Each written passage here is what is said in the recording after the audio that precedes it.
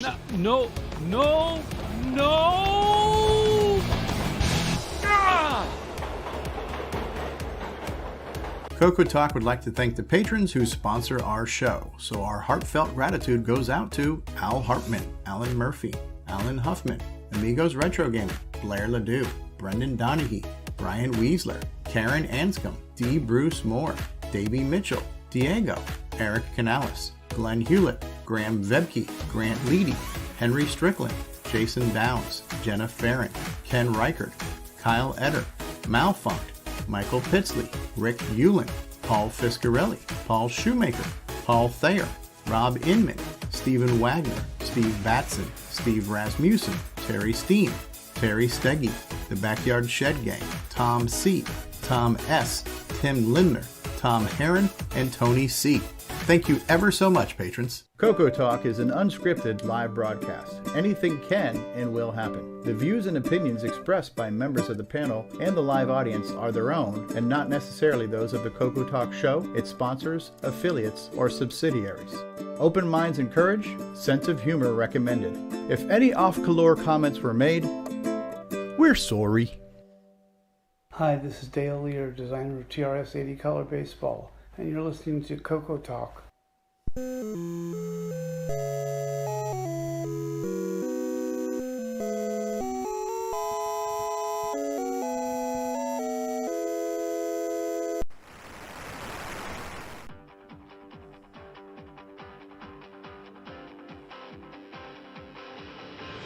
This is CoCoTALK, the world's leading live talk show featuring the Tandy Color computer. It's time to drop your socks, grab your real-time clocks, and let's rock. CoCoTALK is rocking the 8-bit world, keeping the Tandy flame alive. We may be mocked, but we'll never stop, cause CoCoTALK is rocking the 8-bit world.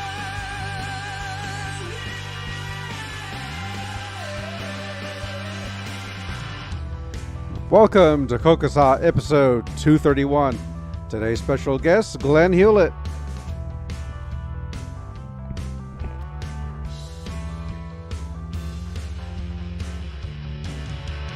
CoCoTALK is rocking the 8-bit world, keeping the Tandy flame alive.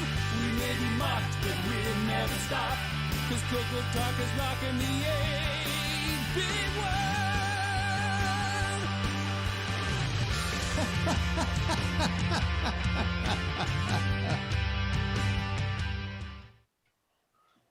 Hello, everybody. Hello.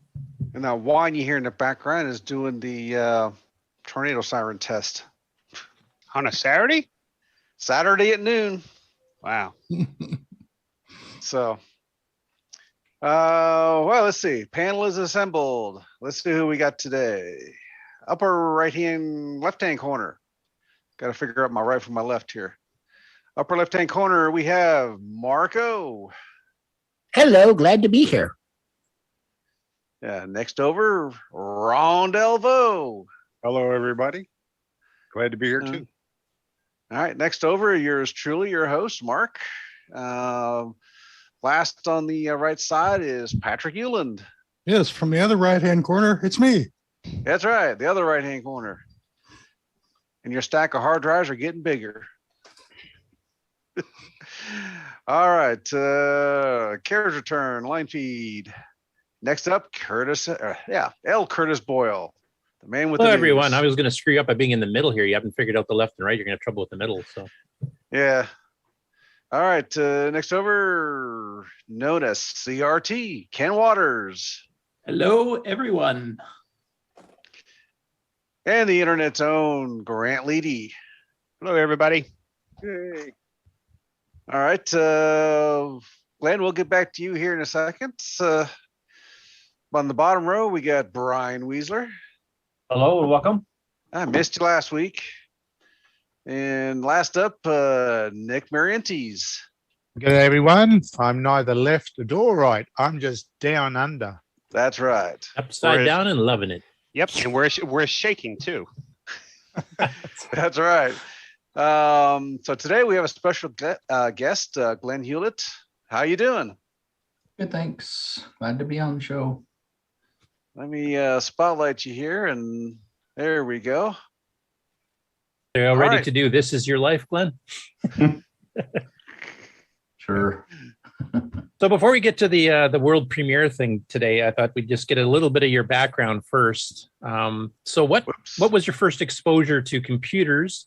And then what made you eventually choose the CoCo, and when did that happen? Okay, so the first exposure to computers was my brother, who was 4 years older than me. He was in grade 13. Actually, no, I'm not sure, but one of the higher level grades in high school. And he was able to take the Commodore PET home that he used at high school on the weekends. So all of a sudden this showed up in our house. It's like, what the heck is this? It's like, this thing is amazing, right? You show me, like they had like Space Invaders or something you'd download or run off cassette or whatever. And it's like, just blew my mind. So This is the old chiclet keyboard, PET, not the... No, it did have the nice keyboard. Oh, it did have a nice keyboard. Yeah, because I had we used the original PET, but the chiclet ones at our school. That was my first exposure too. So no, it had the separate cassette, I remember. But yeah, it was like, not every weekend, but quite a few at times he would bring it home, and I'd be just taking it over. I'd be on it all the time. And then I think it was like the next year he needed a computer for something else in high school, but I think it was just a terminal program he needed. So he ended up picking up the TRS-80 Model 1. This was around, I think, 1980 or 1981, somewhere around there. Actually, it must have been 81, because we had it for like a week, and then he decided, no, this doesn't do everything he needs. And I think he went back down to Radio Shack, and then he came home anyways with the CoCo 1. I'm pretty sure it was 16K with extended basic. And it was like, wow, this is awesome. So I pretty much just took over it. He didn't even have access to it after. He did it for whatever he needed for school. I think there was like a remote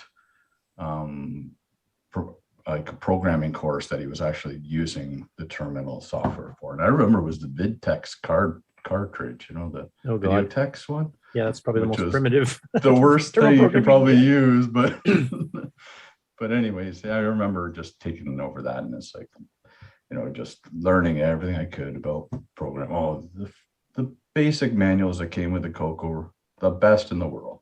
No I would agree. I've just never seen anything as good for teaching beginning programmers as those. In fact, we were just discussing that in Discord yesterday. Yeah, it's just amazing. That's what helped me understand what it was doing and everything. It's just, looking back at it, it's like anybody who's learning to program nowadays really should just go through those books anyways. It's just so helpful. Anyways, so then, I was just farting around with the CoCo for a few years, playing the games. And, there was the turning point. So I lived in Toronto. There was like a really cool computer store downtown called Archon Electronics, and they'd always had there was a section just for the Apple II and some, I don't even know if it was a Commodore 64, but some other like the Atari games and stuff like that. But they also had some magazines in there and a little rack of some CoCo games or something. So we go down there anyways, and I remember going through the magazines. Oh yeah, I think there's like 68 Micro and all those old computer programs, but nothing dedicated to the CoCo. And then I saw the Rainbow magazine for the first time there. And it was the Adventure edition, like the one that Brian Wieseler has the poster of. Oh, January of '83 with the big dragon and stuff. Yeah. It's like, it just blew my mind reading that for the first time. I was like, this is incredible. And I think they're already up to around 200 pages by that time, so it was getting big. Yeah, it was such a, everybody knows the Rainbow is just amazing, right? But, and then I remember when, I guess it was a few months ago anyways, Brian showed that poster. It's like, I didn't know they made a poster of that. So it's like, I searched on eBay and grabbed one myself because like that magazine like changed my life, as far as the CoCo is concerned, right? Because every month just reading through it multiple times, it was so exciting. Every month getting that rainbow magazine and just going through all the articles, learn everything you can about the computer. It was so cool. And then I was starting to learn about machine language programming, and found out about the Editasm cartridge. Like, I got to pick this up. This is how you make fast programs on the computer. And I remember at the time seeing it in Radio Shack, in the plastic, whatever they call those big plastic, because it wasn't a regular cartridge, right? Yeah, it was one of those big, 8.5 by 11 almost size. Yeah, and it had a thin manual inside it, right? So I'm thinking, this is going to be way easier than BASIC. You see the giant manuals that come with BASIC. This is going to be no problem picking this up, right? Little 15-year-old kid should have known better. You thought the manual taught you machine language, not just how to run the assembler. Yeah, this is going to be great. Yeah, I know. You open it up, it's like it's like explaining what each instruction does, a little summary, but that's it. It's like, what the heck is this? It's just instructions on the processor itself. It's like, wow. So then I picked up the William Borden Jr. Book on learning an assembly language and went through that, which was pretty hard to grasp at first, but that and lots of articles in the Rainbow, anything that had to do with machine language, I'd always just try and read and understand what was going on. But eventually, got in my head and wrote a few little utilities on the CoCo at the time. It's like, I remember the program called the compressor, which blew my mind at first. It's like, you can compress programs. Is that John Laurel's, the one from 86, 87? It was around that time for sure. I'm not sure because it was like limited to 32K or something, and I had a 512K CoCo at the time. Yeah, because he made two versions. He made a CoCo 1 and 2 specific version, and then he made a CoCo 3 version a little bit later on. Yeah, so it was probably the CoCo 3 one I was playing with, and because I remember making it so that you could store more programs on it by using the 512K. So I edited the program so it would let you use more memory. And that got me right into compression algorithms and down that rabbit hole at the time. And there was also ARC was pretty popular on the BBSs at that time for compression before Zip came out, right? So we won't go to the whole war here. So yeah. Yeah. So I remember I wrote a program called Unarc, I think it was called 512K or something, that would unarc if you downloaded a program, maybe or not. It was more for like, there was lots of cool pictures available, like Mac Paint. Yeah, the Mac Paint formats but they were always arced, like in an archive, right? And so I couldn't get them, and because we had viewers for the CoCo, but you need the actual pictures to view, right? So I remember, I'll write this program. It would decompress these programs, and I did upload that to some of the BBSs around, but I was never online on any of those. I think somebody must have uploaded on your behalf, because I remember getting that program on CompuServe when I was on there, because there was also OS9 versions of ARC and DARC. That's what their decompressor was called, was DARC. But I do remember seeing it. In fact, I think I have a copy buried in one of my discs back there. I downloaded off CompuServe back in the late 80s. So cool. That's good to know. It got around anyways. But yeah, I was using OS9 back then too. Got into that quite a bit, which was great because, like I've never worked in the computer industry myself. The computer's always just been a hobby of mine. But, when Linux got more popular, I picked that up right away because the OS9, the directory structure, all that stuff, so similar to me. It's like, oh yeah, I got this, no problem, right? Because it's, DOS is a little more simple than that.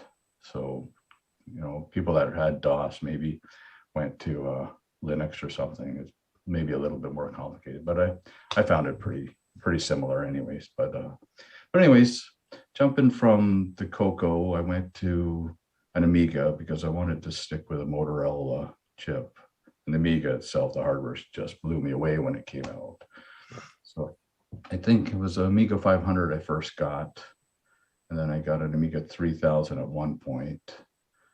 And then from there was... Did you do programming on the Amiga too? No, was that more?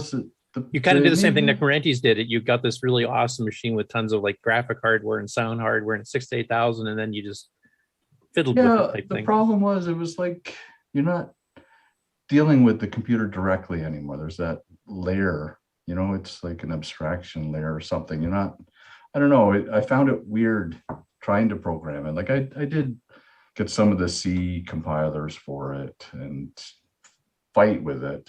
Because anytime I use C, I'm always fighting with it. It's like, I can't wrap my head around it or something. There's always something I think, okay, this should work. And it's like, no, it's not doing what I want to. It's like, every time it's like a week friggin' debugging what I have in mind to do. So I usually get frustrated and stop it. So yeah, I never got into assembly language on the Amiga or anything because it was just, amazing games, but I actually got into a 3D modeling a lot with it, which was really cool stuff. That just blew me away. I know Nick actually used it for development for CoCo games that he did, but he used it for graphics and sound, and that was it. He was just using CAN programs to draw sprites or whatever tiles. Cool. Yeah, because it is amazing. Like at the time it came out, it was just amazing for graphics and sound. Yeah, I remember some of the great sound sampling programs they had for it. Awesome. Yeah, like mod files and stuff, which Sockmaster made a player for us. Yeah, for voice ones. Yeah, so cool. But eventually I went to the dark side and got myself a PC. I was about to ask which dark side, Mac or PC. Well, Macs are the bright side. I mean, we're running Macs since, I don't know, early 2000s now. But anyways, I remember just around the time Windows 95 came out, I got my first PC. And I remember it was online. At that time, the internet wasn't like awesome websites and all that. There were still some good websites out and stuff. You had Yahoo, but there was still a lot of FTPing around, And I remember hearing about, probably read online on some of the forums or whatever, that there's some guy wrote a Pac-Man emulator for his PC. I think it was called Dave's. Oh, I can't remember the name anymore, but it was really cool. Like it sparked something and it's like, oh, this is cool. That's a great idea, right? Because we have these computers at, I don't know, 100 megahertz, 200 megahertz at the time. They weren't super fast, right? But definitely 100 times faster than the old Pac-Man was, right? So I remember trying to find the program. I couldn't find it, but though I found out at the same time that other people were starting to make emulators for other games. So they were like dedicated to that game, right? There was, I think, somebody was writing a Pac-Man game up, after this that ran a few other similar hardware games that Pac-Man had. I think that's how MAME started, wasn't it? It was originally exactly. Exactly. Like I remember Nicholas Salamore, the guy who developed MAME, at the time he was starting to put a few of these, I guess his engine together into creating what became MAME, right? But I remember his first games were like Elevator Action or something like that, and a few other. And it was old DOS based back then, so. Yeah. So we got those all going, and I remember those times were wicked. It's like every week somebody would come out with a new emulator, like Galaga came or something like that. Actually, I remember helping somebody. So online, I remember finding the hardware information for Galaga and finding, oh man, this thing runs like 3 CPUs, 3 Z80 CPUs for the game. It's like, and just because, again, these guys were writing these programs using C, because I'm pretty sure Nicholas Salamore, if I'm saying that wrong, I don't know. But anyways, I remember he was releasing his code in C, right? And there again, I'm frustrated if I'm going to try and compile the C programs and try and help like write some drivers or something for these games, but I was trying to help out anyways, as much as I could, like find information for other guys to, you know, and there was like a website that were trying to collect all this information at the time for all these old video games, right? So yeah, I was scraping the internet anywhere I could find any information on these old games. I would do it. And yeah, it was really like exciting times. I was just thinking about this myself because, you know, it was good times again. It kind of reminded me of, you know, every time you see the computer running this game perfectly, it's like, man, this is just like being back in the arcade. You know, it's not somebody's version of the game. It's so cool, right? So it's like, I was just thinking to myself, it's like, you know, we're putting these on the CoCo and running them. It's bringing back both of those memories, because it was a good time in like 1995 when I was playing around getting these games to really work on the computer, and then, you know, again, it's like just like it was back in the 80s when we were playing these games in the arcade, right? So it's kind of like twofold thing. Scratching two itches at once. Yeah, exactly. So it was cool. So then, yeah, I'm not sure what happened. You know, MAME came out and just got bigger and bigger and bigger, which was cool. Now, did you get into the CoCo? Like, did you keep your CoCo system, the hardware, all this time, or did you get into the CoCo emulators like Jeff Vavasor's or some of the older ones in the 90s? Or? I did get into Jeff Vavasor's at one point for sure, and ran some CoCo stuff then. I'm trying to think exactly. I can't remember what I did with my CoCo. I know I got rid of it. Oh, no, I did give some. I remember giving it to an old friend of mine who I don't know, gave it to his cousin. It was long gone. But I remember when I had my Amiga, I was thinking about writing an emulator for the CoCo. So I reached out to some of the guys that were in the CoCo club in Toronto, which I was a part of hit and miss. I wasn't there all the time because I was just a kid then. It was like taking the subway and bus just to get to the place. It was a big pain in the butt, but anyways, still kept in contact with some of those guys, and I remember reaching out to them, and then I got a CoCo 3 again from one of those guys, and I guess that must have been still early 90s though, and yeah, that's right. And then I kept that CoCo, and so you actually weren't out of the CoCo for too long then, probably the late 80s, and then kind of got back into it a little bit. Yeah, but after that, it did die. Like, you know, I just stayed with the PCs for a while, and then early 2000s got into the Macs, and then I think like I was just kind of keeping up with a little bit of CoCo info here and there, and I remember seeing Sockmaster's Donkey Kong, like back in like 2007, 2008. I don't know, just like a YouTube video showing this Donkey Kong on CoCo 3, and like I remember instantly seeing it's like, that's not somebody's version. You can tell instantly that is the exact game, right? It's just, oh, I know what he did, right? He must have translated the actual ROM codes into 6809, right? It just blew me away. It's like, what a freaking great idea, you know? So, yeah, and a lot of us didn't think that was even possible, because I remember watching the comment section right after Socket uploaded that video, and people going, "This is MAME. This isn't the CoCo. You're lying." Yeah. And he goes, "No, here, download it. Go try it." You know, and then some people had to come back and eat crow, and I'm stunned, but yeah, it is. I tried in the real one, and some people who don't have CoCos insisted right up till the end that, you know, this is all fake and not real, and never did apologize. So. Yeah, I remember thinking, "Now that's so cool that somebody was able to do that," right? Just blown away. So you were encouraged to return back to the CoCo community because of what you saw Sockmaster creating? Actually, no, that wasn't it. I just thought, oh, that was really cool. It's like, man, yeah, the CoCo is such an awesome machine, but it was never pushed to its limits, right, at the time, and nobody, like the very few. I mean, there were a few people, that did kind of push it to its limits, like Photon. Yeah, and a few, but no, yeah, it was rare. Yeah, it's just like it wasn't shown to the majority of people out there. Like it was never given that chance to shine. I think that's, and things would have been different for sure. You know, if Donkey Kong had come out in like more. 87 or something, it would have just blown people's minds. Blown people away. But anyways, yeah. So I remember seeing that, thinking that's so cool that somebody was able to do that, right? And then I never thought about doing it myself at that point, because like I said, the CoCo was in storage, and I was farting around on my computers at the time. But then, it's like maybe another 10 years passed. I'm not sure, but it was when the CoCo Crew podcast started. I said, I'll pick this up and listen to some CoCo related stuff. And then John Linville was talking about, I think it was like his first episode. He was talking about the processor, the 6809, and saying, one of the pins is the IRQ pin.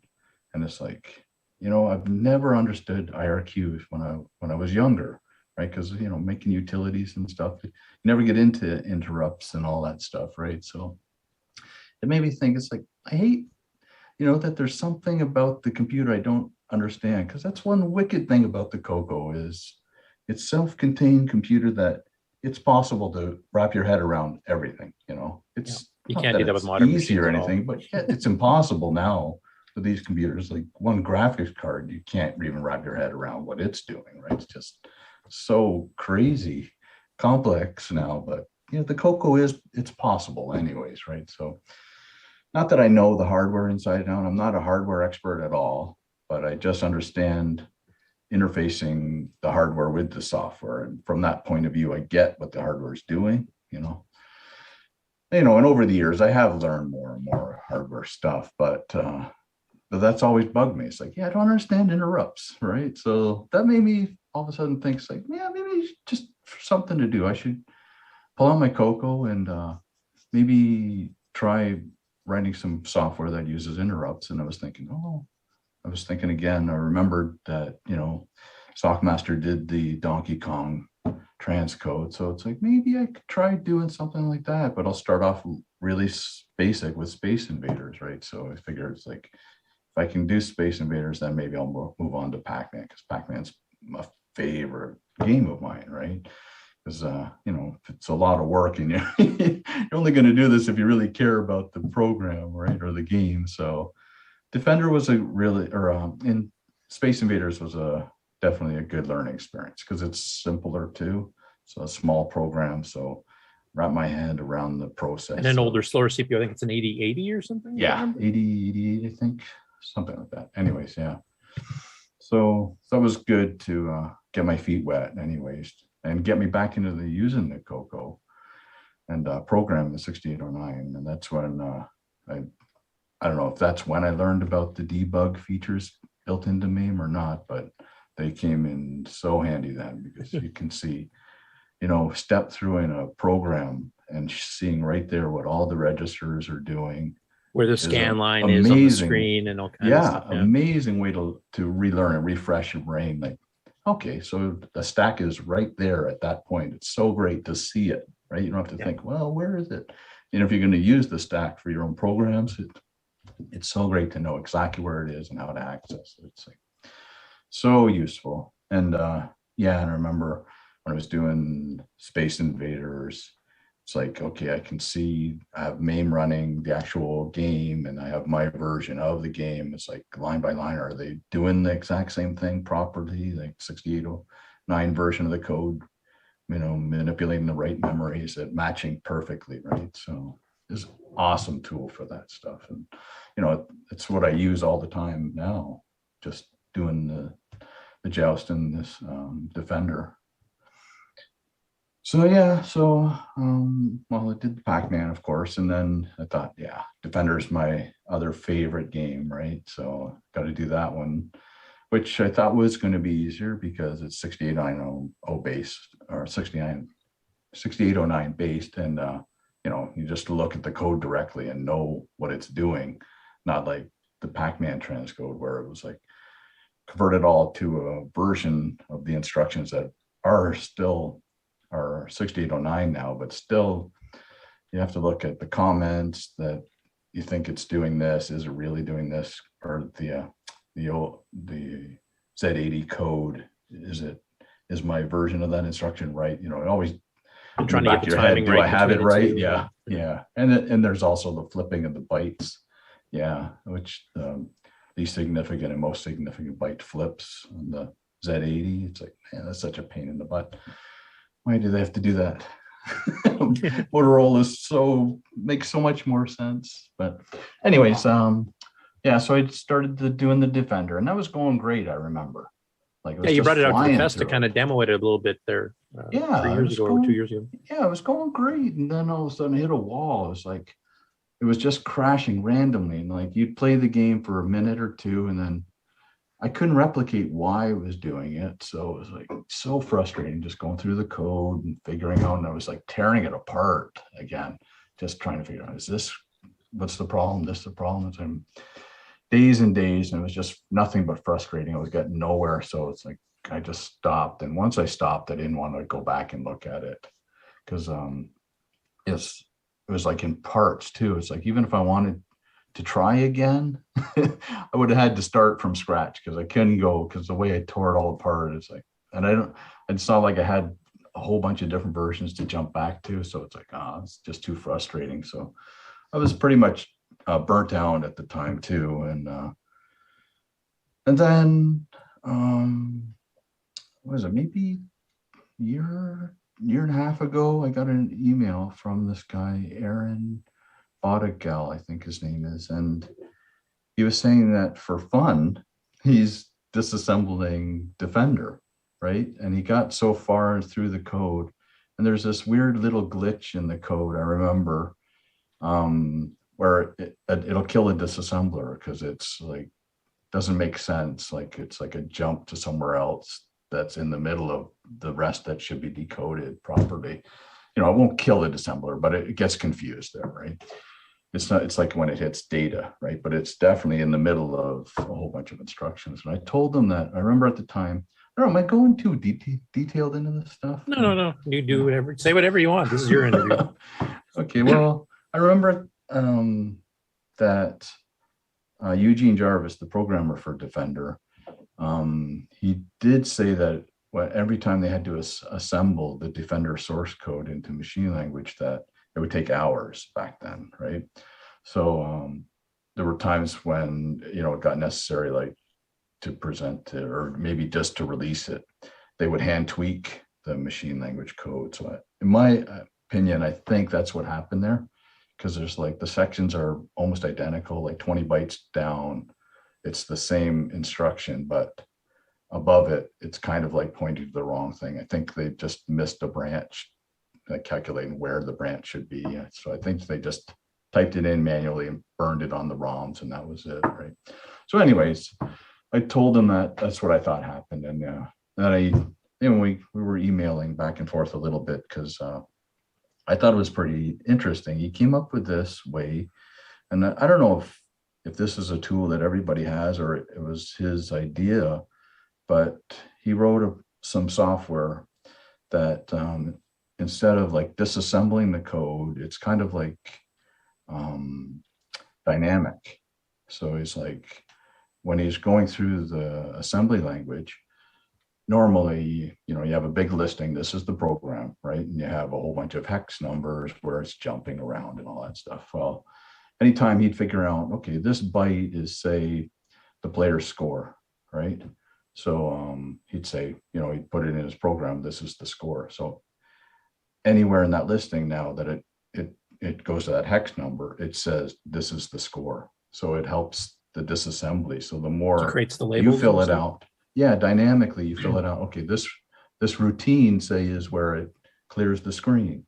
So it's like anytime you have a JSR to a certain byte, it fills it in. It's like, that's the clear the screen thing. So the more you go through the code and decode it, the easier it gets, right? So by the time you're like halfway through the code, probably you have most of the game or the software figured out, and the instructions are there listed, right? So I thought that was a great idea, right? Because I'm so used to just looking at a static dump of the game, and just making your own little notes beside it, and it's like, well, maybe I could do a global find and replace, but that's a big pain in the butt, right? But his thing is dynamics, and he can make comments and stuff like that.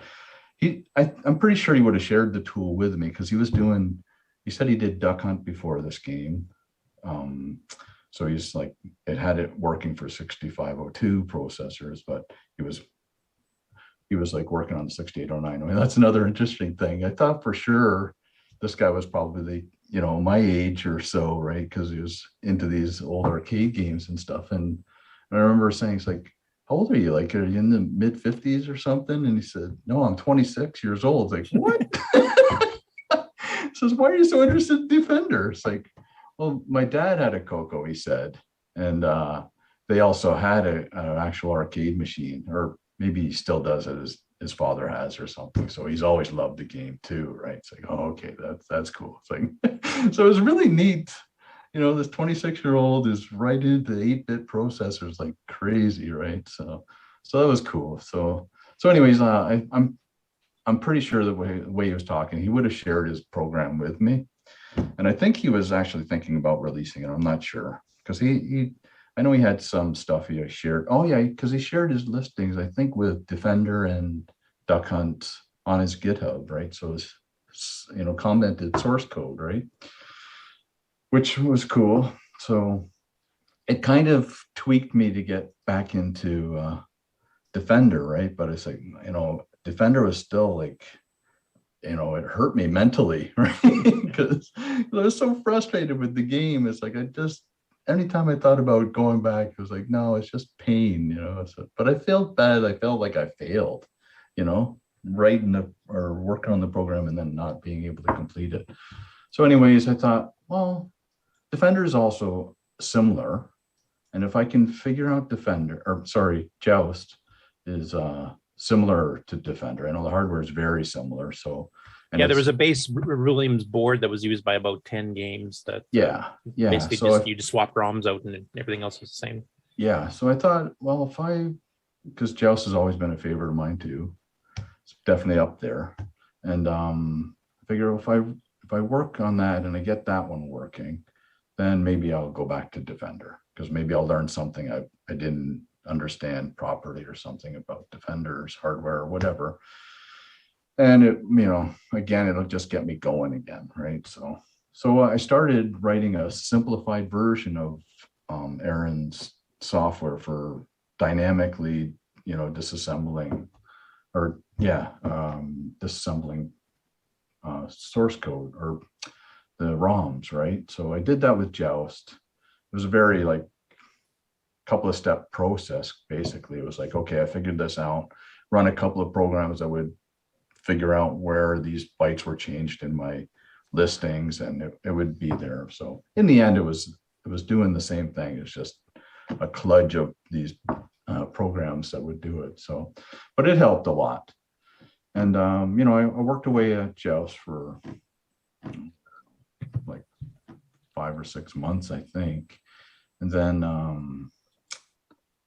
Aaron emailed me saying that he found out that, I guess, Williams themselves, I'm not sure who did it, but they uploaded this original source code for Defender, Joust, and Robotron on some internet archive museum type site. And it's like, wow, that'll help, right? So I just figured it's gonna be all commented and fully explained. Well, there's comments. But it's not, no, there's like, you can see the programmers have a sense of humor, you can read their comments, but it's usually just like this routine does this, it's still not every line you still got to figure out, right? Unfortunately, but it definitely helps, because at least this section is doing this function, right? Which is amazing. And the other thing is the software, well, I just found this out from Robotron. I started looking at Robotron just this week, and they have, with the source files, some release notes, and they explain in there's 6 different parts where the copy protection is. So they've listed it all off and basically how it worked, right? So you can bypass it now, which is great. That's a big thing I was worried about with Joust, was making sure it doesn't crash because of the built-in software protection, right? Now, was the built-in software protection like self-modifying code would overwrite itself type thing? On ROM obviously it wouldn't, but what it would do is, like, certain sections, like I remember Joust would, when you finished a wave or something, it would scan itself, like every second byte of, say, from 0 to 8,000 hex, and it needed to match a certain, checksum or CRC or something. Yeah. And if it didn't match, then it would put a random byte into the variable table, which is like it kept 100 bytes where it kept track of all this stuff, right? And so it would change a byte there into a random byte. So it wouldn't kill it right away. But you get enough of these, you gradually get more and more corrupted. It gets worse and worse and worse. Yeah. So that was like, that's sneaky but smart, right? Like that's really great copy protection. But it killed me a few times for sure. And it's like there was a problem with Defender that built in, has similar code like that built in. But it didn't get to the point where it really hurt me, because I noticed it was when the stars were being drawn, I just figured I messed up, and in the background for Defender, when the stars get drawn, it would crash. It's like, okay, whatever I'm doing there, it's not working. So I used to just bypass that and just play the game without the stars, but then it was still crashing, right? So it's like, something else is going on here. So I remember Aaron, when he was going through Defender, he found the copy protection, and he emailed me. It's like, yeah, Glenn, this is killing the game. This is what stopped your game from working. It's like, I'm checking it out. It's like, no, because I already bypassed that. I knew that was killing the game. I just didn't know why. Right. So it was obviously something else. But anyways, yeah, the copy protection stuff is it was something I was a little worried about with Joust and Robotron now, but it was so good to see the listing showing and detailing all the protection, so I could just bypass that whenever I do get heavily into Robotron, which is my next project. Cool. Now that one has a ton of sprites on the screen. Is that going to be a speed issue, you think? I was hopeful, and now I'm not so hopeful anymore because of that.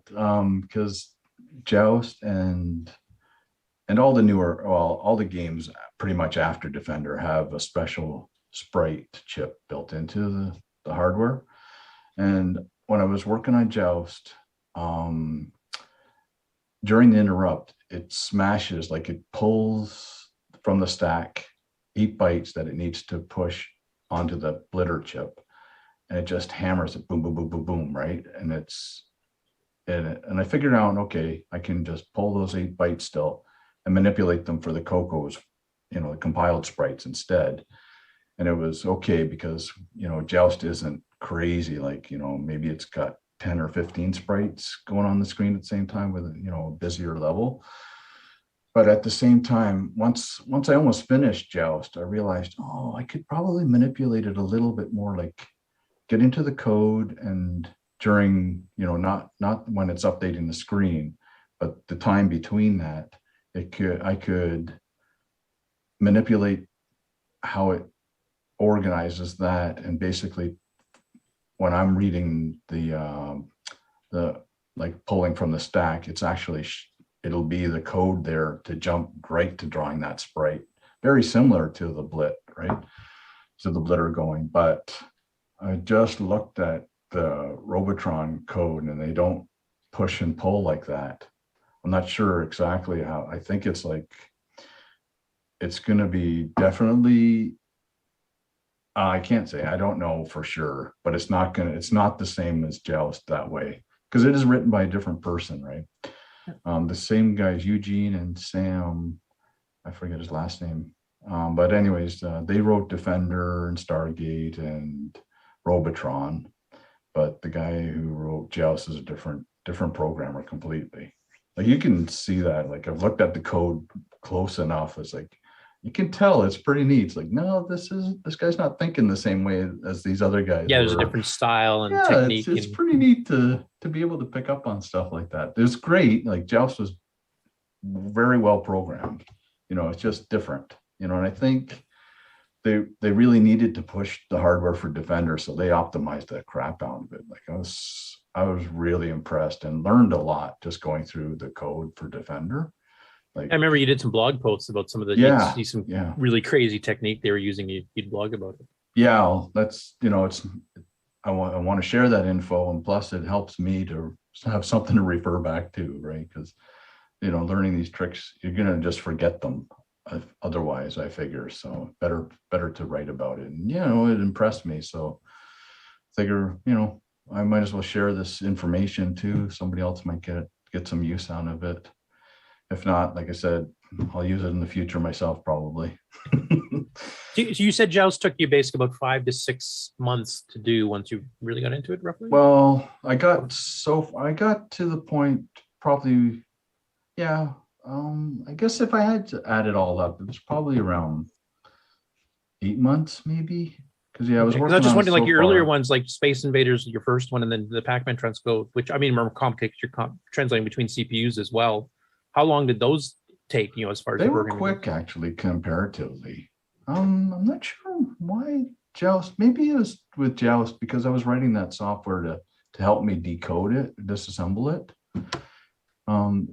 Yeah, and the other thing is, like this isn't rocket science stuff. Like anybody could do this, because online there's already so many listings for these older arcade games now, most of them anyways. So you have somebody who already has their own disassembled version and line by line comments, right? And you just have to take that and just, it's, like I say, it's more of just friggin' work, get through all the code. It's other strange things too. Like a lot of those games, the screens were sideways as far as what the CoCo is concerned. You have to kind of translate all that on the fly.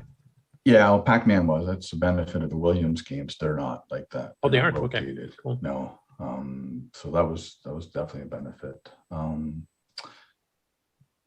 Yeah, you're emulating the hardware, right? Like the graphics and the buttons and the joystick and the sound. Yeah. So that's the stuff you have to control. Think about what's the best way to manipulate the hardware to work on the CoCo, right? Other than that, to me anyways, I don't want to touch the code anyways. I want it to be exactly how the programmers had it. Like if there's a mess up in the game when you played in the arcade, I want to make sure that happens in the CoCo version, so it's as close as possible. Sometimes if I have to manipulate it just to make it a little faster or whatever, I'll do that. But other than that, to me, it's like gospel. It's like, no, this is like, it's like archaeology, you don't want to mess around with it. It's like, keep it as close or true as possible. It's not a port per se. You want to actually convert the original code over. So it's more like a MAME style. Yeah, exactly. And that brings up like in Defender, because a few of us were beta testing it for you the last couple of weeks here. And one of the questions I had for you originally was, are you planning on adding joystick support? Even though that would be complicated, because I mean, Defender's got a bazillion buttons you got to hit. I mean, even if you make like reverse thrust and the up and down joystick, you could combine into one joystick, but that still leaves you smart bomb, hyperspace, fire. Yeah. And you've got a 1 or 2 button joystick. What do? You have to keep going back to the keyboard, hit certain things. You have to do a weird combo, like 2 buttons at once. And yeah, I know. You got your 2 fingers for the joystick and then the buttons, and then you're still using the keyboard anyway. So it's like, no. Yeah, or you have to try to make some, complicated joystick multi-button certain position or whatever thing to do it. And you said you wanted to keep the gameplay as pure to the original as possible, so that you weren't even entertaining the idea. No. And we've got tons of CoCo clones that do use a joystick, and you hit the space bar for a smart bomb or something like that. So yeah, but and I have to say, like I tried playing it. It's not the same, right? You can feel it when I first tried playing it, like the keys, because I was at first tried the emulator. Of course, some of the keys don't map well to the emulator from the default. So then I moved on the real CoCo. I could kind of see why you picked them. I did change 1 or 2. Like I swapped, I think, hyperspace and the smart bomb, because I use a smart bomb way more than I use hyperspace. And I want to be able to hit it without looking. So the space bar, that's what I use, Yeah. Oh, yeah. I just remember in the arcade, you'd be playing and then it's like hyperspace was always in the middle, right? It's like last resort, Yeah. So that's why I kept it space bar, but, it's up to anybody. They can just configure it now the way. Just like the real Defender, like you get so involved in it, and everything's fast. I mean, that's not a game for the timid. No. So you're constantly moving everywhere, trying to hit reverse, trying to catch people flying and dropping in the air and stuff. So I often on the CoCo version, or even on the PC with an emulator, even in the main version for that matter, my finger would slide over because I was busy trying to hit thrust and fire and all these different things. And it would move over like one set of keys. And all of a sudden, things are not, I'm hitting what I think's thrust and I'm hitting fire instead or vice Right. versa. And all kinds of stupid things are happening. So yeah, it's a, it's a monster game. Yeah. And you officially uploaded your blog this morning. So the game is now out and available for download. I've also activated my site entry for it, which we worked on last night and this morning. So you can also download it there. I think you've uploaded the archive, which should show up in a few days when William gets up to it. Yeah. And yeah, so it's out there, people to play with, have fun. And of course, we just played your Joust for the high score challenge this past week. Yeah, that's cool. Yeah, it's nice to get the comment saying other people are enjoying it because. Yeah, and I'm really enjoying your blogs too, like getting into the technical details. It's kind of funny because different CoCo programmers have blogs on their projects, and some of them they go in quite different directions. Like Nick has exclusively made it clear that he doesn't want to get into the technical details. He wants to get into the design because, of course, he's doing a lot of original games. He wants to explain design decisions, like why did I create a level this way? Why did I use this mechanic? So we're getting that kind of side of things from game design. And then we can go to yours and some other blogs too, like, John Linville's as well, where you get into the technical hardcore details. So, I mean, there's not a one-stop shop for everything because otherwise you'd be blogging like 15 pages a day for months. And this way you can just, depending on what you're looking for doing on the CoCo, you can get the technical details. You visit these blogs. If you want some of the design details, you go to these different blogs. So it's kind of nice that we're having this variety in the community. Yeah. But yeah. And of course, I'll make my normal suggestion that I do to Nick for everything else too, that, if you can't quite get the speed up to handle Robotron 6809, maybe do a 6309. I know, you keep bugging me about that stuff. I bugged Nick for 25 years and he finally came out with Gunstar. So, yeah, maybe in 2050, you'll be ready to try it. So. Maybe we'll see. Like I say, the main reason I do these is to prove to myself that these could be done on the CoCo I had when I was, young, right? It's like, this would be so and that cool. gets in that period correct thing, right? Yeah, true. But mind you, the 6309 was out in 1986. It actually could have been, it was announced in 85. Of course, we didn't know all the extra features back then. It was just a low power 3 megahertz rated chip. Right. But it would have been really cool if Tandy had, had known about these features and just, tossed that into the CoCo 3 when it came out. It would have been nice. Yeah. Well, Glenn, what do you if I have knew now? about it back then it would have been okay for me to do now, but Sorry, go ahead, Ron. What's your question? Glenn, what do you have now? As far as CoCos, Yeah. I started, like I say, with an old CoCo 1, and so I picked up one of those. I also have a CoCo 2, and I'd say like 2.5 CoCo 3s. Because one's pretty much just parts. Actually, I tried putting in a 6309 in one of my computers. Well, I did on one of them. The second one, I don't know, I got overconfident or something, and I just butchered the motherboard on it. And I gave it to Neil Blanchard to try and fix, but it was beyond his ability. So I just did too bad of a job on it. So I still have the board, I have a spare gimme chip at least on it. Oh yeah, that reminds me. Just yesterday, I was putting the Defender together and making sure it was working okay on my CoCo, and my CoCo wasn't booting. It's like, what the heck? It's like it was a little flaky the last week or so, and it's like, I just pulled out the cartridge, the CoCo SDC, throw it back in, and it seemed to be okay. But last night, it's like, this thing's not booting, right? So I pulled the cartridge out, still not coming on. I click the power button, and get just graphic characters on the screen, the CGI or the CG characters on the screen. Man, this is weird. So I took the cover off and I pushed the gimme down and I felt it click. It's like, oh, that's good.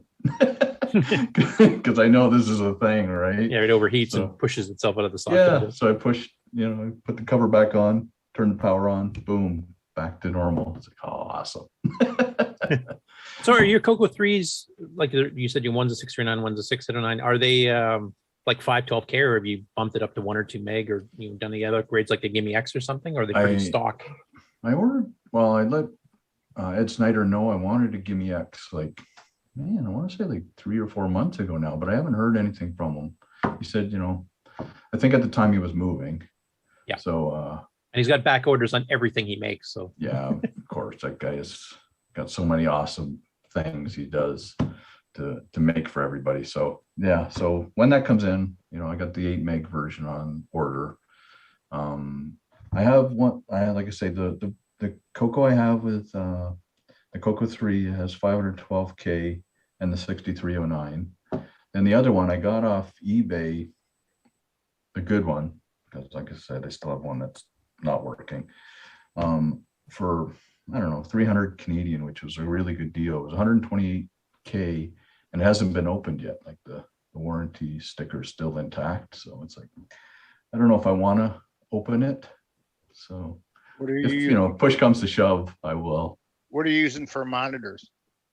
I have a Commodore 1084S monitor, which I actually just got maybe 3 months ago. It's the first time I've had like an RGB monitor for the CoCo since, back in the 80s. I was always just using HDMI converter to a regular LED monitor, and it looks fine, but firing up the old RGB monitor on it is amazing. Like when I remember I was working on Joust, it's like, this looks fantastic. It's like just like the arcades. Like this is so because cool. it has something to it. Looking on a CRT versus like I've got one of my CoCos is on a Gimme X with the VGA, LCD color monitor, and the other one I've got on my old Magnavox RGB, and I much prefer playing it in the RGB because it has the right glow and the right trails, and that's totally missing. It looks, I don't know, static or robotic or almost on the CoCo VGA. I mean, it looks crisp and clean, don't get me wrong. Yeah, but the colors don't blend as well. It's like very sharp changes between colors, etc. So if you want the authentic arcade experience, definitely if you have a CRT RGB, go for that. Exactly. It's like I totally forgot that. When I did finish Joust, I tried recording my screen. It's like, this doesn't look as good, and MAME looks okay too, but it's not the same. It's like I want everybody to see this as good as it looks on the CRT. So I remember recording it, saying, no, that's not looking good. So I asked Steve H.E.R.O to make a video of it, but I think he still used an emulator. But it looks better than capturing this screen, anyways. But yeah, last night I decided I'll just capture a little video of the actual screen. It doesn't look that great, but like I say, I don't know. Plus, it's really hard to play Defender with one hand while you're holding a phone camera. Yeah, that's hard enough with two hands. Yeah. Actually, that was another question I had is, like most game developers, are you the challenge of making the games is more better than your actual gameplay, or are you actually fairly good at these two arcade games? Well, Defender was a favorite of mine when I was a kid, so I got pretty good at it then. And testing it the last month or so, it's like I'm getting really good at Defender. Plus, I give myself 15 guys, so I get to the further levels and really test it, right? Try and run it for like 15 minutes or whatever, and see if it'll crash or whatever. So I got pretty good at that, but then I went back to normal three player or three lives, and playing it now is like, nah, I can only get maybe the fifth wave or something. That's it. So yeah, I had the same experience. I think I was getting up. I can get to the second there pretty well every time. Third, sometimes fourth. I think I made it once. Yeah. And I wasn't, to be honest, I wasn't that much better in the arcade. My Defender story is that the very first time and only time I went on a cruise ship, and this was on the West Coast, so going up from BC up to Skagway. And once you hit the open ocean, the whole thing's going like this. And I get motion sickness pretty bad, fairly easily. And I couldn't even get out of bed. And this was like a 3-day trip. And I'm going, this is going to be absolutely miserable. But they had a little mini arcade, had Defender and one or two other games. I went and played Defender. And once you got really into it, you're just moving all over the place, trying to hit buttons and whatever else. Seasickness totally went away. Yeah, that's cool. Glenn, I have a kind of a request for you. A game that I pumped many quarters into was Spy Hunter. We don't really have a good Spy Hunter game with the CoCo. That would be a really cool game to do, kind of a vertical scrolling type game. So, yeah, that was a cool one too. Used to play that quite a bit. Yep, really liked it. So if you're looking for a list of requests, maybe at some point when I do finish all the games that meant a lot to me, like of course Asteroids has always been a favorite, and I know Mark McDougall did work. Yeah, he had it pretty far along, and I know he kind of got off of it for a while, and then he was talking about getting back into it. I think it was at the point where it was just making like a lot of compiled sprites, right? For all the different pixelized version or pixel versions of the sprites. I'm not sure, but I remember him saying, he's like, yeah, it's just a lot of actual work. It's like, not the actual thinking. Not the fun part. Yeah, trying to figure out how to get this working on the CoCo. I think he got to that point, and then I know life, he got busy with other things in life too, and it's hard to get back to this stuff. But I did even mention it to him, because I told him, like, Asteroid's always been a favorite of mine. If you want, I could maybe help you finish up the sprites or whatever, right? And I didn't want to step on his toes or anything like that. I just wanted to help him, right? And he understood that, but he said, the only thing with that, it's like, then I would have felt that I failed. It's like, yeah, I totally kind of same thing you did with the different movies. Yeah, exactly. So I totally understood where he's coming from. So. Now, have you thought about picking the low-hanging fruit? Like, for example, you did Pac-Man. From what I remember, the Miss Pac-Man is basically the same arcade hardware. You did new ROMs with extra levels. Or you thought about doing something like that, where the basic core code is basically done, and you just have to like add in different tiles and sprites and stuff for the sound? I've definitely thought of it. I remember when I finished Pac-Man, just like finishing Defender, it's like, I don't want to even look at that code anymore, right? So sick of it. But so Stargate's not coming out soon. No way. No, actually, Stargate never really did much for me when I was young. I know it was a nice. It did for me, update. Like that Inviso. Once you got used to when to use it, that was powerful, and that warp gate to get to your humans or everything. I get it. It's a nice update, but I don't know. To me, it was still just Defender. And I think at that point, in some arcades it was called Defender 2, not Stargate. So I don't know. I moved, I guess, to some other games at that point. Yeah. Well, plus, Defender in your particular case, that was 3 years in the making. So a false start the first time and redoing it. Yeah. I don't want to hog you with all the questions. So, Mark O, have you been monitoring chat? Has there been any questions there we should relay to Glenn? I hadn't really noticed any other than just a link to his blog, which somebody posted. So actually, I guess you posted. So I got two more questions. Mm-hmm. Glenn, what did you think of the Vectrix? And the other question is, did you enjoy when Linville came out with the movie? Linville made Star Wars. The movie streaming thing from the ID drive demo he did. Oh, yeah, that was cool. Very cool. Neat. Yeah. Actually, and the Vectrix, have you ever thought about programming for that or looking at it? It's kind of a weird machine, reading it sideways. Yeah. But it's a 6809. Yeah, I know. I do like that the machine exists, and I've never even touched one myself. And if I had one to play with, I would probably do something with it. But right now, it's like, I don't know. Then you could make the perfect version of Asteroids. Vectrix, or what's the name of those types of screens? Vector-based screens. Yeah. So that would be amazing. But what you need to do, if you get Asteroids on the CoCo, then you're halfway there already, right? So somebody else could always take the code then and port it over to a Vectrix. But what you need to do is a Vectrix emulator, since the Vectrix is a 6809. Get that working, and you got all the Vectrix games working then. Yeah, that's really interesting. And it only runs you'd have to come up with a really megahertz. fast line drawing routine, because basically the Vectrix, you send it points, where to connect the dots. Well, you got almost 1 megahertz to play with, because the Vectrix is only a 1 megahertz system as well. Cool. Are you volunteering, Nick? Is that what you're saying? No, I'm just pushing it onto him. He's giving it lots of thought. Maybe he does want to do it. Now, we did have one question in the chat, and it was a question about the Robotron hardware, which I don't know if you've researched enough to find out, but James Anders Banks asked, Robotron was bitmap rather than hardware sprites, correct? And with no double buffering? Because I know Defender was software sprites. It wasn't. Yeah, Defender was software. But as far as I know, all of the other games use that same blitter chip. So they all have blitter chip. It's it has that The hardware assistance, right? hardware to assist it, right? But the CPUs are still running at 1 megahertz as far as I know. There might be a little bit of difference in how it lays out the blocks of ROM, like how it swaps them in and out.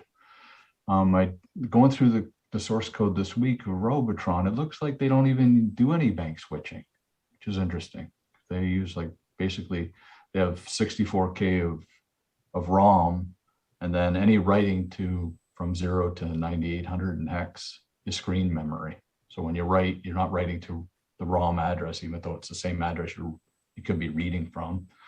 Writing goes to the screen automatically, or the blitter would write to it.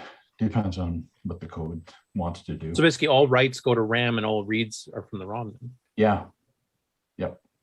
It's pretty neat. So how do you have to do some special switch if you need to read a RAM memory location? Yeah, there is an option, just like turning on the ROM and RAM mode on the CoCo. Okay. Yeah.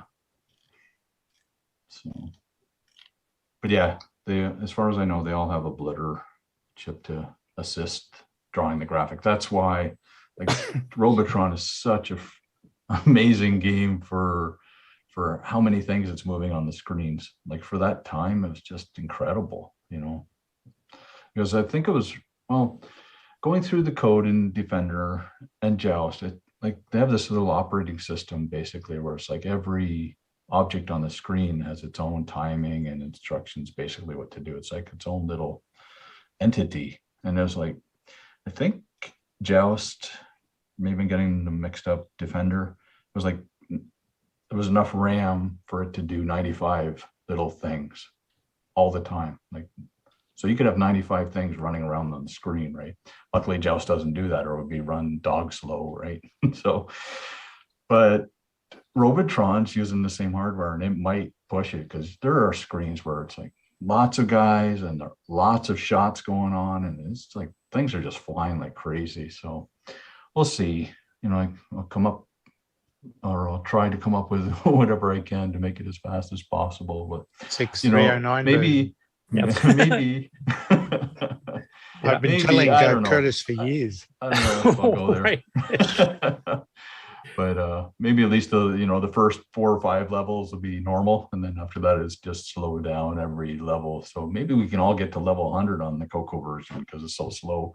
I don't know.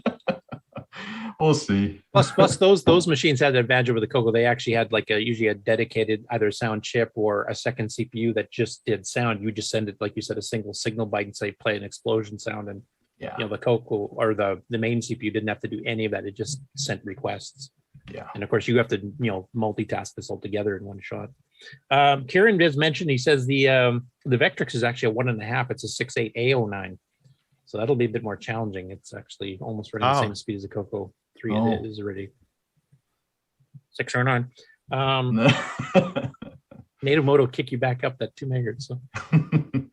So Glenn, the Gimme X runs at almost 3 if you wanted to go that way, right? Yeah, I'm running the Gimme X on my build basic game I've shown on the show there. It runs a lot faster. Yeah. And there's also that new board. Oh, the guy from the UK is John Whitworth, the MSX Super Sprite board. This has a built-in blitter chip, doesn't it? I thought. Yeah, blitter. It's got tiling. It's got the sound chip built in. So you're still programming on the 6809, but you have that hardware to assist you. It's kind of he sold out his first run of boards. Actually, it's coming up in the news there, but he made a run of 18 boards, completed boards, and I think a couple of kits left over, and he sold all of it already. Yeah. So he's waiting for chips to make the second run. Somebody else had a question down the road. On the Glenn, what do you do for a living, and do you have time to actually program these days? Actually, I'm fortunate enough that I retired last January. So I have time now. Yeah. Have fun with my CoCo. So, but for 32 years, I was working for the telephone company here in Ontario. So James Anders Banks has 15 years was on the high-speed internet, but James Anders Banks makes a comment. He said Eugene Jarvis talks about the Robotron code and hardware, saying there's no double buffering, so they could draw the top half while the rastering was going on the bottom half, etc. Oh yeah. Well, something cool about all of the Williams hardware, including Defender, was as the scan line goes down the screen, the program or the software can actually ask a register. It's like, where is the scan line? And it'll respond with it. But they don't use it that way. They trigger it as it interrupts. So when it goes down, when it's at the top of the screen, an interrupt occurs. When it goes to 1/4 of the screen, another interrupt occurs, and then same with the halfway, and then 1/3 of the screen. So you got basically 4 interrupts happen during the screen. So it knows, okay, say I'm at the middle of the screen, that interrupt happens, then I can draw everything on top without the scan line tearing any of the sprites apart. So it's pretty cool. So I simulate that with the you can do that on the CoCo. Yeah, I do that with the FIRQ. I simulate that. So it's like, after I do I don't know, I think I have time to do 100 samples per screen. So it's pretty much 25 samples were done. The interrupts at that 1/4 down the screen, 50, 75, somewhere around there. So I simulate it that way. So the game is running basically the same way that the hardware did. Cool. Yeah. So you're using both FIRQ and RQ. So FIRQ is like your fine timer for the sound, and the RQ you're using for what, VSync and stuff? Or well, yeah, the RQ still, yeah. So I know it every time the VSync hits, I'm at the top of the screen. So that starts. So I reset that counter for the FIRQ, because after a while, I'm sure it would, say it's 100, maybe it's really 101. So eventually that'll get out of skew, and then you'll get tearing for the sprites, whatever. So every time the IRQ hits, I know I'm at the top of the screen, reset the FIRQ counter, and so everything gets, locked into place. One other thing I liked about Defender, like on Joust, you got a little bit fancy there. When you do it dirty, you get the nice little stylized J type thing. And then you have your little status bar as it loads, because it's a long load. And I mean, Nick's done that in his games as well. In the case of Defender, it's a 2-disc set because of all the sound samples. I believe that's the reason it got so big. Yeah, the thing with Defender, there's lots of long samples. Joust has a lot of short samples. So I was able to, like the space that's not used in the samples, obviously, I don't have to take out that whole block, but when it's loaded into memory, it still takes that 8K block, right? So I was able to compress it a lot more. Joust, or I could do that with Joust, but not Defender, because they're so long, the samples, a lot of them anyways. Yeah, so in this case here, because it's a fairly long load, instead of just having the status bar, you actually throw up, low-res graphical images of all 6 of your opponents, what they're named, what they look like, zoomed up, and then what their point value is. You actually have something to watch while it's loading. Which I thought was kind of cool. I actually did that a long time ago when I first started Joust, because I remember thinking, like, these samples are going to take a long time to load. So then it just, give me a little break from coding, right? It's like, I'll do some graphics for these things.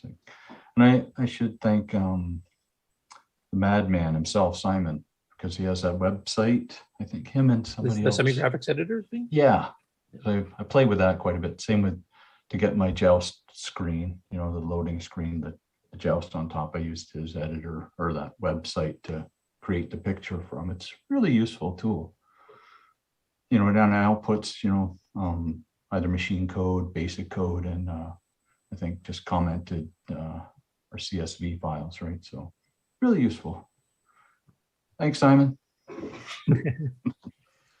Yeah, because even your low-res intro screens actually, like, you stylize them to look like the logos from the arcade, even though it's very low-res. Sorry, go ahead, Nick. Oh, just a question with the way the emulator works. So you've got the code running, the original code rather, running, and it doesn't know any different that it's running on different hardware. And you write software to emulate the buttons on the key on the keyboard.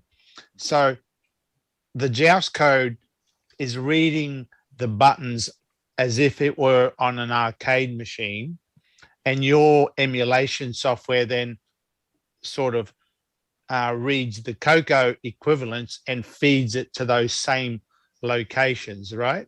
Exactly. So the game you don't have to modify the game code. In other words, it just runs as per normal, right?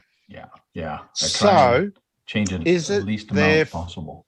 Yeah. So is it therefore possible to write a different CoCo side hardware emulation, which rather than reading the CoCo keys and feeding it to the game, making it so it does read the joysticks, so that a joystick movement up to the game code looks like you are pressing the joystick. The game uses a joystick for up movement anyway. But for example, the thrust button, rather than being a button on the keyboard, have it so that your game code is reading the joystick in such a way so that if you're flying from left to right, when you move the joystick to the right, it says, so this is the thrust button. Therefore, I will tell or make the game think I'm pressing the thrust button. So that way you've got a joystick on the CoCo that you can use as a four-way joystick, up for up, down for down, right for thrust, and back for change direction, which is whatever the button is on the arcade. There is a direction reverse button, yeah. But of course, with Defender, it's complicated by the fact that once you do change direction, thrust is no more to the right. It goes to the left, doesn't it? Yeah, whatever direction the ship's facing. So your game code would take that change into account. So as far as the game's concerned, you're still pressing thrust, but the game, the other way. Yeah. So in other words, you could create a specific CoCo side emulation to help it. Because one of the biggest beefs I have with Defender, and always have had, is I could never control the damn thing. I mean, that sounds like a fault of the player, but to my ears. Back in the day, I sort of half faked it, but I was bad because I always fumbled on the keys. Nowadays, I completely fumble it. I just have no dexterity now. So I thought if only you could use joystick. But yeah, joystick, you can see with Defender, is a complicated game to run with a normal joystick because of the fact that the left and right has to switch functions in order to emulate the two buttons. Yeah, or you'd have to have it so that it reads the moving to the right or left automatically sets thrust on. That's what I mean. But you also have to reset the flag of what direction the chip is facing. That's being handled by the emulation part of the code. The game itself thinks you're still pressing thrust and direction buttons. So yeah, you'd have to have it keep track of like what direction you're facing, what reverse. Well, you'd have to have a flag to tell you, okay, you are currently flying left to right. Therefore, the joystick right is going to be thrust and the other way it's going to be direction. Otherwise, it's the other way around. So yeah, that software takes care of that. But it means that you can play the damn game with a normal four-way joystick, and I might stand a chance of playing it a bit better. Obviously, the other buttons are still going to have to be on the keyboard. The fire button is going to be on the joystick, so that's easy. On a 2-button joystick, well, that can be your, I don't know, whatever your smart bomb or hyperspace smart bomb or whatever. Ring the butler or whatever it is. Yeah. And if still I don't have think you've been space listening bar. to me, I'm done with Defender. Well, plus, like you said it earlier on, I mean, you wanted the field to be the same. Hang on. So you failed. Well, you can't go. You've got to go back. But that's always been the problem because I've always loved Defender, but I've always thought, geez, that's a pain in the ass to play and to control, and that's the only way to do it with the joystick. I was just thinking it'd be nice to have arcade one being able to do that Well, same. another possible solution, since I mean, Glen's done this game for 3 years, and I don't think he really wants to go back. No, to so it he's at still this got life in it. He's retired. He's got plenty of time. But I mean, have you ever considered possibly releasing the source code for it and letting somebody else tackle it to add that kind of functionality? I would be fine to release the source code for anything I make, but I'm a little worried about like Williams because it's really their software still. But now that they've released the game themselves, Yeah, the source somebody, I don't think it'd be a problem. And you're not modifying the code as such. No, not as Because- not, And not- that's the other big Unless I debate have that I've to. been. Well, that's right, yeah. But that's the other big debate I've been having with Curtis. Is yours a transcode or just whatever you No. call it? Yeah, that's the it's not. semantics of what a transcode is. in my yeah. mind, Yeah. Pac-Man was a transcode. Yeah, Space Pac-Man Invaders. was- Defender and Joust, and if I do Robotron, there I call them conversions, just like the load yeah, screen even says it, right? And Joust is like this is Yeah. a conversion of Williams Joust because See, Nick's trying to butter you up now, so you'll agree to do this joystick.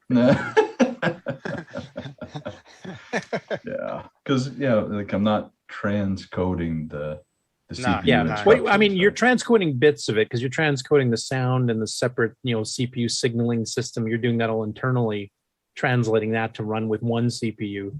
So, I mean, there's a little bit of transcoding, but yeah, it's not a complete transcode where you're translating a different CPU. Now, if you'd emulated the Well, sound chip at the is he- 6808 level, that would have been a Yeah, transcode, which you corrected me on because I thought that's what you were doing. yeah, I'm not doing that. No, that'd be way too much for the CoCo to handle. Especially when And you- actually, are you even transcoding then? Because you wouldn't have taken the original code for that second sound CPU. You haven't rewritten that, have you? That's what we are just discussing there because it would have been No. too slow if you tried doing it that way. Yeah. So in other words, you basically are not even using that code. So you haven't transcoded. You created another emulation layer, which the main code talks to, thinking that the other CPU is still there. Yeah, with that signal, You don't single byte have signal that code. code there. You did your own, which was CoCo specific. Yeah. So you're safe. So there's now no reason for you to not go ahead with this. This all just sounds like Nick's volunteering to do it for you. So that's fine. Yeah, like I say, I'm definitely wide open to sharing the code. I don't care about that. And as you said, know, with Williams releasing the source themselves, it sounds like the legalities yeah, of that I don't might think not it'd be a problem. be a problem at all, really. No, I don't think so. Maybe I should do that. Yeah, I probably will. I'll put a package together and throw it up on my GitHub. Did you do it in LWASM or did you do in native? Yeah. Did you do it with your EdTasm cartridge? No, definitely not. No, LWASM is awesome. Yeah, wicked tool. Yeah, Nick and I are old school. We still do it on the native ones because it's so second nature. And now with emulators, you can just overclock the bejesus out of it and it runs just as fast as doing it in LWASM. Holy man. So you don't have Hang to on. teach us old dogs new tricks. Yeah, hang on. You mean there's another way? Oh, Michael. Well, you guys are hardcore, I tell you. Yeah. Otherwise That's known as bite to the morons, but yeah. stupid. Yeah. And actually, that brings up because you and Nick kind of do different things here. Have you ever given any thought to doing an original game on your own? A little bit, but I actually did start writing a CoCo 1 game, and just at first it was just to push the hardware to see if I could have samples playing in the background while the game was playing, and it was doing that with cycle counting, right? And it seemed to work okay, but in the end, I didn't find the game that much fun, so I kind of gave up. But I think I'm a lot like Nick. I enjoy making the games more than playing them, for sure. And it takes a certain type of person to make a good game. Like Nick's games are awesome. He has a real knack for what makes a good game, because you do have to think about psychology and stuff, right? And to me, it's all about the technology. Like, I should mention. Recently, I started watching an 8-Bit Guy's video on that he just recently posted. I didn't finish it, but it was on the demo scene, I think, mostly on Commodore 64 and how it developed and how it helped push the hardware, right? Because these crackers would crack games, and then they'd advertise their cracking abilities by making these little demos before the game loaded or whatever. Yeah, the 8-Bit Guy just did a seminar on that in BCF, whatever so, the last BCF. Yeah, so I watched about half of that video. I haven't finished it yet, but I thought it was really interesting. It's like, people are really pushing the hardware because of this, and get the limitations on the machine because of these demos and stuff. And the CoCo never really had those, Now we had Sockmaster, Alan DeCock did a couple. Oh yeah, I know that, Remy but it wasn't like a scene, No, it was just like a couple people who were trying to some trying cool to push things that they did with the CoCo. Like if you had 100 Sockmasters, imagine how much the capabilities would have been shown to the masses of the CoCo right back in the 80s, right? I was just thinking, it's like, the other thing with the CoCo, the hardware itself is very limited.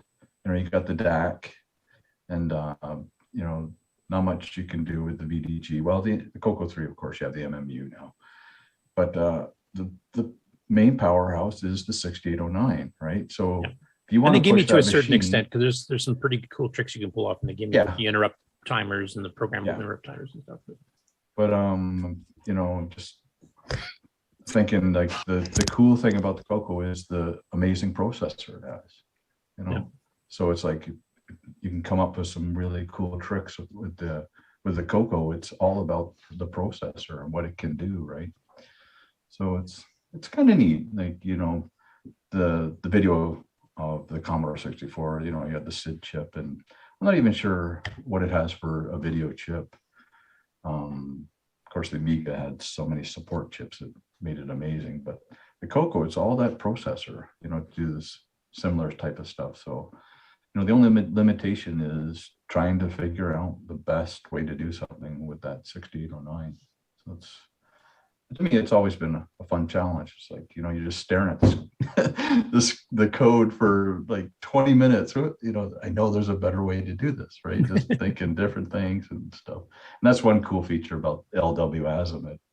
You just output the output there, and it has cycle counts right on screen, right? So it's like, okay, what if I just manipulate this, reassemble it, boom. It's like, oh yeah, I just saved a cycle, right? So it's like, that work, rather than having to work it out yourself. Or I know you were saying you do it all on your head. It's like, I know this instruction. Yeah, I've been doing it since way before LWASM was a bright spot in William's head. Yeah. But that's cool. But yeah, the CoCo, that amazing 6809 and 6309, Curtis, are awesome processors. They're both yeah, no complaints in either one. Mm-hmm. Any further questions from the chat? Have you noticed anything, Mark? Or there were a couple comments, one from James Anders Banks and another from Ken. And what were they? Let's see. James said, if you watch Robotron closely or pause it, it seems to often erase a baddie by drawing a black shape over it. It's imperfect, so it often looks corrupted. Would love to know how or why. It would definitely be interesting to know what they did or didn't do. And what did Ken say? Can you change Defender to use Joust controls? Should make it easier. He's got redefinable controls in there. In fact, maybe I should actually share. I've got the website that Glenn helped me kind of iron out there, which actually shows some of the config screens. You can kind of see some of the stuff. So, okay, feed up here. Yeah. The only thing is, I didn't program Defender to use a joystick at all. It's just the up. Yeah, and you said you wanted to get that pure two-handed experience, just like the arcade. Yeah. And if you went to a joystick, you'd be completely and utterly changing that. Yeah, wouldn't feel the same. Next. And that thing, that other comment, that those black areas, whatever, that's probably because they're not actually sprites. They're blitter objects in Robotron. So it's copying blocks of memory. It's not actually a hardware overlaid sprite. Right. So, I mean, they do a fairly good job, but you still do get the a bit of a cutout around the edges. I did notice that back in the day. You did. Yeah, right? there's ways though of doing like XORing and making tighter masks. So when you do that, it doesn't look so. It depends on the blitters. Yeah, I don't know how the blitter is on the original arcade machine. I know the Amiga had bobs. That was a similar thing, but it also had sprites too, and the sprites don't have that problem. So now Ken says it was a joke. Yeah, right. Yeah, he always tries to be funny. It just never really happens. So anyway, so here's the, I hope this is sharing okay. You guys can see the screen? Yes. Yeah. Okay. So this is the loader screen. We're talking about the low-res graphics. So these images here that we're showing right now, these are the ones you created on Simon's online semi-graphics editor tool, correct? Yep. So you can see that, this is just using the standard SG4 64 by 32 graphics mode, like your standard text screen mode on the CoCo One. And he does a fairly nice, stylized Defender, based on the arcade logo. And then he's got all, as it loads, you can kind of see the progression bars here. But he shows all the different individual creatures that you encounter, what their points are and the names are. And then you can see the actual, splash screen here, the copyright and the high score, and then the actual demo. Now the demo here that shows the point values on the actual game itself, this is one where you had to do a hack because it wasn't quite timing right for some reason. Is that correct? Yeah. For some reason, when the baiter and the swarmer come up or show up on the screen, then they raise up to the top, and then it gets shot by the spaceship.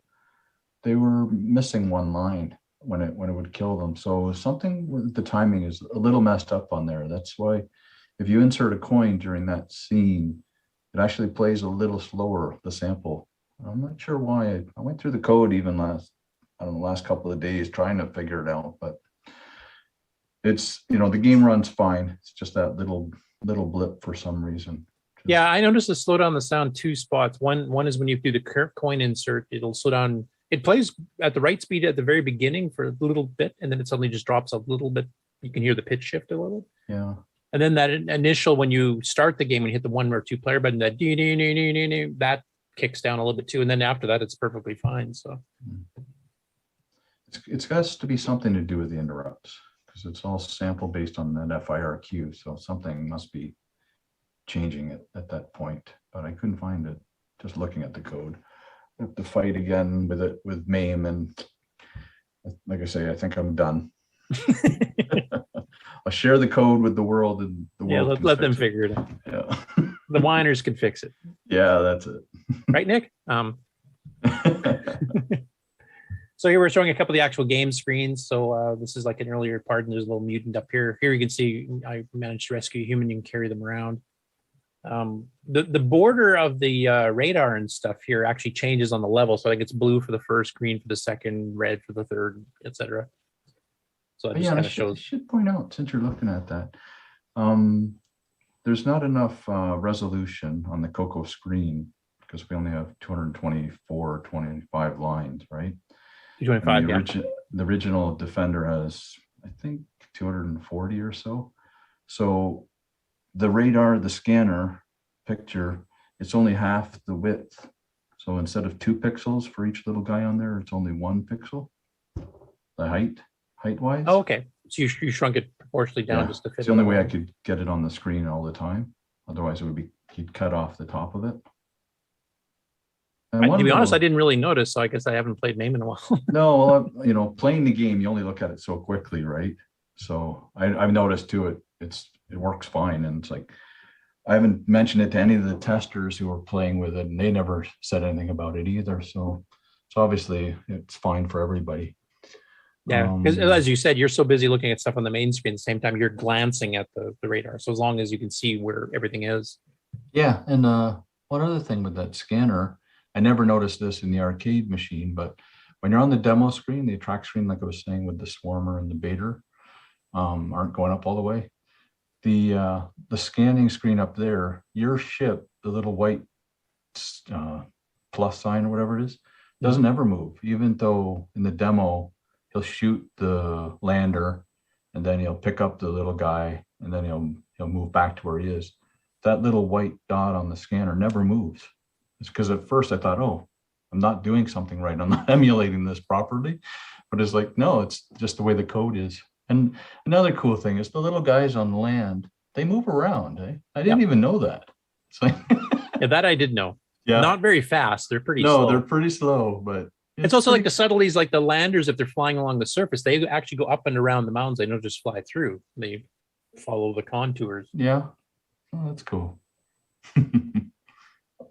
And this one here, this is a good test of CPU power because when you have your last human die, the whole screen goes complete bonkers. There's palette switching, everything explodes. All the blinders change to mutants. You have a swarm of these things coming after you. It's like, as I point out here, it's something you never want to see playing the game. No. So maybe Robotron has a shot. We'll see. And then for people that are asking about keyboard controls, like here's the setup menu, which is very similar to the one you did with Joust. One new option here is the number of disk drives, 2 or more, which I think you have defaulted to on the download version. If you have one disk drive, like you're running off a physical disk drive, you'll be prompted to swap disks. But if you have 2 drives, or if you have a CoCo SDC, because you can mount 2 disks simultaneously, it'll load the whole thing in all in one fell swoop. You just type run or load them defender and then just let it, or run defender and just let it rip, and then you don't have to keep swapping or worrying about anything else. Yeah. But you can see here on the right, you can actually configure the keys. Now, because of the way the CoCo keyboard works, certain keys you had to treat kind of special. Mm-hmm. So you can't just tap the key to find to select that particular one. I think the 2 keys in particular are Alt and Shift or something. Yeah, like that. Yeah. 'Cause you can't even ask a person to click on Alt and pick it up with like the in key instruction. It won't know it. I think it works like an @ sign. I think, and Shift again. And that's because you're doing this config thing in BASIC. I mean, if you did an assembly, you could read the raw keyboard table. Yeah. And your default keys work very well. I mean, Alt, Control, Shift. I mean, Shift is even a little bit wider, so it's easier to hit with your thumb to hit the reverse button like the original arcade game. Mm-hmm. But I did notice when I was playing in the emulators, I definitely did have to reconfigure because it was, depending on your keyboard too, because there's some different custom keyboards. And different when sizes. I was testing MAME or with MAME, I was exactly the same way. It was like Q, A, and Z, I think, was what I was using. Because again, the Alt is a different button on an emulator stuff. So and the bottom 2, I always switch myself, Smart Bomb and Hyperspace, because like I said, Hyperspace I don't hit that often. So I made it Enter, which is still a larger key, so it's fairly easy to hit. But Smart Bomb is my emergency panic. It's not Hyperspace. And then thanks for going through all the details here, because I definitely had a few things wrong when I did the original draft. Yeah. I should mention that when you scroll back up or you save your configurations, it also saves how many disk drives you have. So if you always just have one, it'll know that next time you run the program, you can just type run defender and it'll ask you to swap to disk 2, Yeah. So it also saves all those settings. Yeah, that famous Williams RAM test where it does the little scroll, pan across of almost looks like random colors. Mm-hmm. Twice, you actually have the option to shut that off so you can get right into the game too. Which is nice. Some people might not want it. So I definitely didn't when I was testing. So I don't need that. Just get to the game. But if you want, and then once again, the thank like yous, the real machine. The thank yous to the guys who did the compressors you're using there. I'm not sure how to pronounce this guy's name. Yeah, Einar Sokas. And then Doug Masson, of course, was the guy that did most of the initial work on Contras for Sundog, wrote the decompressor. Cool. Yeah, you talked about the ZX compressor, I don't know, 6 months ago or something. Yeah. One of your CoCo News episodes. It's like, oh, that's cool. So I picked up on that. It's like, oh, this is wicked. So definitely helped out. And actually, Doug's on our Discord. I don't know how often he's on, but he's actually a member of Discord and he's actually participated in a few conversations. So if you ever have a direct question for him, feel free. Yeah, I should hop on that Discord. I haven't used it too much other than with my 2 boys. I wonder, does anyone know why the game always does that memory test on startup? Same with all many of the other Williams games. It's obviously. I know, but the game player, the person going to the arcade, putting money in to play the game, doesn't care about. Well, they wouldn't see that though. That's only when you first turn it on. That's only when it's first powered up. If you unplugged it and then plugged it in, you'll get that. But if you want really just for the owner of the machine. I guess the owner running the wouldn't make arcade. any sense out of it, but yeah. Yeah. Well, the owner would want to know if he's got a failing RAM or something, and the game's going to start corrupting. And he has to refund quarters. So I think that's the main reason. It was just to have a test to make sure you weren't having problems. And there's Doug. Oh, Doug's in the chat. Cool. If you wanted to say anything to Doug here, you might as well do it on the air, Glenn. Oh, just want to thank you, Doug, for writing the decompression codes. Really Yeah, it's a fairly handy. small, concise routine too. If I remember, it's like a couple hundred bytes or something. Yeah. Well, he's got 3. I know one's on 100 bytes, and there's a medium speed one, and then another one that's, I can't remember how big it is, but I think it's less than a K, but it's like 25 times faster decompressing. So Which one are you using in your games? the smallest one. So Smallest and slowest. it is fast. It is fast. It's So, pretty fast anyway. yeah. We did have a request for a localized version that drops the U from color. Nah. No, you just have to catch up. It's just like Celsius. Come on, guys. It's been decades. One of these days. So you put that on the to-do list. It just goes to the very bottom. Like That'll be one of those ones when he shares a source code. One of you guys can go change that. Yeah, there you go. So I don't know if anybody else in the panel has any questions. I don't see any really in the chat at this point. And Glenn, did you have any further comments? It sounds like you're going to at least researching Robotron 2084 for the next project, because It looks like that's probably the next one I'll be working on. It's been really cool that they released the source code, because the first thing I do is go through the original code and manipulate it enough so that LWSM can assemble it right back to making the exact same ROMs, that they use in the machine, because you can run it through MAME, and MAME does its own test for the ROMs too. So the first thing I do is make sure it works that way, and then I manipulate a little bit and play the game on MAME and see if it crashes or not. And I know if I got all the protection out of it or whatever. So then I know, okay, now I can start making a CoCo. Actually, that brings up a question, because obviously you have to do a complete rewrite when you're doing transcodes from a different CPU. But how much of the original code is staying, and how much do you have to hand tweak due to speed, or the hardware's a bit different, like the screen's laid out a bit different, or it's different res or whatever? Like, what percentage roughly would you think? Like, is it a 5% change, 10, 25? The original? Well, it's different for every game, right? Like, and that's really hard to say. Like Joust, there's a lot changed because it uses the blitter, right? And well, actually, anything to do with the graphics, like Defender, it would do a lot of stack blasting the sprites on the screen, and I'm using compiled sprites, so all of the graphics is pretty much different. And like Pac-Man, I remember thinking to myself, it's like, all I'm keeping here is the game logic. There's pretty much, well, there's still more to the game, but so like I say, Pac-Man probably changed a lot more. Defender and Joust, different amounts too. I would say, if I had to estimate, 30%. Okay, of, so still the fairly Williams games. sizable amount of change. Yeah. Unfortunately, it's not like, okay, just this little bit needs to be changed, this little bit, and this little bit. It's like, okay, let's. It's not release like you this. just have to adjust 8-bit palette to 6-bit or something like that. Yeah. Yeah. And the sound, obviously. Yeah. Okay. I don't have any more questions for you myself. And one last call for the panel. And one last call for the chat. And then I'll let Ken get into his game on challenge here, because we just played your Joust game. So you can help with the comments on the gameplay and tips and tricks and stuff for Joust. And then I'll let the cat out of the bag a little bit here, but Defender will be the game for next week too. And Ken, sorry for stealing it, but. Oh, you spoiled it. I think it was pretty obvious. Just one simple question. What other arcade games use a 6809 apart from the Williams games? I don't know. Right. Other than Tutankhamun. Oh, actually, somebody did let me know there was a Super Pac-Man or something that had a 6809. I know quite a few arcade games that use it as a co-processor for sound and stuff, where they have, let's say, 68,000 driving the main thing and the soundboard's 6809. Mark McDougall was working on like Star Wars. I think that has 6809. Vector-based games? I believe so.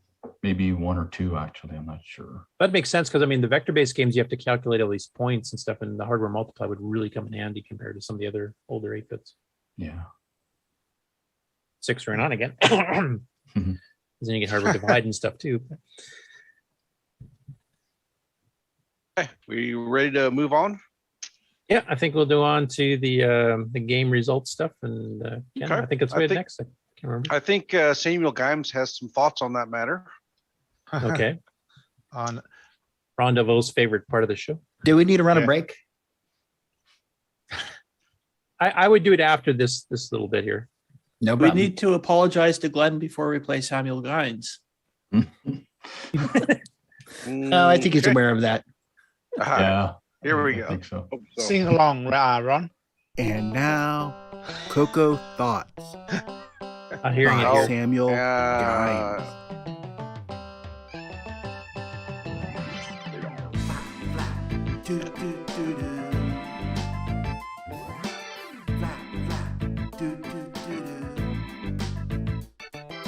Those who like retro don't need the latest.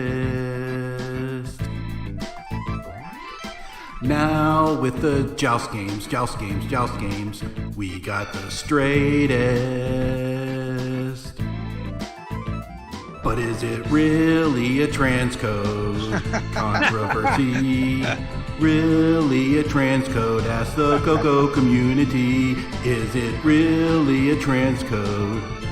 We shall see. Oh Lord, let's take a look now. The processor is the same, I agree. Has to emulate sound and the sprites you see. Not sure that I care what the answer may be. Oh, just play the game now. I don't care if it's a transcode. I'm happy. Flap like I'm crazy. Catch all the loose eggs for me. Don't worry if it's a transcode. You'll be free. Just enjoy playing the game now.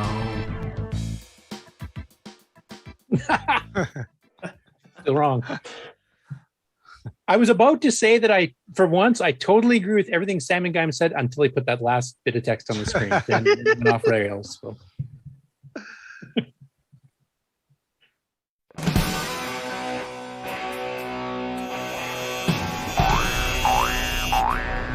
High Score Challenge with Nick Marotta. Welcome, everyone, to the results of this week's Game On Challenge, where we played Joust. There were 14 participants, so let's see how everyone did. We had Sloopy Malibu with 17,000, Tom C. 34,800, Rich N. 39,550, Kieran 43,200, David Craker 46,350, Mr. Dave 6309 48,600, CRT 49,350, Brian Walsh 65,900, L. Curtis Boyle 73,650, Buck Owens 77,900, Jim Rye 97,450, Tasman Scott Cooper 118,750, Z9K9 140,850, and the number one score this week is Erroneous with 168,400. Thanks to everyone that played.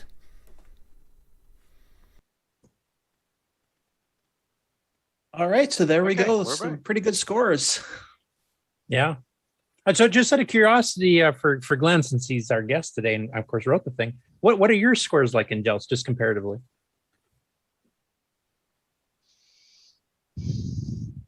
I think Glenn is away from the computer.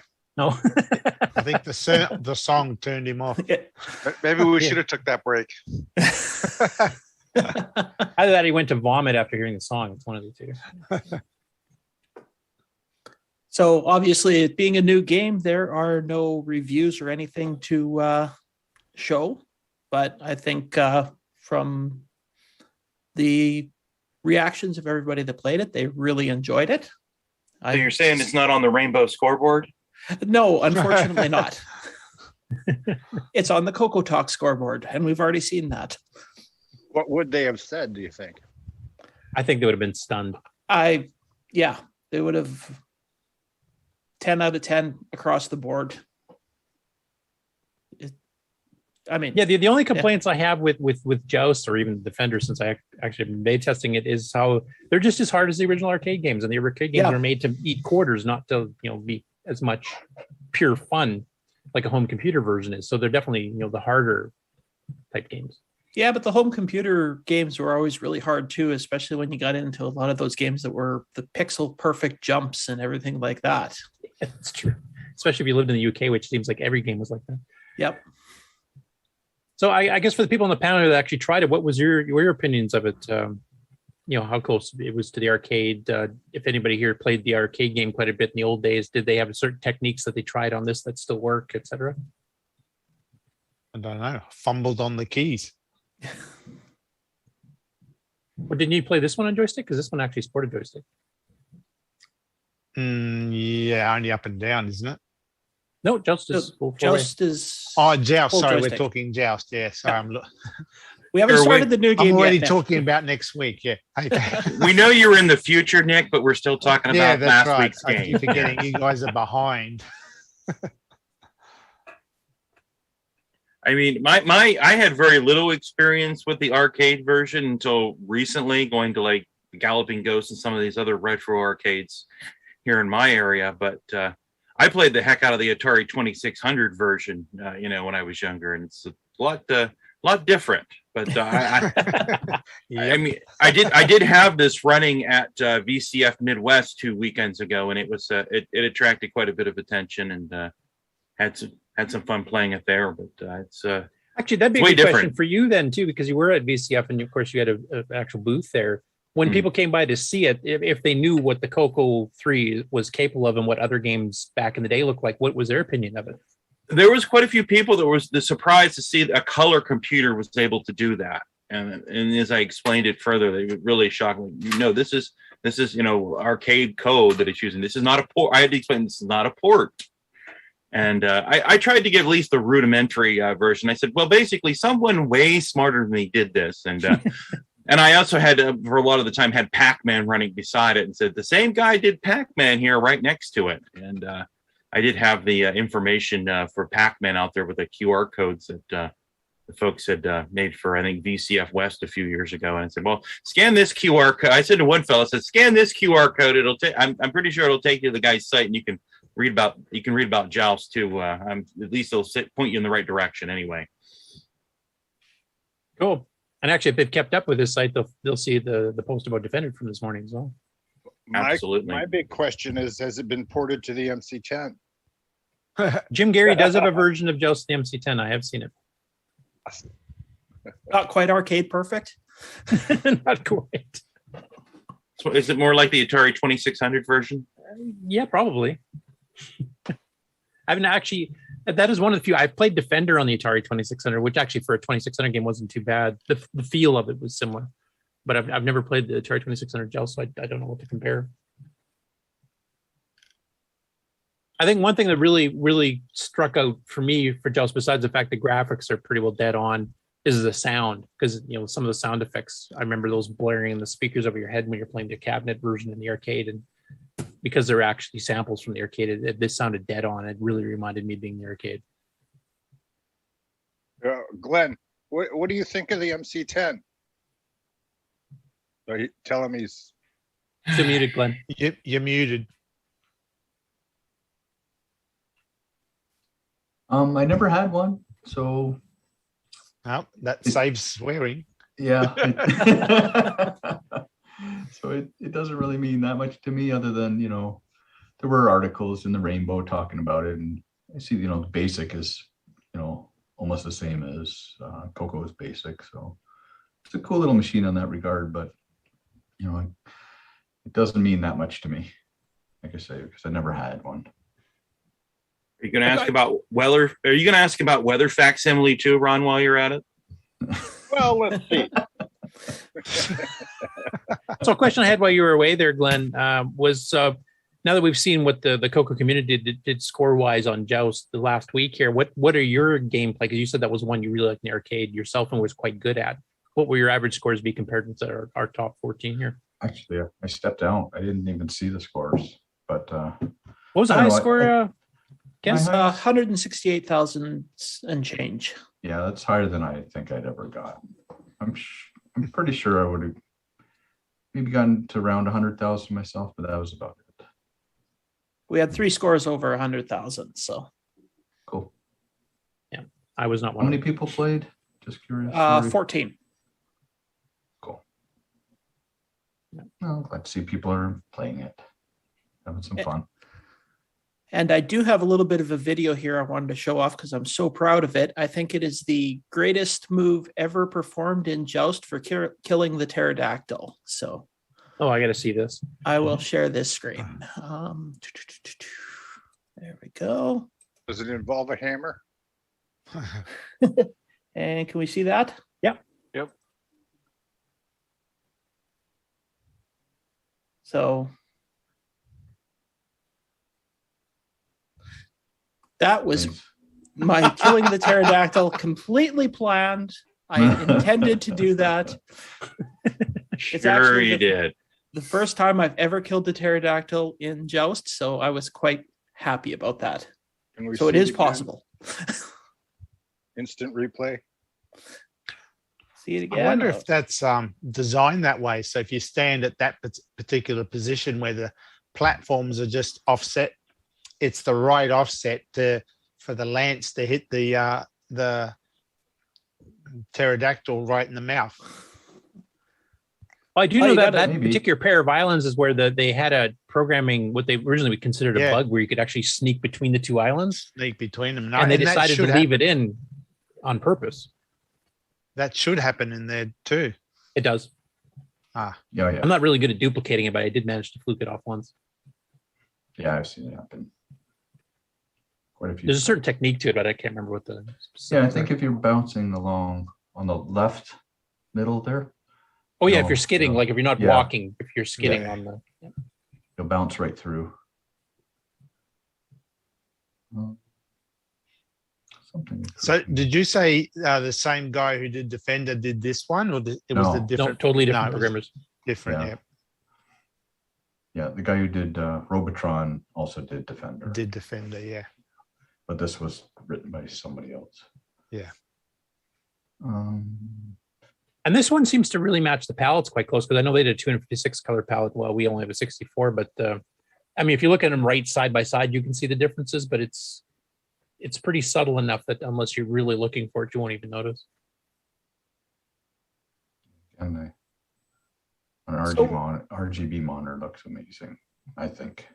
Yeah. One of the things that we did have commenting in the Game On thing is, I don't know if it ever did this on the real Joust thing, but when you get the top score, it just erases the top score. It doesn't move it down.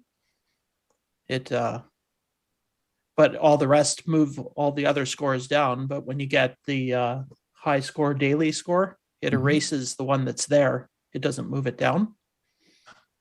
And I've never gotten the high score on the arcade cabinet, so I don't know if that happens there too. Either. I remember somebody was mentioning that in the comments on my blog too. I haven't looked at it, but I was, that's part of the code for figuring out. So it must happen on the arcade. On the Hall of Fame. Yeah. I really, I didn't touch any of that code, so okay, it probably is the same. I know, like in the code, it's pretty funny. They call them God if you're on top. Everybody else is a peon. So God just gets erased. Yeah. So I think if you're God it lets you enter. Well, actually, you can set the length. Actually, I think I set it to 32 character name, but I know you can limit it to three characters. But after you enter your full name, then I'm pretty sure you're supposed to put in initials. Like I guess for if that happened, like you get knocked down to first place and it goes down to second place, then it should use those initials. But maybe there is a glitch in that. I'm not sure. Maybe there's something in my code. I don't know. I haven't, like I say, I didn't really touch the Hall of Fame stuff at all. That's what they call it. Like I say in the Okay. The only thing was how it displays on the CoCo. But one of the commenters also said that they didn't have enough time after entering their full name to put in the 3-digit code. So maybe if you don't put a 3-digit code, or you're in 3 digits for your initials, maybe then it won't put anything up there. I'm not sure. Just a thought. Actually, that brings up a question I forgot to ask you during the main part of the interview. Like a lot of these games have different versions of the ROMs where they fixed bugs, or they found, players were taking advantage of a certain thing and they wanted to cut it down because they weren't making enough money off them. How do you decide which version of the ROM? Do you always pick the last version released, or do you pick the first, or is it just whatever you happen to have in hand at the time? It's usually whatever MAME is using. And it's usually the more current version. But yeah, I know it was disappointing when the guys were playing Pac-Man and they couldn't use the patterns, because that was one of the things I thought would work for sure, But there's quite a few different versions of Pac-Man. So the version I was using, I guess, was one of the more recent releases. So they probably fixed it so you couldn't use the patterns by that time. I didn't know did. that.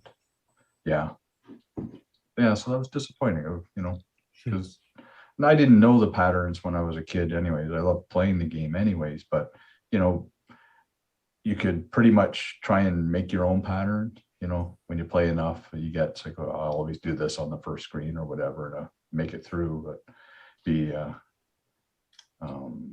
not able to do that. In the version I made, it's like, oh, that sucks. So I guess you just have to make up your own new patterns. I don't know. But I imagine the people in the arcades at the time had to figure out new patterns too, if they could. Yeah, I guess so. But yeah, so as far as finding the versions, like I say, usually on the internet, I'll look for commented code that someone's already gone through all of the source code and commented it. And other than that, it's like, whatever version MAME is running, that's the version I'll start with. That's what I did with Joust anyways.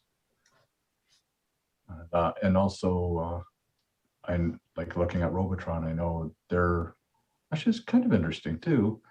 They call it the blue labels, which are the latest versions that Williams came out with. There was a bug, a shooting problem. Like if you shoot in the left corner, I think, and I'm not sure what type of enemy up there, but if you miss that enemy, it would crash or reboot the game. So for a long time, no one knew how to fix this. And then there was some guy in Quebec, I was reading about this, who disassembled Joust again by himself. And this is back in like 1983 or whatever. And he reached out to the guys, Eugene, Jarvis, and Sam. And he showed them his disassembly of the code, and he knew how to patch it. So there's a patch in the source code that I got for Robotron that's not in the current blue version that you run in MAME. It's a little bit of a change. There's a few bytes you got to change that fixes that bug, I guess. That's the only reason I could see why that change wasn't implemented. So maybe they never burned new ROMs with that fix. Actually, no, I remember reading when they released some games for Microsoft, I don't know, arcade pack or something, they included Robotron in it, and they had patched it for that. So I think maybe that's where the patch came from, or that's why it's included in the source code, because it is a known patch now. But they never, I think, patched the original arcade machines back in the 80s. Your dog's having a blast all by itself back there. Pardon? Your dog is having a blast. Oh, yeah. Out back there. It's rolling around all over. Yeah, 8th-month puppy. She's full of energy. Dad, why are you on the computer still? So what do we got for next week? Well, here's a big surprise. Next Have a week's guess? game. I'll guess. Yeah. Anybody want to guess what next week's game is? Yeah. Robotron? Color script set. It's Defender, and we'll be playing it on the 3 lives level 5 difficulty, just like the game is set to when you download it. So Requires a 512K CoCo 3, straight Yep. 609. No joysticks required. You can play it even if you don't have Yeah. joysticks. And so, yeah, if you're playing it on the emulator, you can remap the keys and make it work on your PC or Mac keyboard better. So, yeah, download it, play it, because it looks awesome. Yeah, actually, Ken, I snuck you a copy there just because Yeah. you had to prepare for the show here. So, what's your opinion of it? I've already talked to Glenn the last couple of weeks, back and forth. So. Well, I haven't gotten past level 1 yet. And I'm not sure I will this week, but it is great. It takes a little getting used to with the keys, of course, but that's the reason I could never play the arcade game very well either. Yeah, as Nick was mentioning, it was one of the more complex ones. Yeah, I think when I was a kid, I must spend like $10 on that thing just to get used to the keys. So Then I you can work definitely on feel on the rest of the game. I feel right at home, just not being able to play very well. So good job. I will say, and this Still feel the applies to the pain. arcade game too, but if once you get used to it, like having the reverse and the thrust and the interplay between that and moving up and down to like trying to swoop in midair to catch a human falling, once you kind of get that down, it is satisfying because it really feels like you're flying. It doesn't feel like a limited 8-way stick type thing. It feels like it has gravity and momentum and everything else. Like it feels good, but it does take a lot of practice to get to that point. Mikey in the chat says Defender definitely rage quit territory. Yeah, you should have. There has been little talk about maybe in some of these games adding a rage quit button so that you don't have to reboot your entire computer to start again.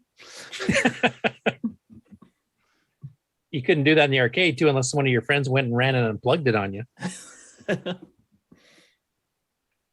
then you have to watch that whole RAM test screen again too. So, Glenn, you should upload just the part of the code that you've got for emulating the controls. Maybe someone will pick it up and modify it.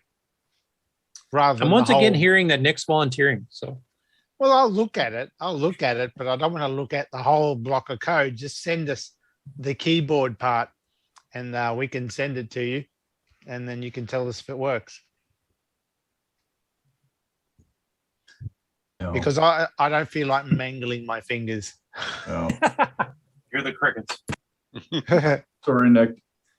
It's all on you. Yep. I'll upload it. Do you guys want to go through it? Go through it. Excellent. I'm done with it. is it fairly well commented? Like you based it on the comments from the disassembled source code, so it's pretty easy to Yeah, figure pretty out where much the everything controls and stuff are. I have. Each line is pretty much commented. Well, the keyboard control part shouldn't be so big, really. I mean, if you're No. just reading. So, yeah, that's what I'm thinking. Just that bit of code, and we just modify it and see if we can make And it use a we mean joystick. you, Nick. So, yeah. Well, I can have a look at it. I mean, I'm interested because I've never been able to play Defender, and I'd love to. The problem is if Nick does it, all the controls will be upside down. Well, just turn your monitor around. Oh, that's it.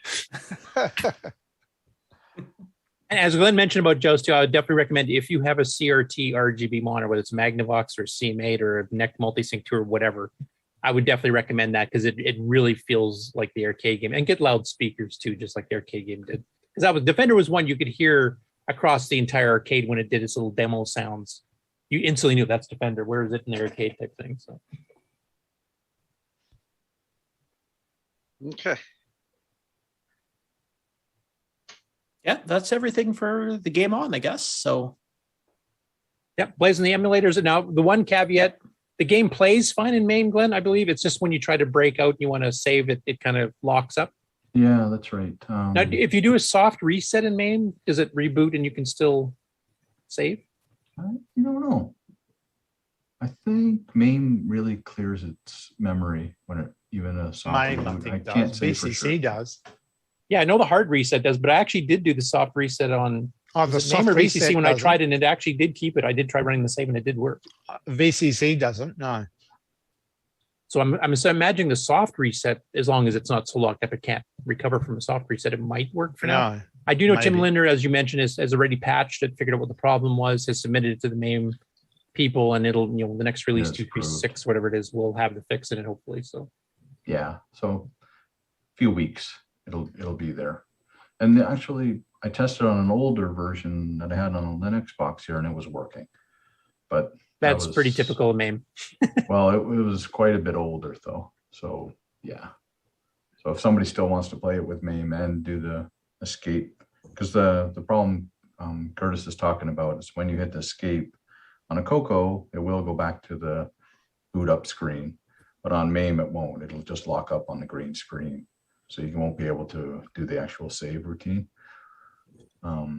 But the game itself, there's no problems playing the game. Like if you just took a screenshot with your camera, you can play it right through and you won't have a problem. So yeah, it's a little glitch with MAME as far as resetting the interrupts. For some reason, it doesn't act just like a CoCo at that point. So, but like I say, Tim Linder's found the problem. He's submitted it to the MAME group. They've accepted it. So once the new version comes out, which is usually the end of the month, start of the new month, the new version will have it. And I have already compiled it with that code, and it runs fine. It does actually work on the version I recompiled. So it's you know, it's coming, but something definitely people should be aware of right now. Playing MAME. It's not my program. It's MAME's fault. And MAME is rather famous for, you know, because there's so many developers and so many platforms with shared chips, they'll fix something they think is going to fix it for one particular platform and it breaks something else. And it's broken CoCo stuff before. It's broken all kinds of different machines before. It's a running target. Yeah, but it's, you know, it's good that so many people hammering it, right? Because eventually it gets perfect. Well, we'll get really close to perfect. So, but something people should be aware of right now. Cool. And if you want to pop by, Glenn, if you have time next week, if you want to pop by just for the game results and kind of laugh at how badly we all did on it, feel free to pop by. And feel free to pop by anytime if you want to announce something, or, you know, say you're releasing source code or something. You don't have to stay for the whole show or anything and get grilled in an interview. So, or just give us a bad time. And also Thanks. in the comments, Aronia said that he was successful with soft reset on Joust to save his scores. Yeah, Joust works lock for up some on him. reason, but Defender won't. So, because it was working fine, like I say, because I was testing with MAME with Joust just the same way. And it's pretty much the same code I'm running that is locking up Defender. So at first I thought it was my program. I was fighting with it for hours, thinking it's like this. And then I just ran it on that Linux box, which had the older version of MAME. It's like, did that just work? What the heck's going on here? Then I tried it on a real CoCo and said, yeah, this works. Darn it. It's just MAME on my did Mac. you try VCC as well, or? No. It's just MAME's the only one I use. Okay, well, we'll get some feedback from the people at VCC now that it's officially out there and people can try it out. But definitely the gameplay works on both. I actually took the screenshots from my site from VCC, and I did try it in MAME, and it did work. I didn't try the saving and, you know, that kind of stuff. I just want to make sure the gameplay worked, so there was a safe. Well, I picture, tried it. I tried it on VCC, but I never got a high enough score to actually have to save it. So I have a funny feeling that for people who have never played Defender before or a very long time, might have the same issue. It's not an easy game. But it was, I was surprised actually, because I know how complicated it was. And I know a lot of people in the arcade didn't really like it that much that I knew because it was so hard. But when I did some research for the webpage entry, it actually was in the year it actually came out, because it was programmed in 1980 and got released technically at the beginning of 81. It was the second most successful arcade game after Pac-Man. It beat everything else that year. They sold 55,000 units and it did $1 billion of revenue, which was a record holder at the time. 1 quarter at a time. Yep. Okay. Well, ready to move on to the next segment? Yep. Okay. I believe next one up was an announcement from Brian Wieseler. So on, Brian? Did we talk about taking a break after this segment? And then Yeah, after this segment, we'll take the. It's going to be a really long break. okay, yeah, because I actually, if we can go ahead and take the break, because I'd like to blend it all together into one rather than just making an announcement, and then because it all kind of blends into some show and tell. Okay. Okay. Yeah, we can do that. Let me reconfigure. Smoke them if you got them. Get ready, Ron. What? What? Body break. Yep, here we go. It's time for everyone's favorite segment, Who's New to Discord This Week? David York, in the UK. I got my first dragon in 1984 and have been a fan ever since. Over the years I've collected a few more, but work has usually stopped me from spending the time I'd like with them. Hopefully, that's all about to change soon, and I'm looking forward to connecting and learning with you all. Retro Bard, H.E.R.O. I collect and tinker with old 8 and 16-bit computers and game consoles. I've yet to add a CoCo in my collection, though. I also do simple 3D modeling and 3D printing.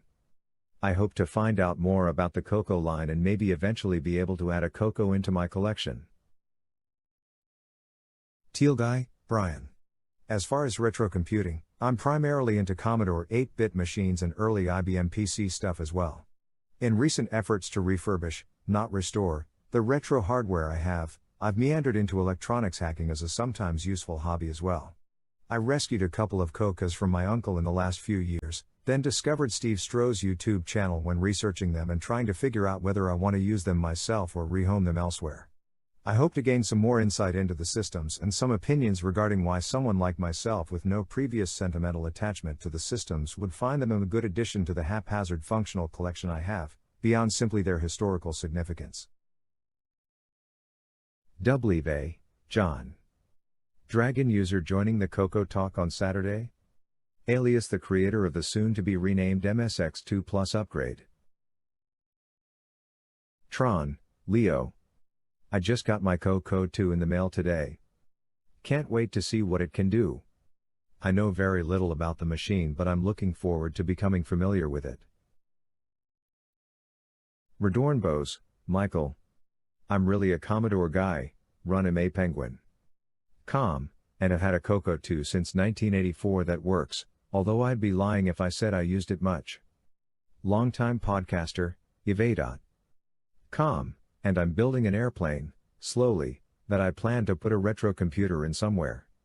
I have a CoCo 216K that I've had a long time. Just did a composite mod a few months ago. Looking for a dataset for it. Roger. Some of you may have seen my name long ago. I worked with Walter Bayer, rest in peace, on a few programs. Mostly known for C3 Pages desktop publishing for the CoCo 3. One of the best desktop publishing WYSIWYG programs of its time. I did all the machine language coding that worked behind the scenes. Walter did all the design and most of the basic programming. I didn't make any money doing it, but it was really cool to make the CoCo do things it wasn't designed to do. I want to get back to my happy place with the CoCo. Pierre. I don't have a real CoCo machine yet, but I worked on the CoCo core for Mistrivka. I also made the Tandy MC10, Alice was the French name, core for Mistrivka. Alanswooks, Alan. I helped Pierre with the CoCo 2. I am also working on the Mr. port of CoCo 3, which is finally booting thanks to Masters. My first computer class at age 10 was on a CoCo, and I grew up occasionally playing with other TRS-80s. Recently I have been obsessed with Mr. and the Tandy cores didn't have a lot of love. So I ported the HT1080Z core to Mr. and then with two others we cleaned it up and added better tape support and disk support. I helped Pierre and David get the CoCo 2 into reasonable shape, It still needs disk support, and now I am working on porting the CoCo 3 FPGA project to Mr. I also like classic arcade hardware, Apple stuff, and crazy Halloween projects. Oh. And I need help figuring out why I can't get the Dragon 64 booting. Mystic Rebel, Patrick. Was a CoCo user back in the day and have got back to it lately. I have a CoCo 3 with 512K of RAM, CoCo SDC, homemade Wi-Fi adapter. I have a Mega Mini MPI on the way also. I started programming on a TRS-80 Model I, but my first computer was the original CoCo with 16K BASIC by the end. It was heavily modified. I am in IT since the 80s. My favorite system is my CoCo, but I also have a Timex Sinclair 1000 that I just acquired. I have two FPGA boards, one is running one chip and the other is an Amiga 500. I also built a single board Z180 computer running CP/M. By day, I'm a server admin. At night, I enjoy amateur radio, retro computers, programming, and sometimes building stuff. Noel. I have a channel called Noel's Retro Lab https://www. YouTube.com/Noel's Retro Lab. I love all sorts of retro computers and I just got a CoCo 2 PAL for the first time. I do have some experience with dragons, so it's not totally new to me. I was pointed to this server by some friends as a good resource to learn more about CoCos. McWizard. Alta user the CoCo from back in the 80s. My first computer, what is the 4K CoCo when that's all there was? Toby. My first computer was a Tandy 1000A, which I still have.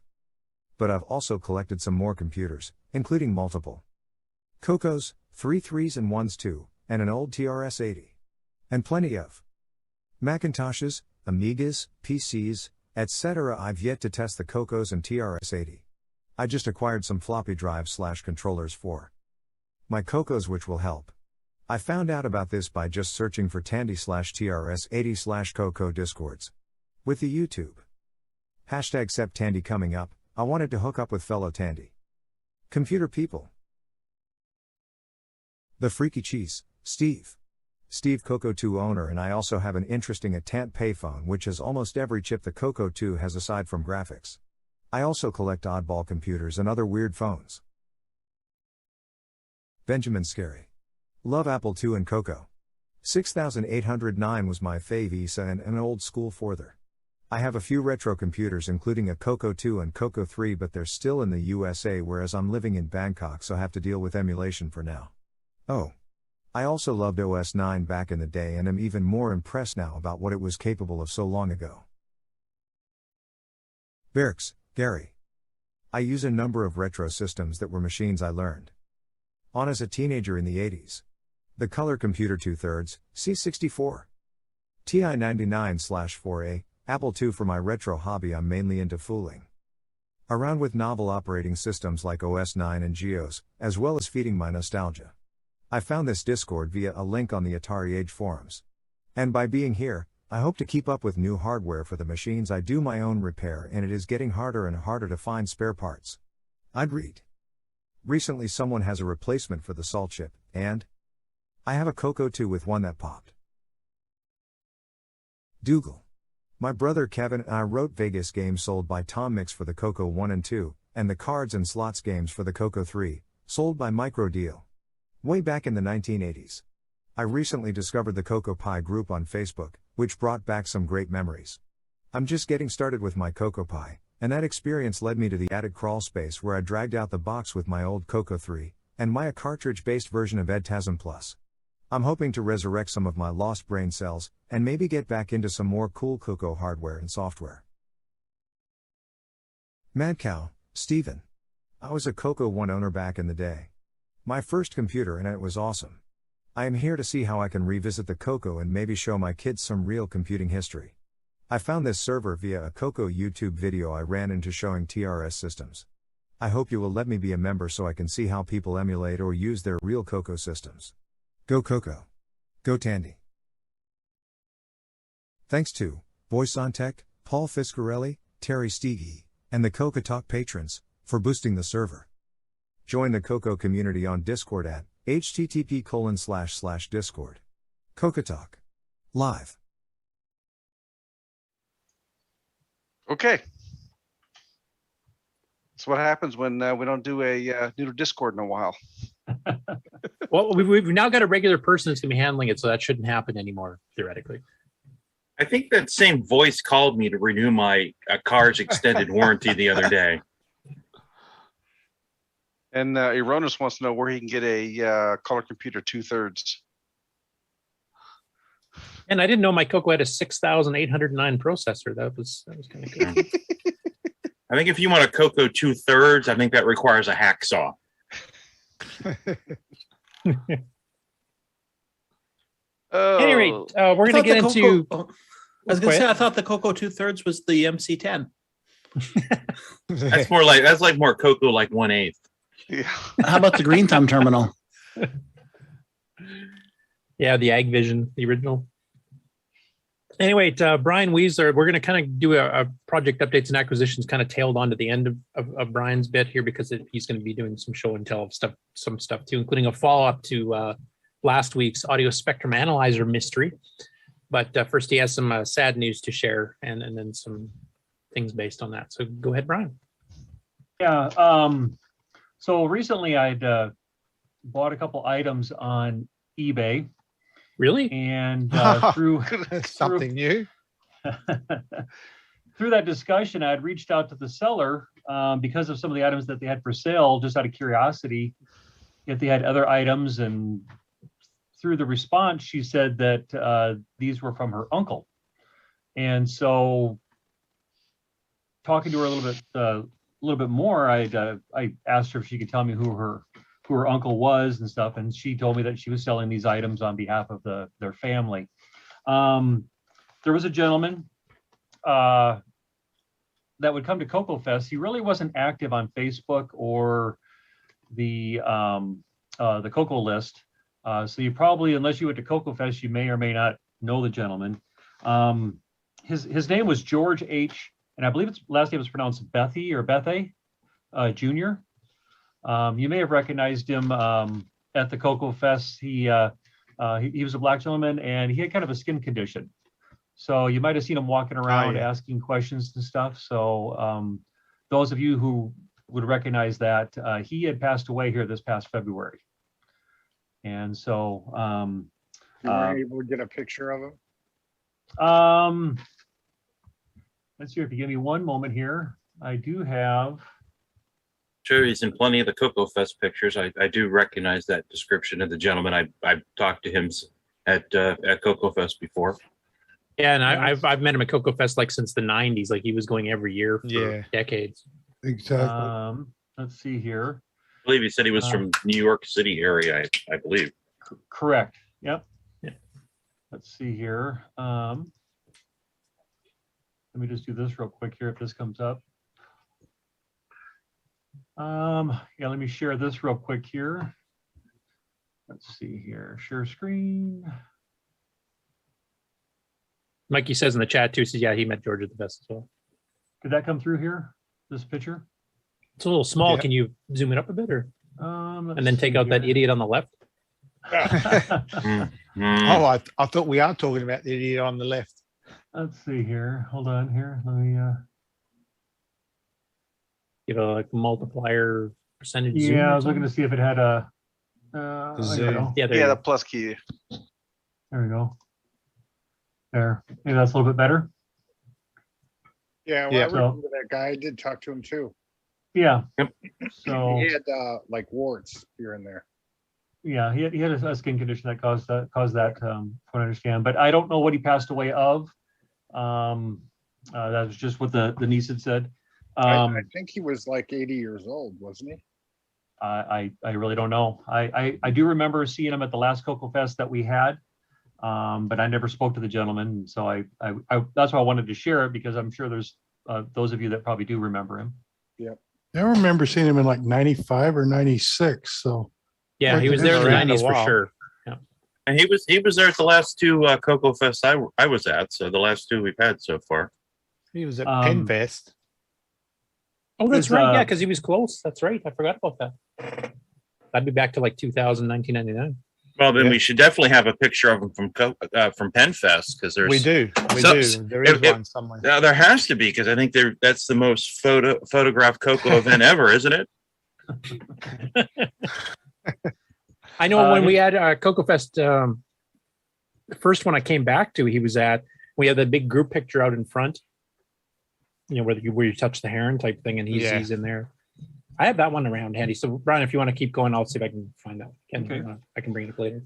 His niece did send me a little stack of these of the prayer cards from the service, and I'll be bringing these to CoCo Fest. So if there's anybody that's going to be able to be at CoCo Fest and would like to have one of these, be happy to. It doesn't really share a whole lot of information. It's just a little card with his name on it, and you know the little prayer cards that you kind of get. So, but I would like to share some of the items that I did buy that once I realized who the seller was, that I thought the name looked familiar. And so I started looking back, and I actually did buy quite a few items. The most recent one that I bought that belonged to George was, we've all seen the Ken-Ton SCSI interfaces that Ken-Ton made. He had one of the actual Ken-Ton labeled SCSI drives. So it's just your regular SCSI drive there that interfaces with it. But this one was actually, I'm sure it wasn't made by Ken-Ton, but it was labeled and sent as sold as a package by Ken-Ton. Were you able to boot it up? Did it work? I haven't tried it yet. It's gonna probably something I have to do through OS 9 and get some drivers, and that's on my to learn list. So I have not done that yet, but I do want to learn that in OS 9 and how to do that and load that module. Good luck. A couple other items that I also bought, and this might give a little bit of a date of how far back he's been going. There were some mouse pads. So here's one from 2006. 15th. And here's a 2005 CoCo Fest mouse pad. And then there were some other ones that, let's see here, Curtis, you were saying these were done by John Strom team? Yeah. So there was this OS 9 one, another My OS 9.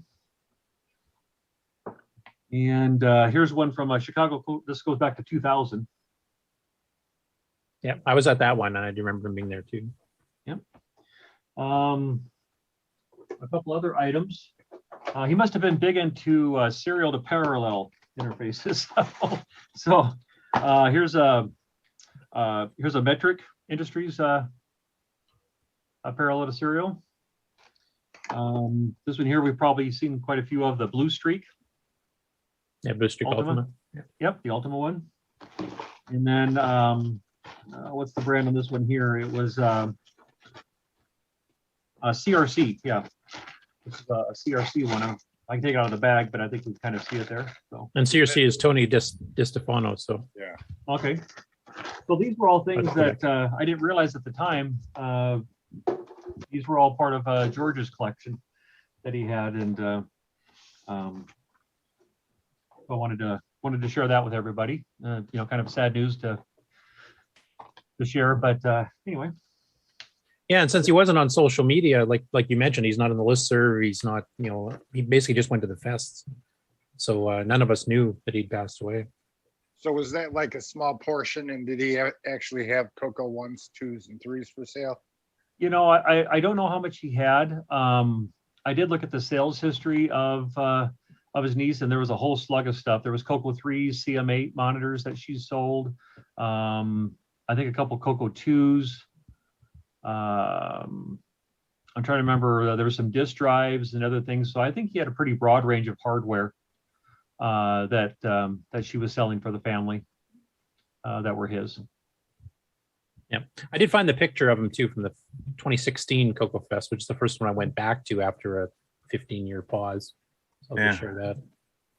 I sent you a PennFest picture on Discord. You can see him in the middle here. Yep. But yeah, he was a mainstay. He came like pretty well every year. And he was always very supportive of everybody. He tried to buy as much stuff as he could. I know Stevie had an interesting encounter at this particular fest here because I hadn't seen George since 2002, I think. And George was very happy back in the 1990s. I'd patched Seamus live in his hotel room because he came into the show and he was complaining that Seamus on a CM8 monitor doesn't give you color; it's black and white. So we went up to his hotel room and I took his original Seamus disc and I made a backup copy. And then I patched it manually to get it to run. And he was so enamored with that 15 years later, he came and rushed up and gave me a big hug as soon as we walked in and thanking me for it again. And Stevie, of course, didn't know him from Adam at the time, but they got introduced that way, from watching him thank me again for doing the Seamus patch. He's a really, really nice guy. I think he was a talker. He liked to talk. Oh, he did. Yeah. Yeah. But very friendly and like not confrontational in any way, shape, or form, supportive of everybody. Just it's a real loss to the community to lose somebody like that, especially somebody who's been going to the shows like for 25 years. I'm trying to remember if he was actually at some of the late Rainbow Fest before the CoCo Fest took over. Because I think he might have been at the like 89, 90, 91 ones too, from what I remember. It would be harder to keep track of because the shows were much bigger back then when Rainbow was still sponsoring them. But I'm pretty sure I met him at one of those too.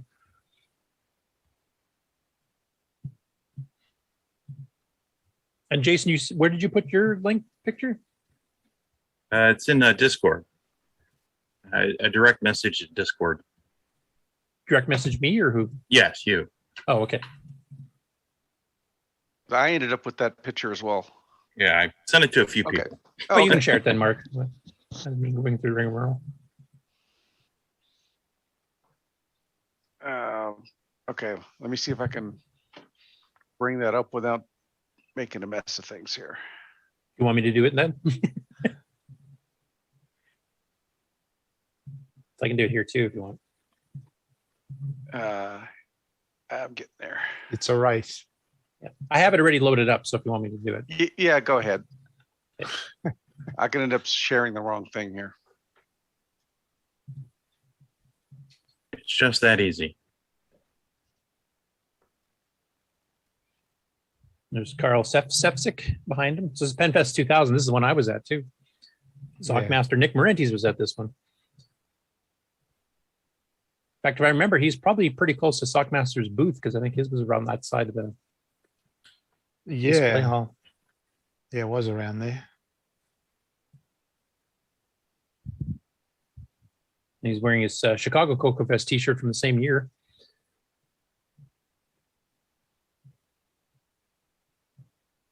Yeah, that one kind of hit a bit when Brian let me know that he had passed away because I didn't regularly talk to him outside of CoCo Fest, but we always talked every CoCo Fest I was at that he was at. I got a picture of him. Okay, I'll stop sharing. Okay. So.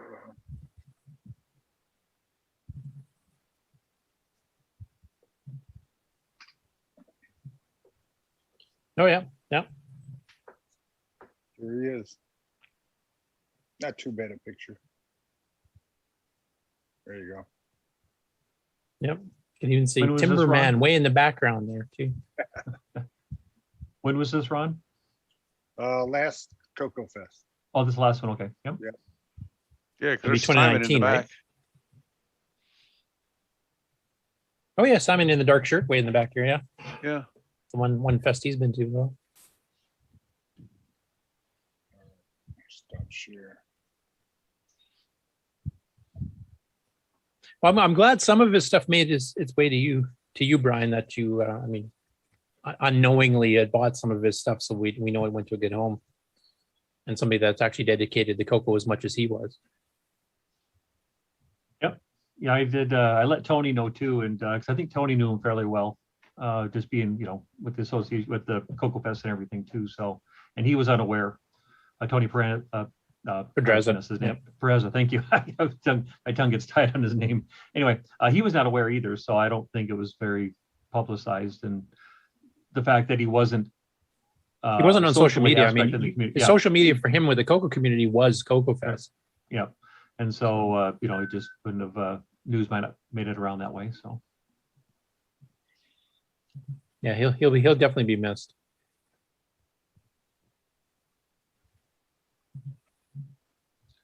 Anyway, on that somber note. Yes, I do have a few other things I'd like to share with all of you, though, if we have a few more minutes here. So that and audio spectrum analyzer, I definitely want to get into that. Yep, so. yep. I won't forget to do that there. So, about a month or so ago, a friend of yours, Curtis, was Marcus Bloomrich. How's his last? Bloomrich. He had held up an item. It was the Fast 232 that Rick had done. And so out of curiosity, I messaged Rick and I asked him if he would happen to have any of those. And I correct me if I'm wrong here, Rick, but I think your comment was that you didn't have any together, but you thought you had some parts. And so I believe what Rick did, and again, Rick, correct me if I'm wrong, he gathered up various pieces that he had laying around, and he was able to produce me I guess, new old stock RS-232 the Coke connector. So with the manual and even a dot matrix printed label for the floppy disk there. So that was kind of cool to get that from Rick. Yeah, that's all 27 years old or however long it's been. So I was very excited to get that there. The last one to be produced. The last one, yes. What serial number is it? No, just kidding. It's 201. It's the first one of the second series because I kept the first couple for QC purposes. Okay. Every time I had a run. Very cool. How many of those did you sell over the years there, Rick? Just like Oh, not that many. I mean, less than 100, I'm sure. I mean, yeah, it was pretty well an OS9 only thing, so that's kind of limited your market right off the bat. yeah, there weren't a lot of people. The people who wanted them bought more than one, and the people who didn't want one didn't buy any. So,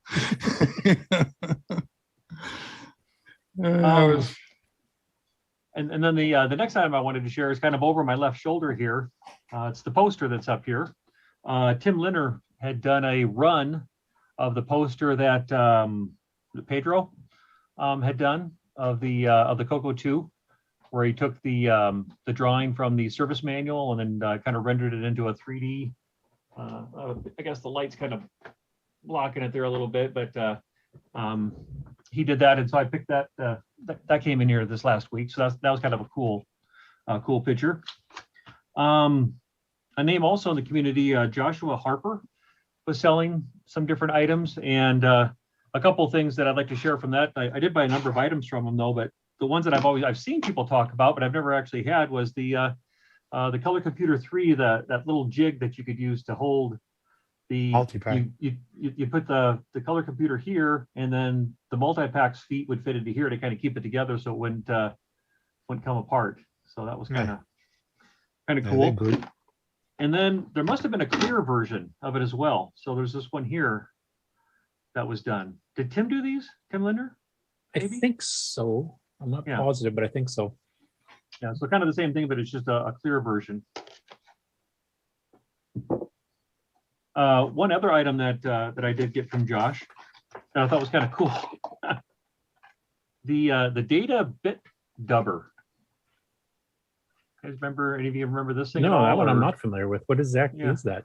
Well, you would, from the cassette port, you'd plug your color computer into here, and then this cable here would go to one cassette recorder, and this would go to the master. So from what I understand, you would, if you wanted to load and copy a tape at the same time, you'd put your master cassette into one cassette recorder. When you press the play and you do the C load, it goes into the color computer from here, and then you would have record pressed on the other cassette recorder and allow you to kind of dub a cassette tape.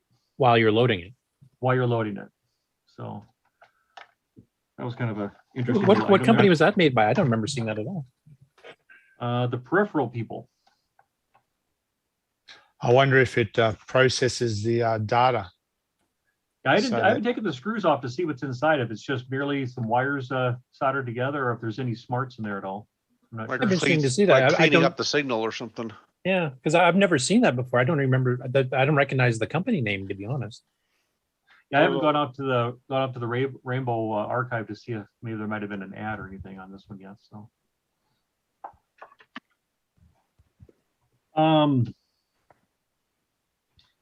I think this is how his name is. Is it Mike Rojas? He recently did he did a board which allows you to go from a color computer 3 to an analog output to a Apple monitor. He was selling these here. TGS. Yep. So he was. I did buy one of them, and yeah, it comes with all the hardware you need. It comes with a little power adapter, the cable to go from the CoCo 3 to the board, and then he even kind of 3D printed this neat little kind of geometric looking case that you put the board inside, and then he has the screws to put a cover on top of it. So I haven't had a chance to try it out yet, but that was kind of cool. Let's see here. What was had one other thing here.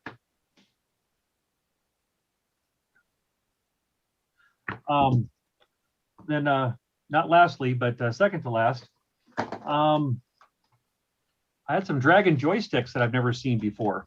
So I don't know what the brand is of these guys, but these are kind of cool looking. It's just a basic joystick, no spring load, but I was able to pick up a pair of these. On the Dragon sites, there's a gentleman, you probably see his name, Tony Twell, I believe that was pronounced Tewell. He was helping, is it Philip Hennebert? I think his name is maybe pronounced or something. He had an acquisition that he just wanted the Dragon computer. If someone could pick it up, they could have the rest of the stuff.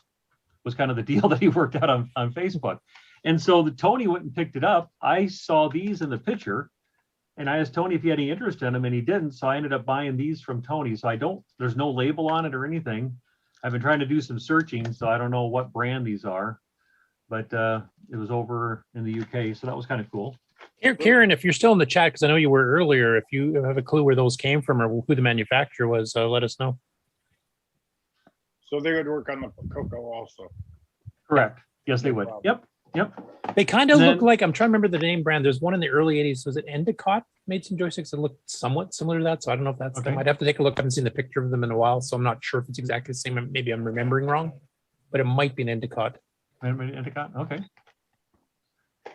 And then actual Dragon branded joysticks, we've seen the one with the longer handle on it, but there's another set that was out that I've wanted to get, and that was this set here, the ones with that are a little more square.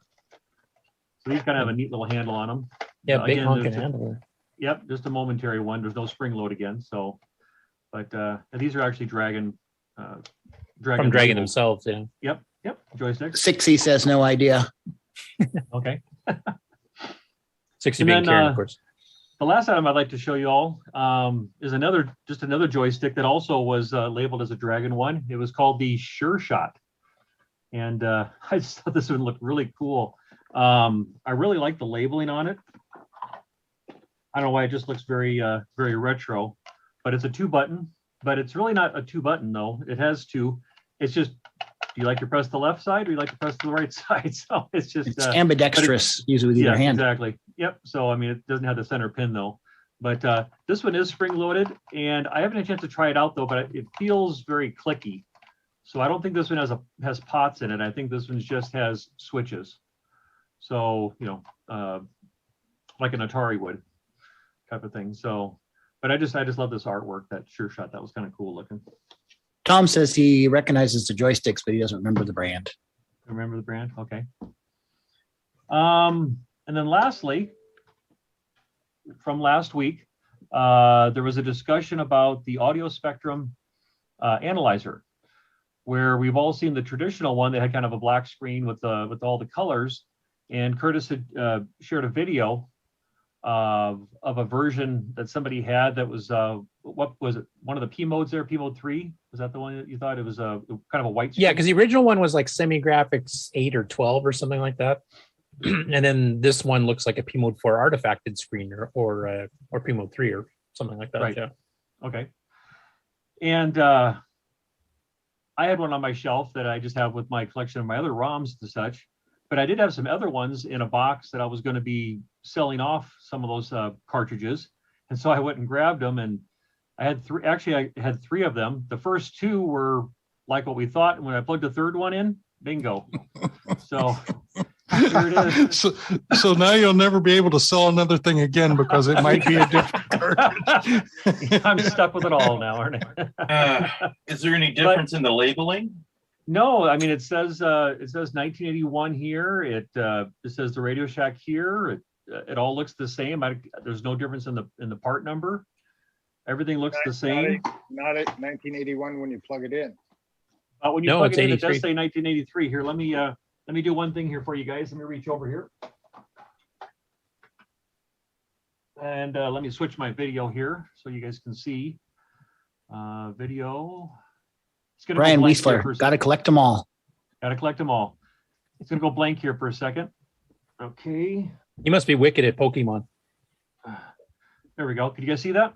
Yep. Oh, yeah. 1983. So, yep. So it says 1983 on it. Excuse me. And then here in a moment here, let's see. Let me go to. There we go. Hit D. Yep. So it. Press D. Press D. Press what? D. Delta D. Oh, there you go. There you go. Yep. Let's see here. I could do something real quick here for you guys. Yeah, it's definitely P mode 4 artifacting. Let me. I should have had this plugged in here ahead of time. Here, 1 second here. Are you using a CoCo 3? This is on a CoCo 3. Yes, it is. Yep. Ooh. Yep. So, but this was done so early. Like there was some discussion on the Facebook post once Brian had posted that he found one himself of this newer version.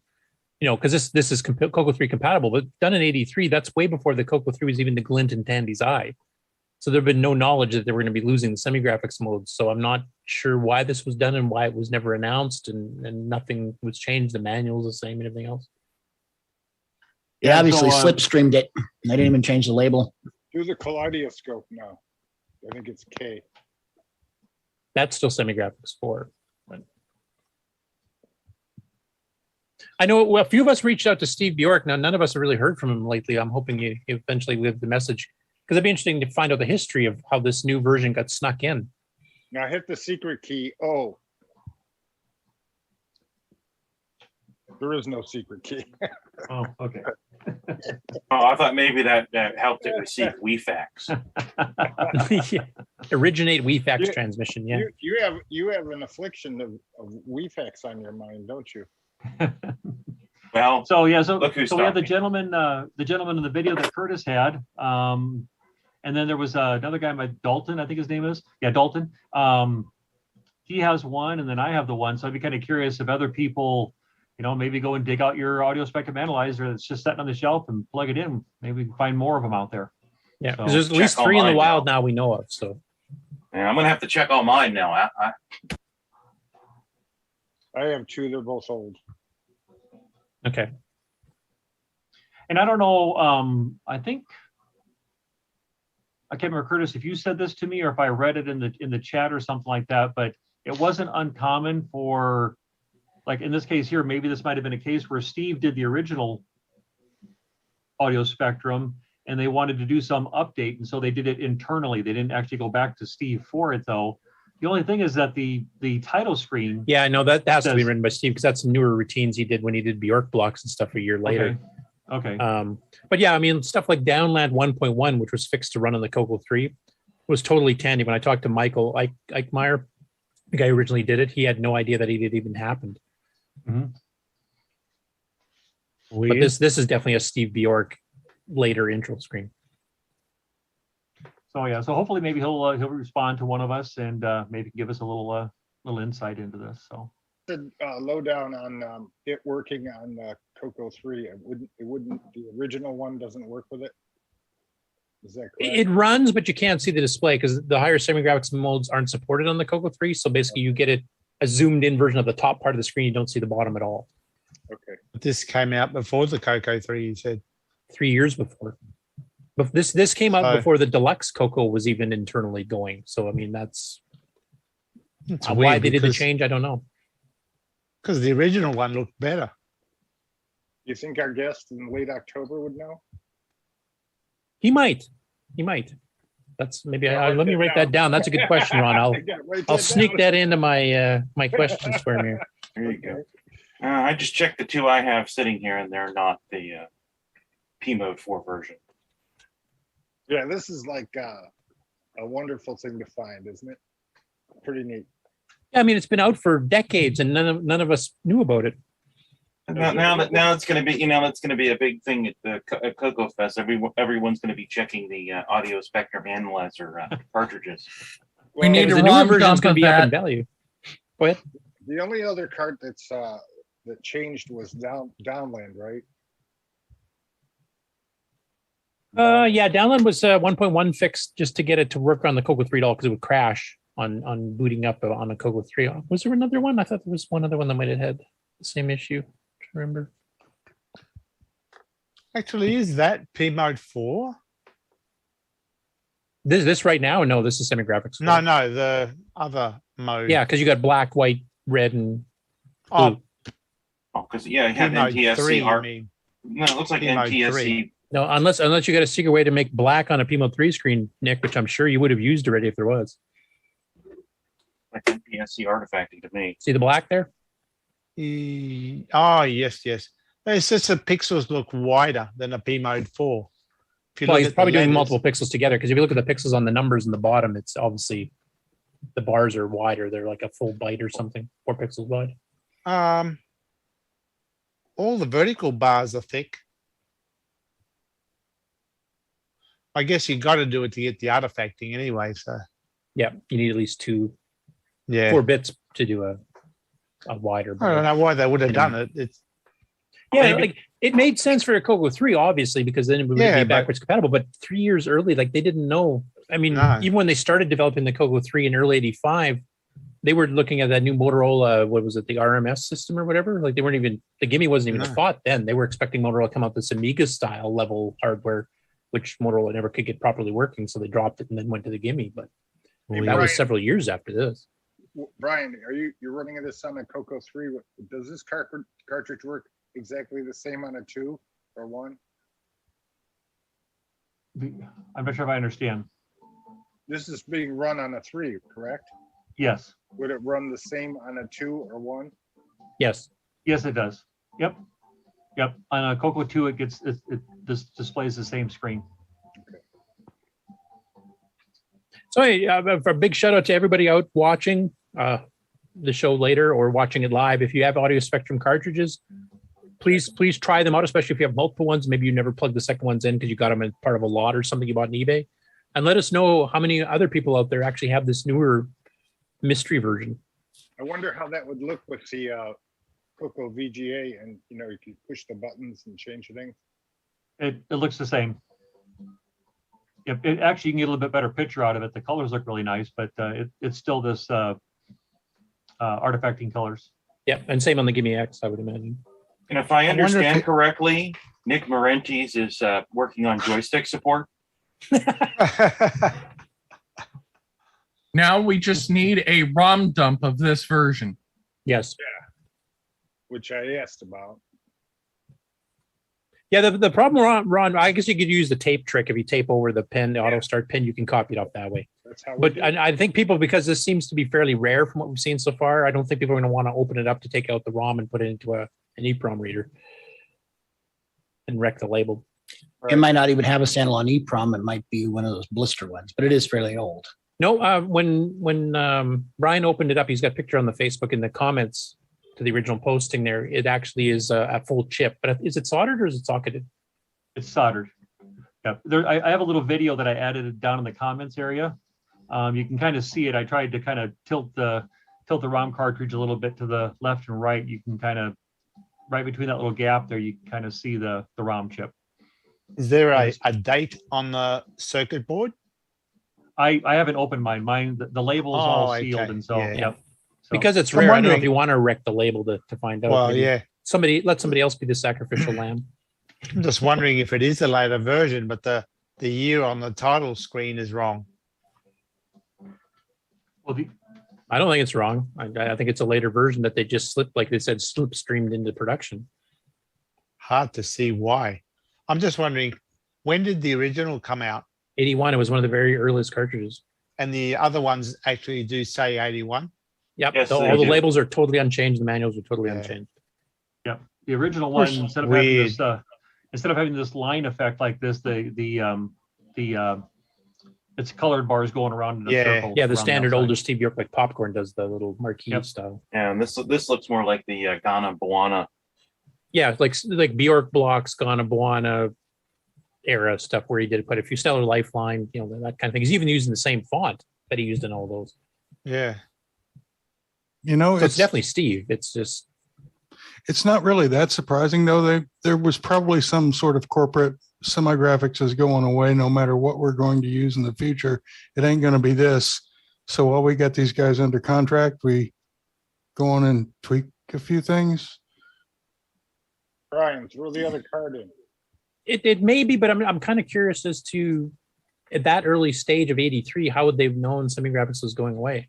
Because even the T1 VDG that they did on the deluxe CoCo and then on the later CoCo 2s supported semi-graphics, so it wasn't going away then. Was the CoCo 2 even out yet? CoCo 2 came out in late 83, so it came out in roughly late September. It was a few weeks after the 64K CoCo, Color Computer 1. So it came out in the fall. Now, when in 83 this came out, I have no idea. But both of those still supported it. Yeah, this is the original. This is the one I'm familiar with. And of course, if you run the main thing there, now you see on a CoCo 3, it doesn't work because now it's stretching out because it doesn't have the higher semi-graphics modes. That's cut off down below. Yeah. You can just kind of see a bar pop up every so often. Yeah, it does work actually, though.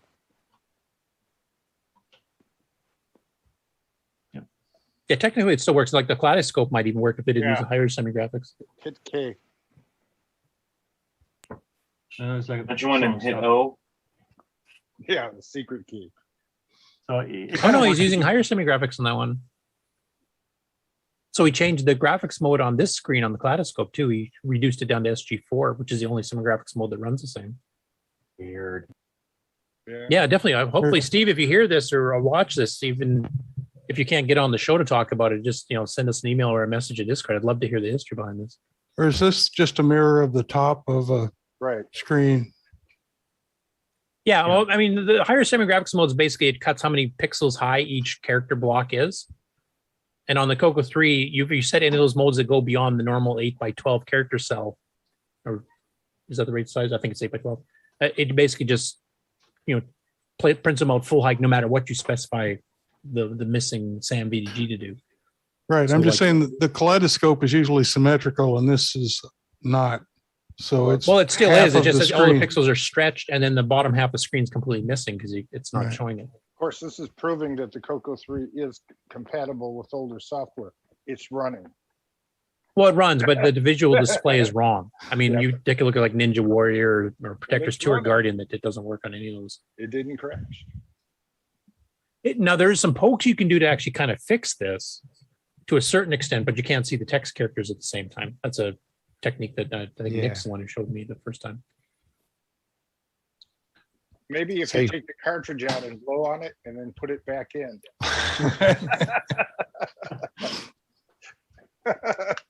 You try that and get back with us. Also, some comments in chat from Daddy Burrito talking about George passing away. He says, "Hi, still catching up here. Sorry to hear the news about our friend we lost. I totally recognize this gentleman. He was a super kind man, and you're right. He's been attending CoCo Fests for a super long time. I do remember seeing him in the 1990s, and maybe even might have seen him at Rainbow Fest back in the 1990s, like the earlier ones, pre-CoCo Fest, so 90, 91. And I think I remember him from that time period too. Just like Al Curtis said, super nice man, always interacting, super knowledgeable, super nice. It's a sad loss, and he will be missed."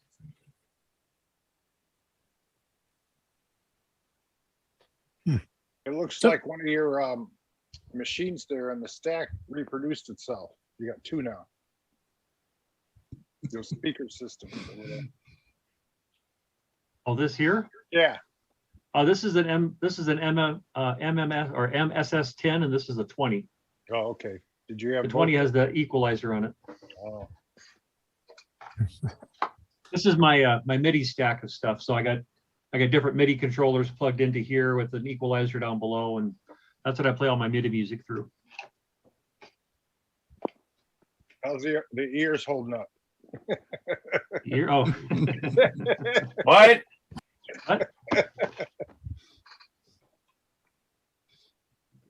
Anyway, thanks for all those show off pieces. Thanks for also finding another, like the third, in the wild copy we know of now, this new version of Audio Spectrum. Like I said, for anybody in the audience listening to this or watching it after the fact or live, or panel members, whoever else, if you got multiple Audio Spectrum analyzer cartridges that you may have never just bothered firing up, I'd love to see how many of those newer versions are out in the wild. And hopefully we'll hear from Steve soon, the story behind it.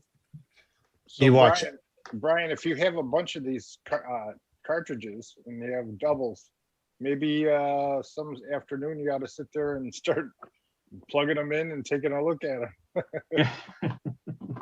I did that with the ones that I knew of. So, but, you watch on eBay, Spectrum analyzer cartridges will start selling like crazy. I don't know Triple what the price. version this Fair, one new is. version.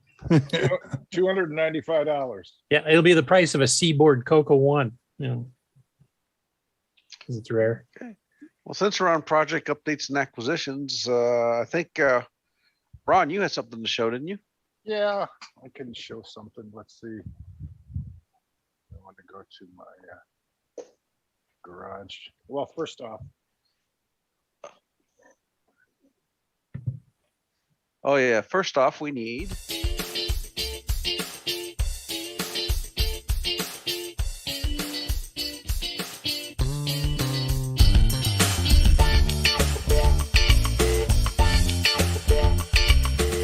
Okay, there you go. you guys Don't know if that worked. You guys know what this is? Tennis racket. Can you zoom them No up, idea. Mark? Like a soldering iron to me. Yeah, Find the button. Looks like I think it's probably a Weller. this is what Paul Barton used to make all those wires that you guys complain about. That he he makes a mess of. I don't know if it's complain about or in awe of the fact you can keep track of it all. It's, it's better. Yeah. This is all he had left. I give him 3 or 4 different ones, and this is the one he didn't tear this one up because I think he liked it. Have you tested it to see if it's the right guy? Not yet. Maybe it's Audio Spectrum analyzer. It might have a 256 color mode. This thing here, I don't know what it does, but it looks pretty. It's a multimeter. It's a multimeter. Is that a Fluke brand? It's a 507 finest. True. I think you're supposed to put the 2 cables in each nostril. Yeah.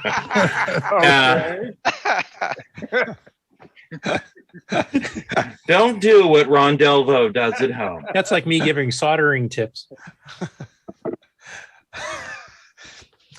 Hey, There you go. There's Ron modeling the latest and finest eyewear for going to the beach. Yeah. It's the Mark Overhoser style. Yes. And then it's the dress up kit. he had little gadgets like this thing called a picket.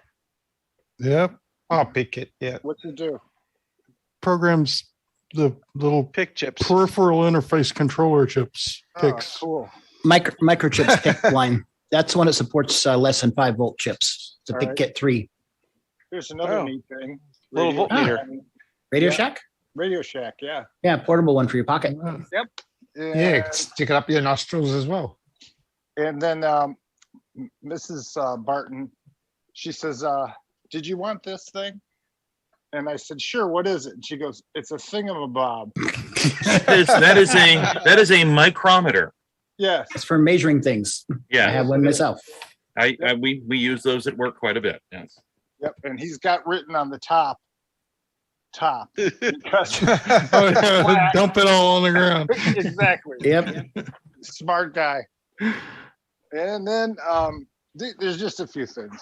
I won't bore you too bad, but Oh, this isn't boring. This is good. he had a bunch of these. This is Duke Nukem. That was something called game Boot, discs. Maximum CD, PC Gamer. Well, just a whole bunch of Games EXE, December 1996, Games EXE, a bunch of demo, CDs that used to come out. And then SRS, whatever that is. Anyways, there's a bunch of these. That'd be fun to look through sometime. And he has a lot of boxes like this, full of different things. And here is a whole bunch of LEDs and controllers for LEDs and LED ribbons. Light strips, basically. Yeah, all kinds. Very nice.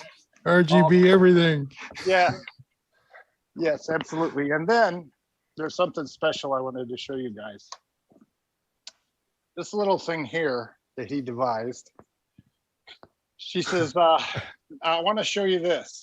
Is that a Christmas tree ornament? No. I said, well, what is that? And she says, well, he came up with this device. You turn it on and it follows headlights. You put it on your rear view mirror and it would follow the lights that go by.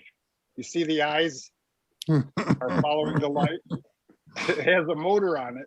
It has two rechargeable batteries on the bottom, and you can hear the motor going back and forth because it's detecting the light.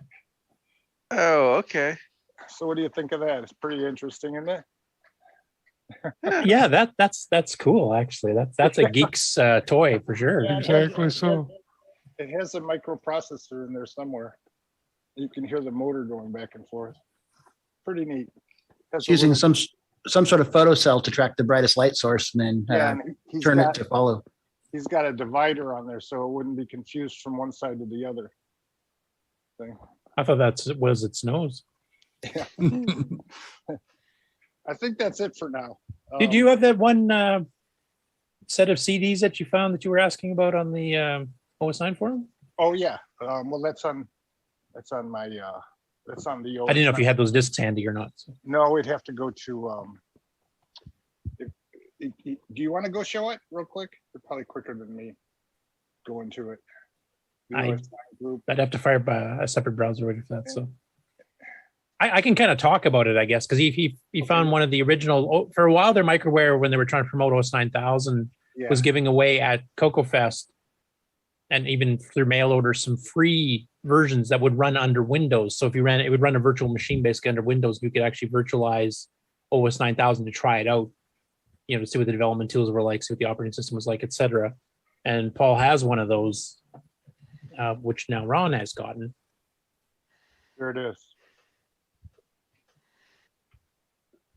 Because the earlier versions of OS 9000 that they gave away for evaluation was actually you had to boot off the CD right from the booting the computer up from scratch. You had no Windows, you had nothing. You just had the OS 9000 terminal shell and stuff. But this actually lets you run it as a process under Windows to give it a try if you want to use this for doing industrial type applications, etc. Microware, and I think the guy from Microware spoke. What's his name? Alan. Yeah. Bettinger? Yeah. Bettinger? Yeah. Now, another thing that Paul Barton did was on his CoCo 3, he completely changed the boot screen. So it says this: extended color basic 2.0 hacked by garden gnomes in the year 2020, the lost year. Ding. Philosophy. No one knows why. 8192K RAM, second generation no-can. Hitachi CPU HD 63C09 EP. Serial with 16550 at FF68. Hard drive IDE at FF10. Okay. Interesting. And then he also has the screen, the boot up screen different, which I don't think I showed here. But anyway, it's interesting. Have you really gone through lots of Paul stuff at this point, or do you still have tons to go through a yet? bunch of it. He has lots of wires and things. He's got cables and wires, and he's got boards that have spaghetti on them that go nowhere. Like he must have, desoldered it and made it.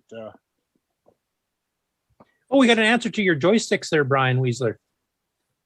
Tom Eric Anderson looked it up, and the mystery joysticks were the Spanish Eurohard Dragon joysticks. Oh, good. Figured it out. Okay. And is Brian still on the call? I know he had to leave a little bit earlier. But... yeah, there he is. Sorry, I was frantically writing. You said Spanish Euro?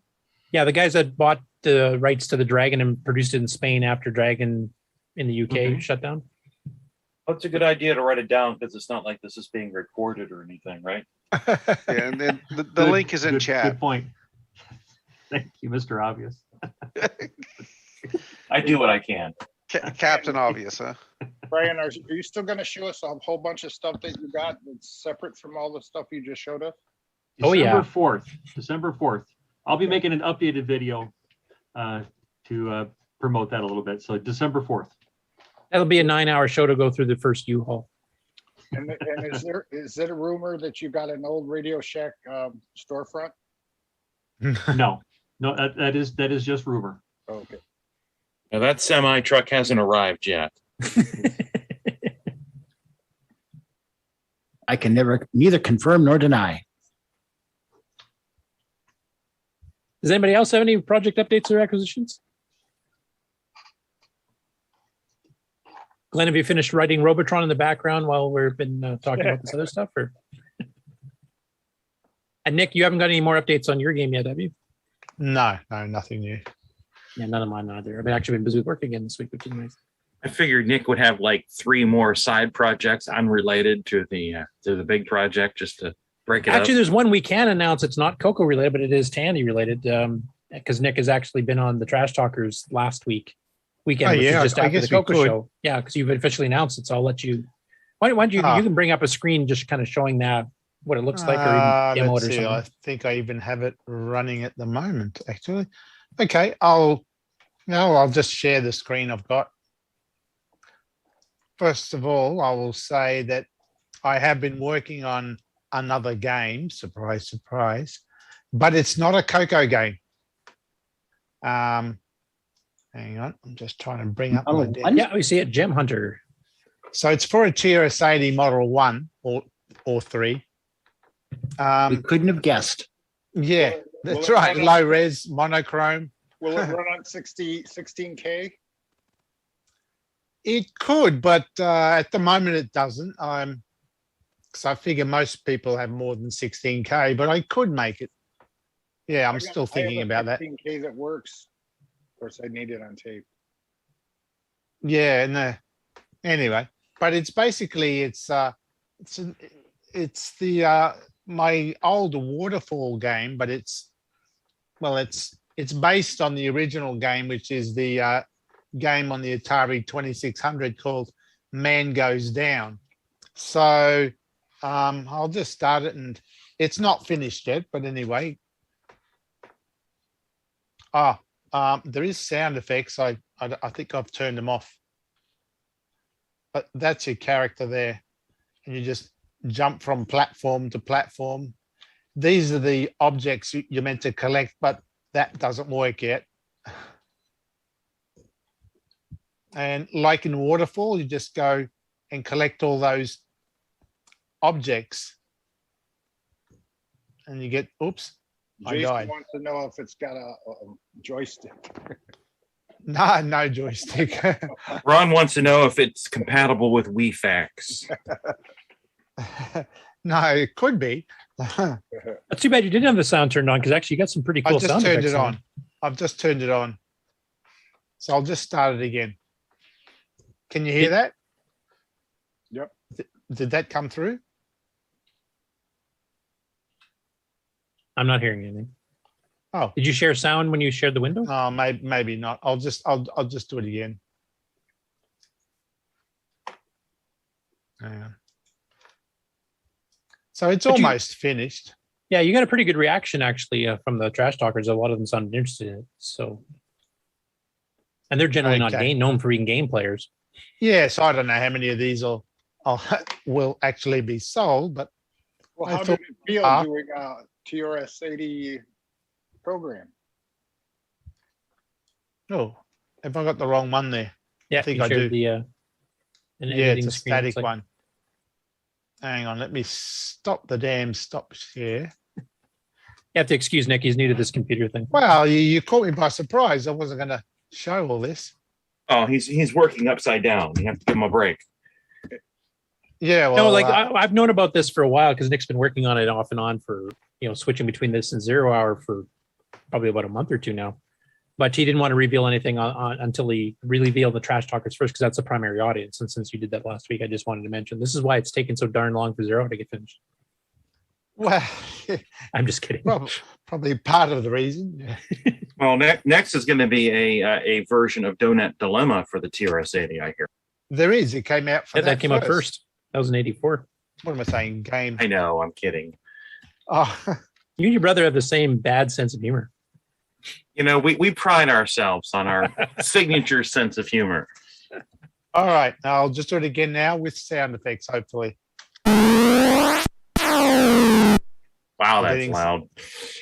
It is. It's coming It's out one of bit the sound. You emulator. can't control the volume.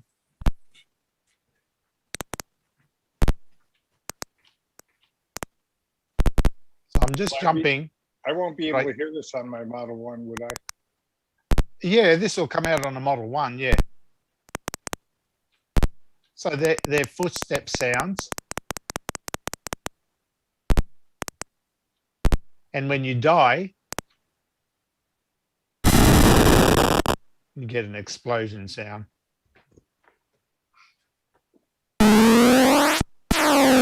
You get that zipper sound.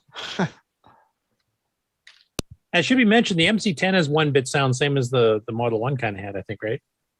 Yeah. These kind of sound effects you could actually do in the MC10 games too. Yeah, yeah. So that's it. That's what I've been wasting my time on. You did nice. Anyway, so that's. Will it remember the score? Not at the moment. I don't know how to do Disc IO on a Model 1, so. Yeah, because you were mentioning like back in the day when you wrote Donut Dilemma and Stellar Odyssey and all these other games that you did back in the early 80s before you got a CoCo, that you were running off cassette for most of it, or all of it. All of my Model 1 development was on a cassette. So I don't know how I did it. I couldn't do that today because it took 5 minutes to load the editor assembler, probably another 5 minutes to load the source code, and then 5 minutes to save it, and then 5 minutes to load and test my code. And if that didn't work, then repeat. Oh, well, while you were waiting for all that, you could go ahead and make a Vegemite sandwich. Well, I did. That wouldn't have been my choice, but okay. Oh, well. So, yeah, I don't know how I did it, but that was all I had at the time. I didn't know better. So I thought, this is it. This is great. But then when I got a disk drive, I wrote about 6 programs on the Model 1 that way. I do think it's cool because you're kind of going back to your roots. Because I mean, the very first home computer you owned was the TRS-80 Model 1. And I still got it. Yeah, it still works. And it still works, yeah. But you hadn't touched Z80 assembly language since that's the other thing. Or 85? No, it's been 40 years since I did Z80. And I can tell you now, the 6809 is far better. Far better. So if anyone's trying to learn machine language, if you're trying to do it on a CoCo, that is a lot easier than trying to learn how to do it on a Z80, and heaven forbid on a 6502. But yeah, I had to see, and that was part of the reason why it was a bit of a slow start, because I had to try to remember how to code in Z80 again. It all came back. I think I'm pretty well back where I was, but yeah, I'm pretty well can see that a 6809 is far better. How do you keep these commands separate in your head? Well, I mean, I don't know, but quite a bit different, or yeah, they are different. The same basic concepts, but yeah, they are. There is a difference. And some of them are sort of close, like LD for load is. Yeah, yeah, some of the syntax is a little bit different, but you can adapt to that. What's hardest is the fact that on the 6809, most cases, I can do anything with any register. I don't have to worry about, have I got the right register to do this or that, you know. On the Z80, something that works with one register does not work with another register. You've got to have the correct registers. And that was the most painful part, knowing that, well, I don't know why this doesn't work. It, you know, works for other commands. And then I look it up and I think, oh, it only works with one of the registers. All the other registers, it's an error, even though it's the same syntax, but just the register is different. It won't work. You've got to have things in the right registers. And I didn't know about it back in the day because I didn't know better.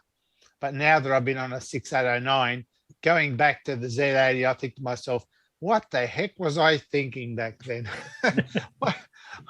It's so, this is almost as bad as trying to do everything on a cassette. Now, are you developing? Are you developing on the TRS-80, or are you doing some kind of cross-platform? I do most of my developing with an emulator, actually, because my Z80 is not in the same. My Model 1 isn't in the same room, but I do have it set up elsewhere. I do take my code on it, and I load it on that to make sure everything is okay. And yeah, but the development, I just do that on my PC with one of the emulators. So kind of like what Glen's doing with his sort of. Well, Glen's using an assembler that's running on the PC, isn't he? Whereas I'm using an assembler that is on the Model 1. So I'm still running it on the original speed and everything. So even when you're running the emulator, you don't overclock it to get the assemblies? I don't know, no. The reason I don't, though, is because it's not easy to go from high speed to low speed. So I want high speed when I'm assembling, but when I'm testing, I want to drop it back to low speed.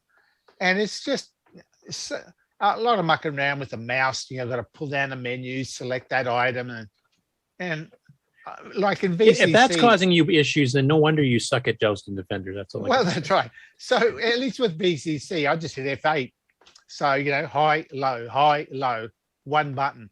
But on the other emulator, I'm just too lazy. So. So do you have an SD solution on your Model 1? Yes, I do. I do. That's how you can take and put the it is. I've got a GoTech drive on it.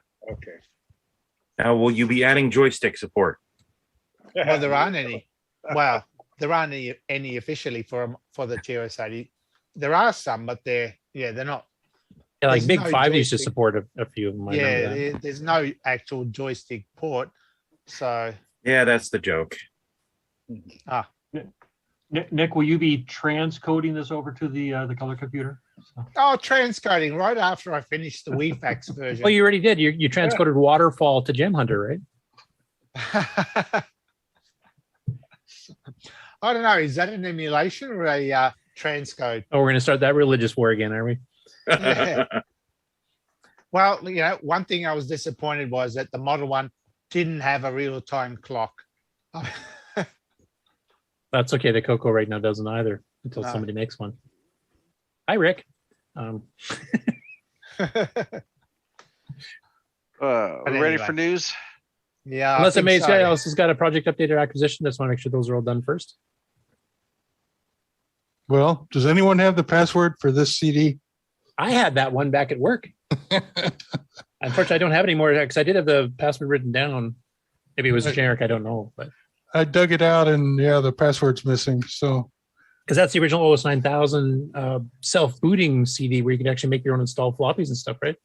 Right. It has lots of goodies on it that I can see and not touch. You're gonna contact Microware? Yeah, Alan Banniger might actually have some of that stuff if you're lucky. You might even be able to just download it. I just found the CD and wanted to play with it. And yeah, because that was back when it was for the 386 and higher. We had it at work for evaluation too. Password is password. I should try that. Yeah. Microware 1. I wonder if it's 1, 2, 3, 4, 5. So that's the Intel version, is it? Yeah, it's let's see, board level solution and OEM package. Right. I'm trying to remember, did that one actually come with the Ultra C compiler too? Or is it just Oros? I can't remember. It does not say. I've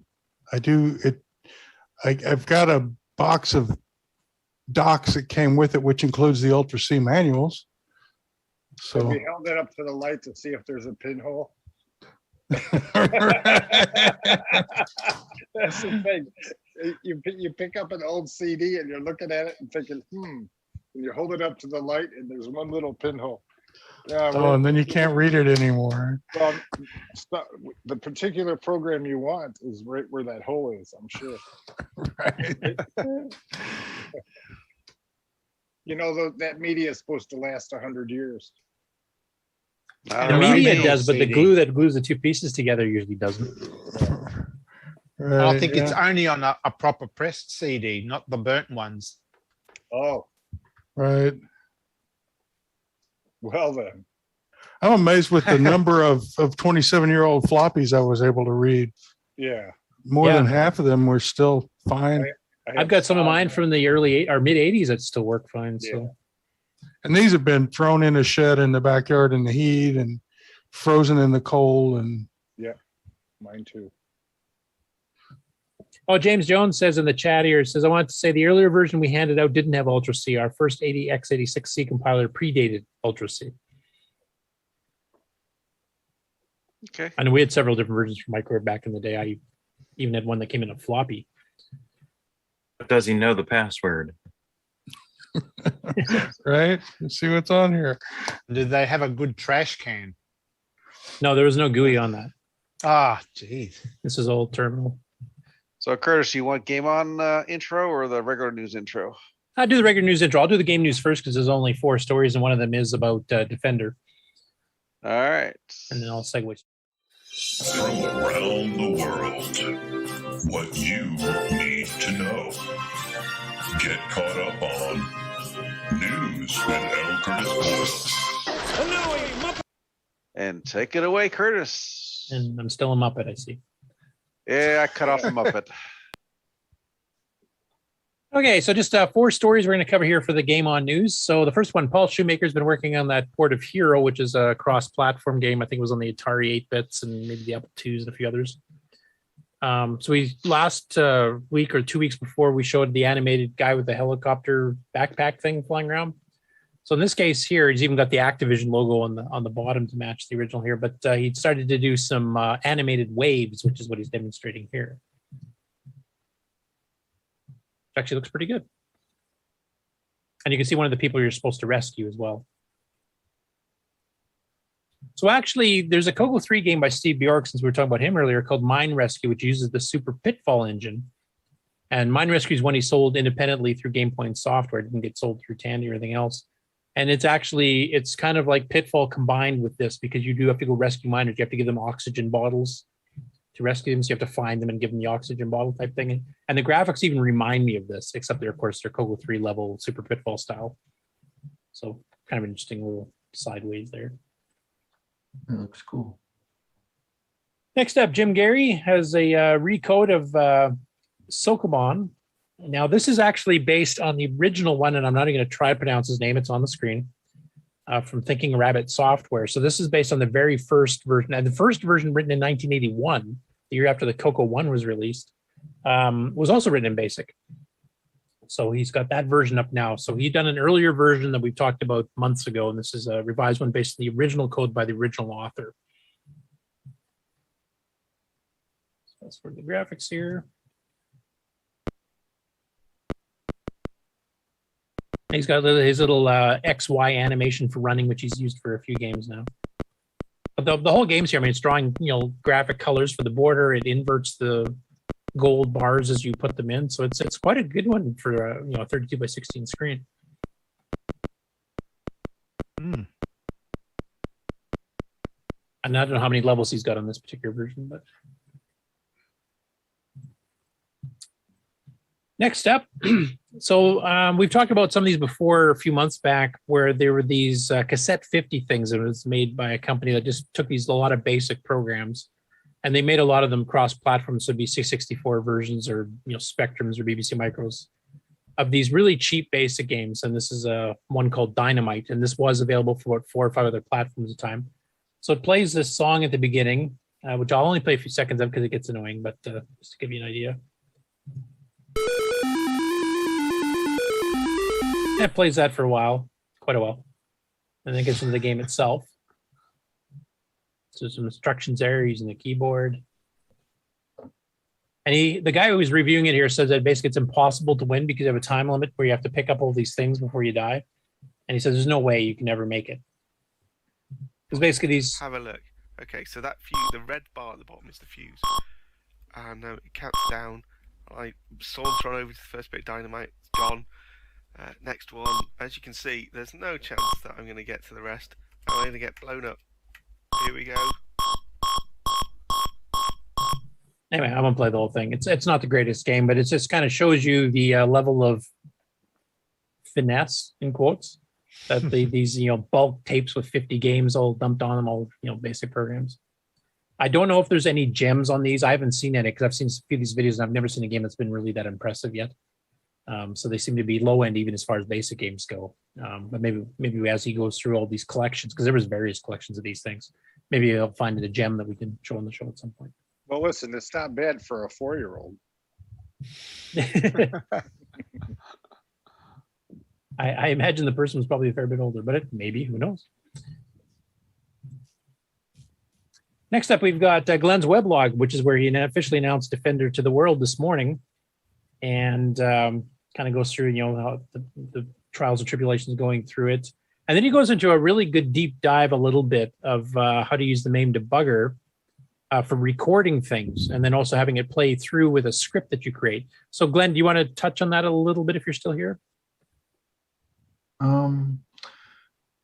Yeah, I remembered a while ago that MAME could record your game input, so you could like share your game with somebody else if you wanted to. So when I was trying to find the bugs in MAME or in Defender using MAME, I'd have to play the game, it would crash, but if you turn on the debug feature, which records the logs and stuff, it slows MAME down like way too slow for you to actually play the game.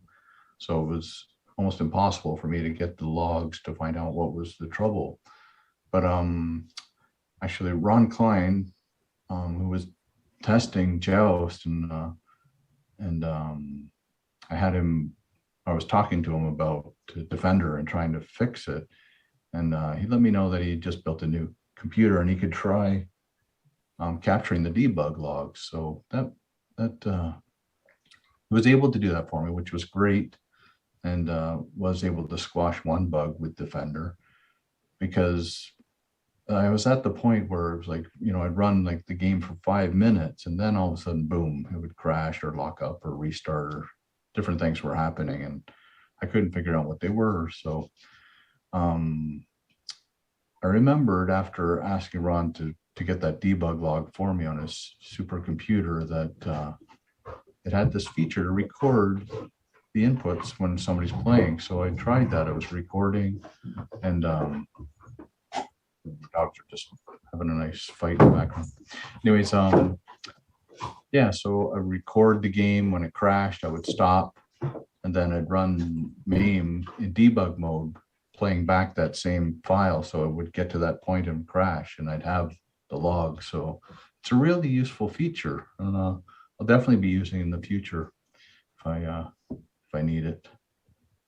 Yeah, because when you were kind of just talked about it there on your blog, and then I kind of got to, I think this morning we were getting the webpage stuff straightened out, and I've used the MAME debugger quite a bit. I set breakpoints and writing to certain memory addresses and stuff, but I had never really used the logging feature all that much. But there's definitely, when you're trying to handle like interrupt-driven routines, when you have no idea when these things are going to fire off, it's actually quite useful to see what led up to it.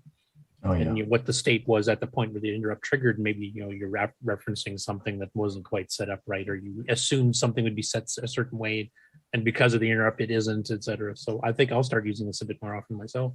Yeah, it's really good because you can set the log file up to print every single register, even the CC register, so you know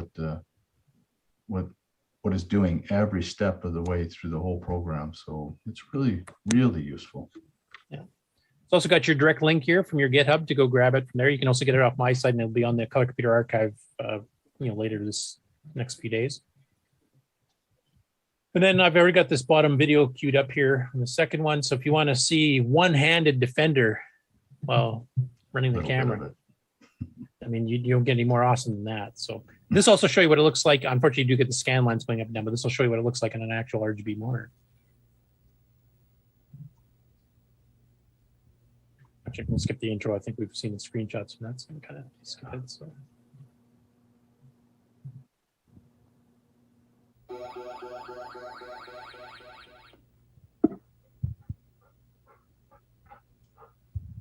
And this part you can shut off.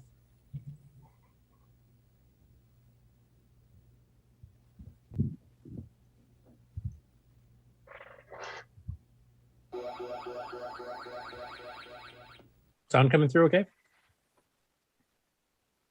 Yeah, great. Okay, didn't know if I should turn it up or not.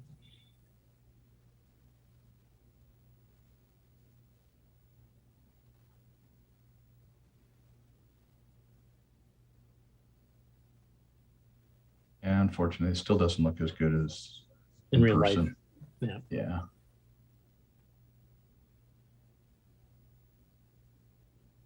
And this is a screen where you had to do a minor timing change because it wasn't quite lining up the shot. And see the scanner, the little white dot where it represents you?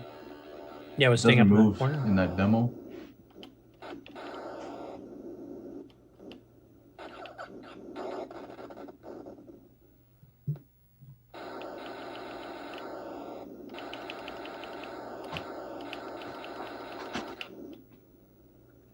It runs a good clip. The sound's pretty well dead on, except for the couple little warbles on the two specific cases. But the gameplay itself, it doesn't have any problems with.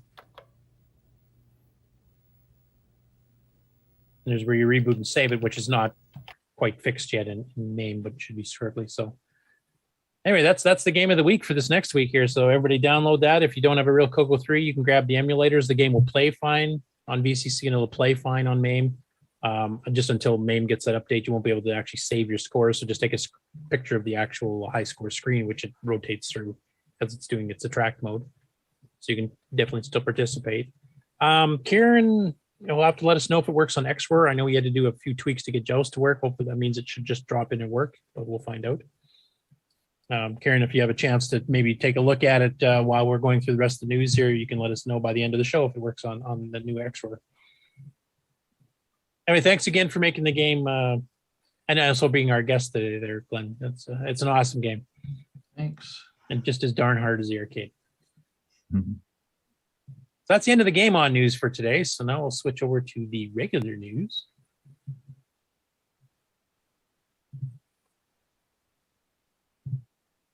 Windows open here.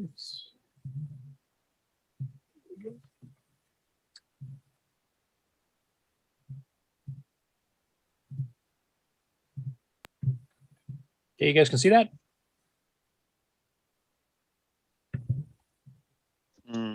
Yeah, we see a screen. Okay, and you see two people on the screen? Just make sure we're at the same screen. Yeah, a guy with a Rolling Stone shirt. Okay, cool. So the one on the left you might recognize, that's Mark Siegel from Tandy. He was actually the main guy, Tandy, that got the CoCo 3 going. I was also behind a lot of the deluxe color computer that never got released. And was basically the guy that kept the CoCo 3 alive at Tandy as long as it did. If it had been up to some of the other people at Tandy, it would have been canceled several years earlier. He's also involved in a lot of other things. This is an interview actually from the All Things Tandy Facebook group page. And they go into, the guys on that page are definitely more oriented to the Tandy 1000 level stuff. So most of the questions they asked were about the Tandy 1000. Now, Mark, his pet project was the CoCo stuff. That was kind of his favorite because he did stuff, he was at data stuff before he got hired by Tandy, when him and Steve York were working at the same time. So he goes and mentions a CoCo fair bit. He mentions Deluxe CoCo and some of the decisions that were made, but not in much detail. But it's a pretty good interview. It goes through a lot of his history with some of the other stuff they did, like doing the multimedia stuff on the Tandy 1000s when they made some of the sound and graphics cards and the more advanced stuff. But a lot of the other PCs were not doing it at the time. delves a little bit even to mention like Thor and a few things like the original plan for doing the rewritable or the writable CDs before anybody else had done it, which never unfortunately actually came out. But I'm also proud to announce that we're actually going to have him as our main interview on October 30th. So if you guys want some background on him, watch this interview here. It'll give you a little bit of a background. Also, if you've got a copy of Nick Brandy's Coconuts book, he did an interview with him back in 99, 2000, somewhere around there. Yeah, Nick? something like that. By email. So he's got some details in there too. And if you have any questions for him, I'm already compiling a huge list that I'm going to try to send him by the end of the weekend here, because he wanted a little bit of preparation, just to kind of pull out any records he needs to, or try to remember something. But yeah, this is a pretty good catch for us to get an interview with him. So I'm really looking forward to it, because he's got a lot of insider knowledge. And I know one thing for sure I'm going to ask him. I don't know if he's going to answer it. I sure hope he does, because he hasn't in the past. Is how many CoCos were sold over its lifetime? Because I've been keeping track in a spreadsheet of every time somebody shows a picture of a CoCo in a video, or was mentioned in person to me or whatever else, of the serial numbers. And as far as I can tell, the serial numbers did restart at times within the same line, like the CoCo ones. It looks like there's several times where it restarted. I don't know if it restarted between Europe and Canada versus the States or Australia or whatever. So I can't really tell how many were sold. I'm guessing. I did see one magazine article in mid '83 that had mentioned that over 500,000 CoCo ones have been sold by that time. And that was before the CoCo 2s even came out.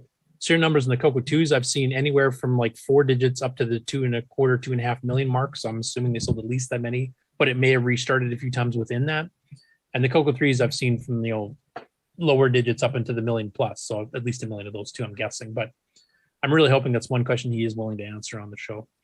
But also we'll delve into stuff like the history of the deluxe color computer, what happened with that, the original development of the CoCo 3 with the original Motorola, what the heck was it called? The RMS system that was actually going to have Amiga style hardware, like 4096 color palettes and super high res modes and all this stuff with hardware acceleration, blitters and everything else that then Motorola just couldn't deliver. And they were planning it as being both a 68000 and 689 compatible system, but it never really happened.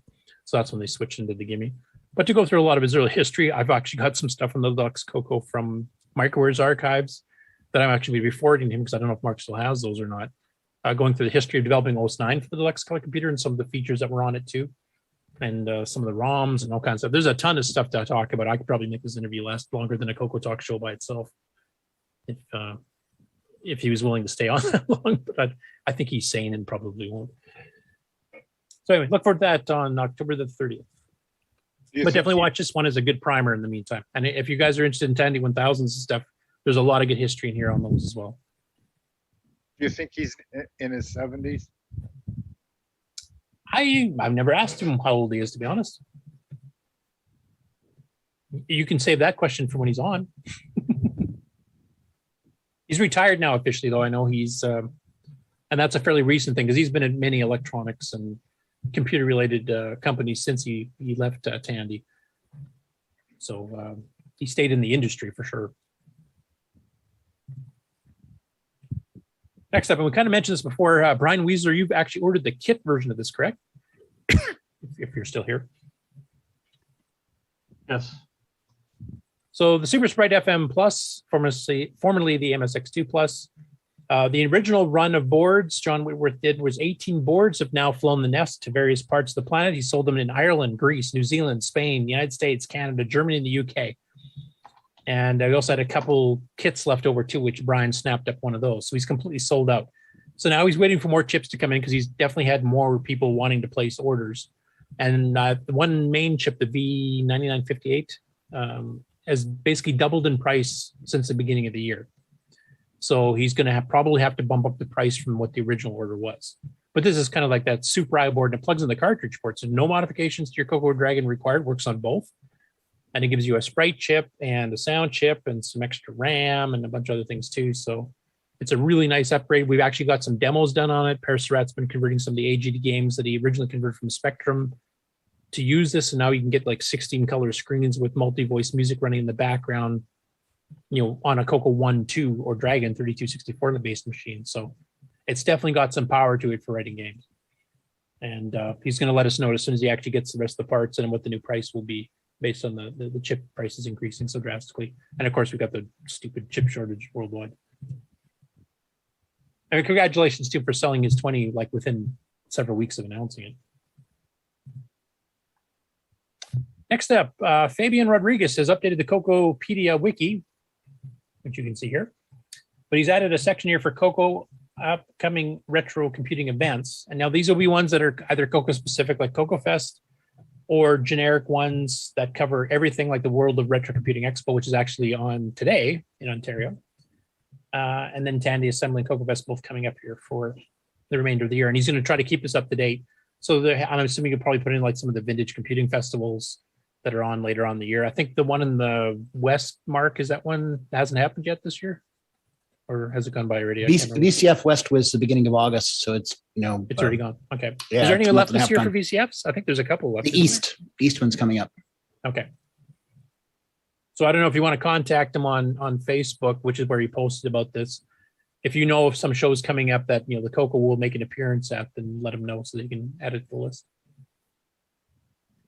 There might be something at East, and anyway. Okay.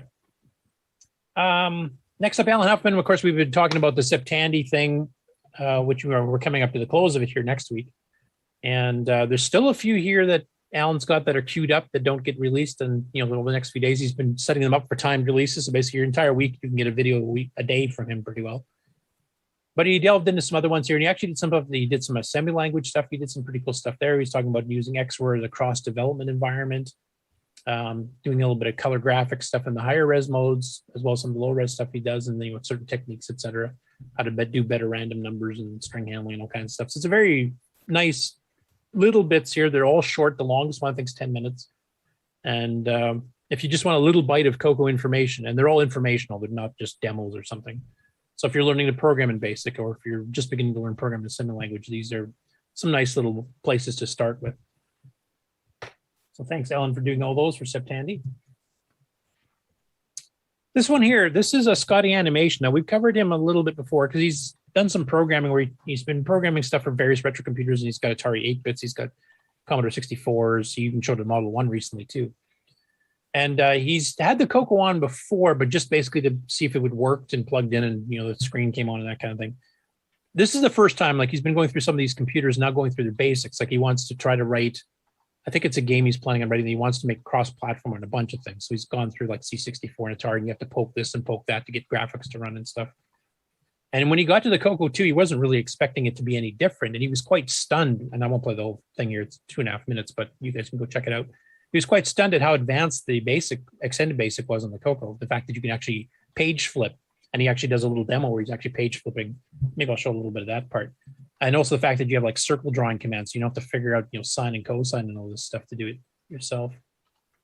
What's back here? I wrote that 2 minutes when we have illustrates some page flipping.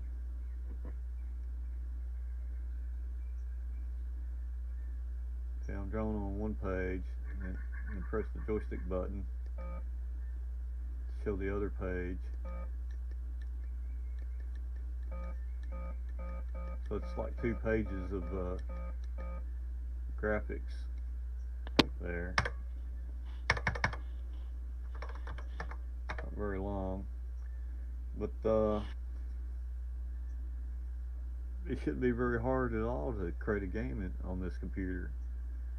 I'm very impressed with the I think it's extended basic 1.1. So yeah. And you'll notice his title, it says best basic in the world. And I mean, especially when extended basic first came out in 81, 82, I think was the first version, maybe 82. Can't remember now. I know Microsoft was late with it the first time because it was supposed to be out when the CoCo 1 was announced, and it ended up not coming out, I think, until at least like the end of November or something because they had some bugs they had to fix. But I mean, it is the basis of what GWiz Basic on the PC came. That's where the play command originally came from. The draw command originally came from that. GWiz Basic also picked up. So a lot of the advanced features that we got were kind of the testing grounds for the IBM PC Basic that came out a year or two later. So it is one of the best, advanced basics of the time. This was posted in our Discord by Patrick B. And he's made this available through his Google Drive. And it's a searchable PDF. But what he had basically done is he'd taken the old Tandy Delphi forms from 1988 through 1994. Now, this is not the CoCo specific forms or the OS9 specific forms. This is the Tandy ones. So it's like the PCM magazine that Falsoft did, the same guys who did Rainbow. And there's some CoCo stuff mentioned in here, like how do you transfer files between an MS-DOS machine, like a Tandy 1000, and a CoCo or vice versa. What hardware is compatible, like you're mentioning some of the joysticks work. They mentioned that some of the video cards, and I didn't know this because I don't have a Tandy 1000, never did, but some of the video cards that the Tandy 1000 used actually use the same RAM on the card that the CoCo 3 used.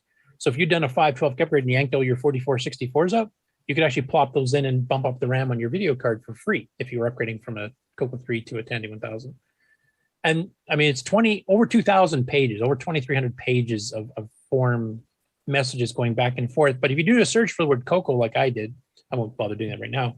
But it's kind of funny because you see some of the people that have switched over, and some people have switched back because they weren't that impressed with the Tandy 1000. Some just switched right over because they were playing games with the Sierra games with multi-voice music in the background stuff. But it's kind of fun watching the discussion, especially people that have been gotten used to using OS9 and then they bought a Tandy 1000. They went back to single tasking MS-DOS, or they had some of those task switches, but basically your other shells would slow down to an absolute crawl, which I do remember from back in the day. And they were going, we're not impressed type of thing. So it kind of brought back the old computer wars like we did back in the old days.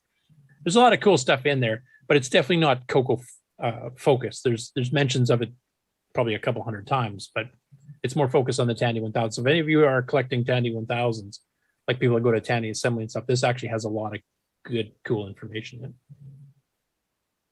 And you'll recognize a lot of the names in there too. Okay, next up after that. So this is a video by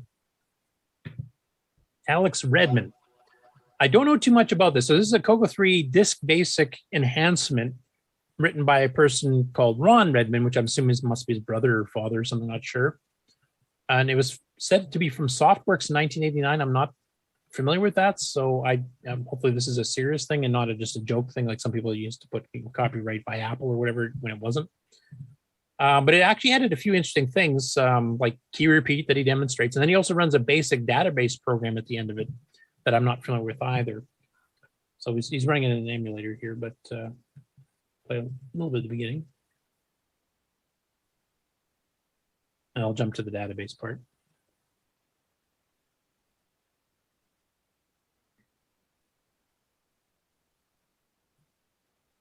So it says enhanced DOS Basic 3.2 copyright 1991 by Softworks Inc. Is anybody here familiar with Softworks Inc? Because that's not a company I'm familiar with.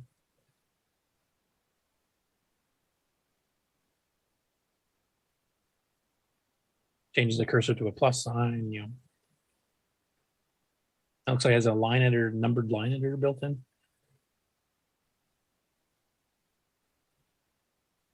I'll fast forward a bit here. So this is a little database where you start setting up like what fields you want and limits of the fields, etc. And I'm not familiar with this particular one either. It was kind of interesting that he got that running, and his comment was Throwback Friday, because it wasn't Thursday for Throwback. Circa 1999, custom DOS shell and freeform database, fun times. So I don't know too much of the history behind this. So maybe I'll have to contact him on Facebook and see what I can find out about that, because I've never heard of that particular basic extender. Next up, we have Pedro, who's actually one of our regular Discord members here, actually just posted this up last night.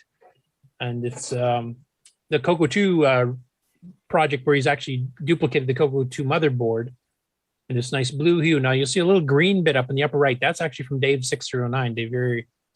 And that's actually an adapter for doing 28-pin ROM sockets to a 24-pin.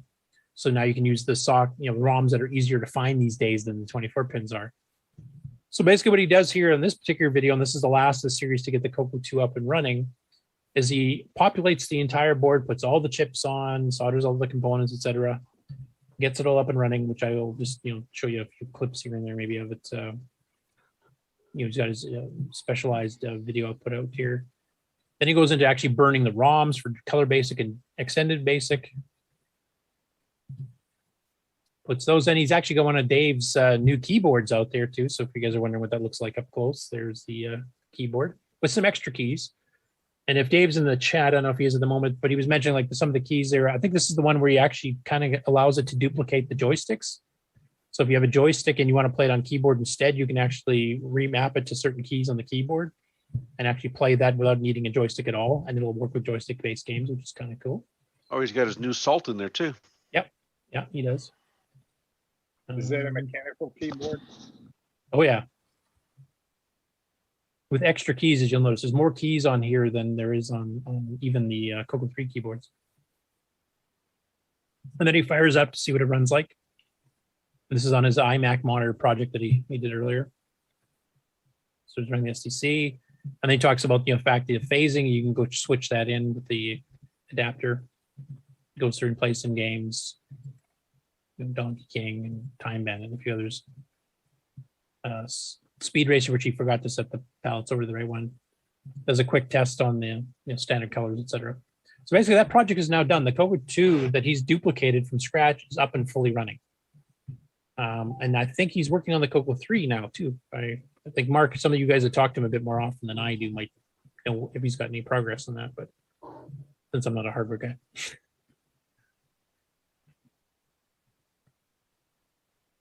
It's a good video. You should go check it out. Next up, we have the Retro Channel. And he'd done a project last year for Septandy of doing an S video and composite video upgrade for a CoCo 1. But it was a fairly complicated bit of board. So this one here, he actually simplifies it greatly. So there's less components, less stuff to go wrong. And he's got a pretty old CoCo 1 here that he's doing this on. I'll just play a little bit of the intro. Hey everyone, and welcome to the Retro Channel, and welcome again to Septandy. This here is the Tandy Radio Shack color computer, or CoCo as it's more affectionately known. Now, last year I showed an S-video mod that was somewhat complicated and required quite a number of components to build. This year we're going to do another S-video mod, but I've greatly simplified how to do it. So similar to the Atari XE video mod that I showed recently on the channel, there's a few main goals that we want to keep in mind. First of all, it's got to be simple. Second of all, it's got to use very off-the-shelf generic components. So there's no FPGAs or anything like that. It's just a few passive components that pretty much anyone can get a hold of. Third, it needs to be effective.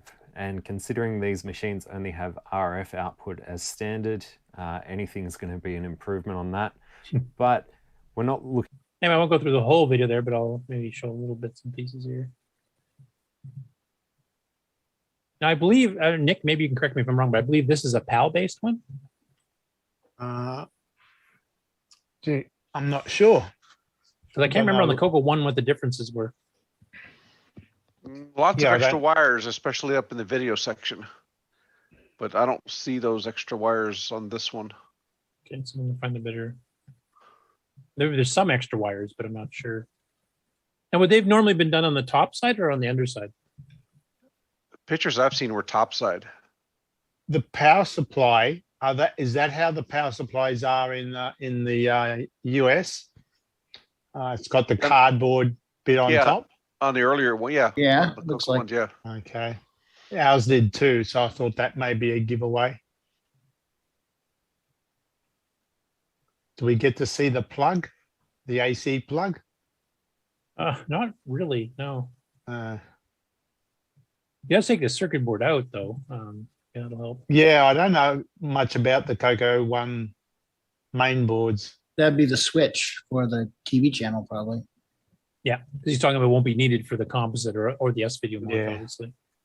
I think it's in technical detail about chroma and luma and separating them out. He also mentions that if you're on PAL, of course, you'll lose your artifacting, but you'll get super crisp, clear text. And if you're doing just black and white graphics, it shows up really nice and clean. And there is some baud wiring on the bottom here, which was factory. So I don't know if that's related to the PAL thing, because it is in the video, because this is the RF modulator area. I don't know if you guys are more familiar with the hardware of the CoCo 1 than I am. So, yeah, I don't recognize it. Yeah, I don't. Okay. Then he goes through and does all the stuff. He hooks up the sound, etc. He does a bunch of testing on his scope, and then he actually does some, live result. YouTube bugger off.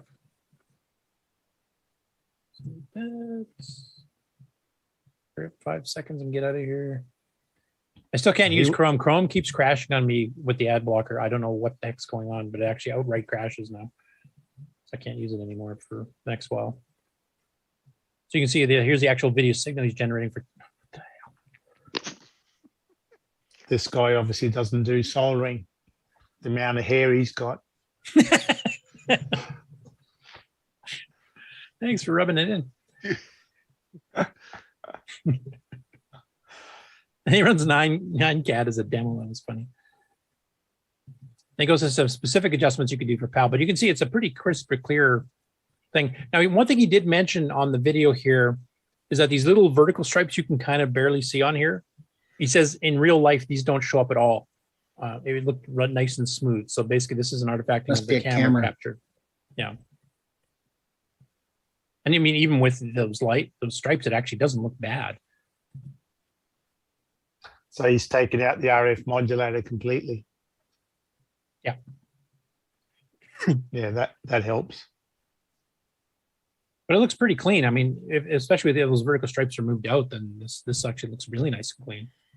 Especially for CoCo 1, because they were not as good at RF as some of the other ones. But then it goes into what it's like when you're running an ad. Anyway, but basically it goes into the fact that the PAL ones, he shows Bagged Man as an example where you just get the vertical stripes, and then he actually does it through the composite part and shows that really ugly what the RF look like with the purple and green stripes and stuff that you get on PAL trying to do artifacting. Yeah. Anyway, that was a part of a Septandy as well too. So Septandy ends this week coming up. So next week will be the last of Septandy for this year. So we'll see what new videos get put out. Obviously, I'll have them. There's some more that are queued up and ready to go. So that's the CoCo news this week. And now we switch to MC10 news. So the first one here, and this is from the Atari Live forum, as opposed by Jose Antonio Vaca Bello, I'm not sure if I'm pronouncing that right, where he received an MC10 without a power source, so he built his own. And he kind of goes through, the parts that he got to do it, the case he made for it. Hopefully it's not flammable. I don't think that's a standard Tandy cassette recorder either, but they got up and running. It's running fine now. So for any of those that might have picked up an MC10 that is also missing a power supply, is a faulty one, this is a way to get it up and running. Next up after that, Greg Hamilton has ordered his MCX32, which is the SD card with the 32K RAM option added on, which a few people have upgraded now too. And he ordered it to Australia from Ed Snyder. Ed Snyder lives in Minnesota. Ed Snyder shipped this thing on July the 8th. He finally got it September the 22nd. Wow.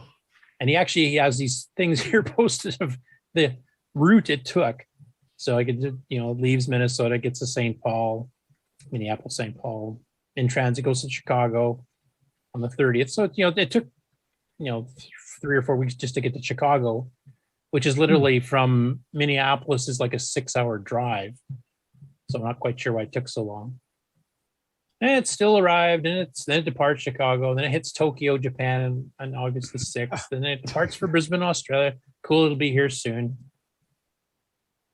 And then it departed from Tokyo, Japan again a week later. How it did that, I don't know. It never went back to Tokyo as far as you can tell. Then it departed Brisbane. Now it departed from Tokyo again. So I don't know if it was just bouncing back and forth between planes or if they just, totally screwed up the routing and it just never left the place in the first place. I think the tracking. And it did this like 4 or 5 times over the span of a few weeks here. And then it finally got processed into Australia on September 11th and was delivered 11 days after that on the 22nd. Now that might have been COVID or something, who knows, or customs, but yeah, it never should have taken that long. No. Safe to say, I think they lost money on the shipping on that.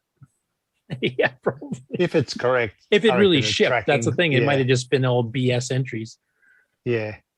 And is Ken still on the call? Yes, I am. I will I will mute this and just start playing a little bit of it if you want to kind of explain what the video is about, and we'll direct people to go watch it. There's someone who's an imitator of you, Ken. Yeah, looks a lot like me. Yeah.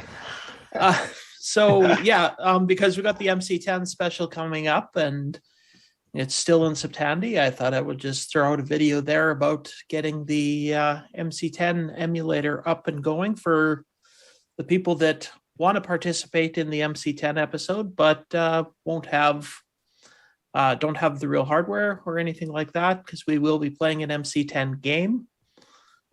So,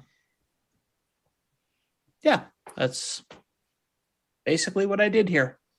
Yeah, because you've done early MC10 videos with the actual hardware before, so Yeah. you kind of got set up for that. And this kind of goes through what's the name of the emulator again? VMC10. V. Yeah. Yeah, V. VMC10. Okay. Virtual. And this runs on Windows only, if I'm correct. That one does, yeah. But I've also put a link to one that will work on the Mac in the this one here, the JavaScript. The JavaScript MC10. This is the one Jim Gerrie told us about. In fact, he's got a link to this off his page specifically so people can just launch all of his programs directly in the online JavaScript emulator. And that runs on Windows, Mac, Linux, probably on phones, depending on your phone. So yep, nice. There's no excuses for people not to take part in the Game On Challenge for the MC10. Yeah, I won't steal your thunder on announcing that game. So I'll let you do that too. Also, if you have an Alice, you can play on that too, because those games work on that as well. If you're in the, or you could just emulate the Alice. And you actually have this really nice picture here of the Alice with all the peripherals, which I hadn't actually seen all of those before. I've seen this carrying case because we showed it on the show before, but I don't think I'd seen the printer or the cassette player before. Does that say ordinary, Alice? Ordinateur, or however you pronounce it. I'm not French. I don't speak French, so I don't know. But it means computer, so. But definitely, that's the setup right there that I wish I had, because I just love the red colored computer and cassette. And yeah, that's really unique. I'm printer. trying to think of any other machine that was like a bright red like that, and I cannot. There might be one or two. The Auric. Was that red? Was it red? Or I think it was. Because I know there's multiple Aurics too, so I'm not sure. Well, the original Auric was white, but I think the Auric was it an Auric 2 or something? The later ones, I think they were red as well. Okay, because that was a fairly rare color pick. Yeah, and I think the Aurics are French as well, aren't they? That I don't know. I think so. So maybe it's a French thing. Could be. Any French speakers? Actually, we have one guy that's in France. He's originally from Ireland. That's been on the show a few times. But if he knows, we should get him to give us an answer on that. 8 bits in the basement. Can say a French word. Delvaux. Sorry, it was easy. My French can't be said on the air. And then we've got 3 stories about the Dragon here. So the first one here is Noel's Retro Lab, and he goes into a deep dive in the Dragon 64, its video output, and fixing it up for his LCD screen. And this thing's half an hour long because what he originally thought would be a nice simple fix wasn't. So he did the more common things, trying to replace certain things, and that didn't fix the problem. So then he originally said, well, I've spent enough time doing this thing. He goes, no, this is really bugging me. I want to figure out what the heck's going wrong. So he goes through the whole debug process until he does figure out what's going wrong. First, he has a little, kind of laying out what the thing is. And then this is the signal he was getting. This is what it's supposed to look like. This is what he was getting here. And he goes through and he replaces parts and all kinds of things, and then tries it again and gets the exact same damn thing every time. This is why I don't do hardware, folks, because this is just would drive me absolutely bonkers. Yeah. And he goes through all. And then he goes into measuring signals and what chips affect what and what capacitors affect what. And I won't get into what is actually fixed it because I honestly don't remember. And most of that technical stuff is over my head anyway. But if you have that kind of a problem on a Dragon, this is a really good video to go through all the troubleshooting steps. Some of the more common things that would cause this kind of problem all the way down to what he finally ended up finding out it was. And then when he actually got it up and running, this is what he got. Then he decided to adjust the brightness a little bit once he got the color working. And then that's what he's got now. So it actually works pretty well and views pretty well. Really, really well done video. And just going back, the Auric was red on the bottom half. The bottom half of the case was red and had a few red keys. The rest is black. Okay, yeah, the red keys I remember. I didn't realize the bottom was red. But the bottom half was red, weirdly. That's an odd choice. Only half? Yeah, only half, the bottom half.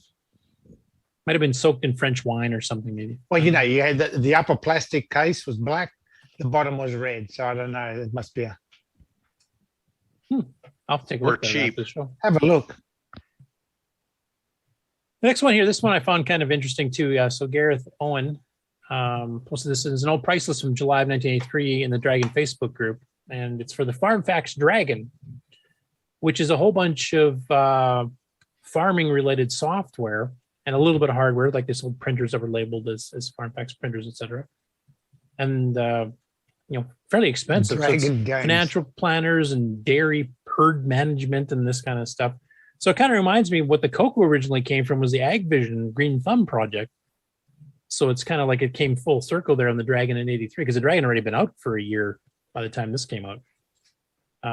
But it does prove that, farmers aren't just seriously just doing farming stuff, because at the very bottom here, you can actually see that they sold cartridge games at $17.50 and they sold joysticks. So apparently if you had a bad weather day or, maybe, the cows didn't come home, then you could play Wait, games.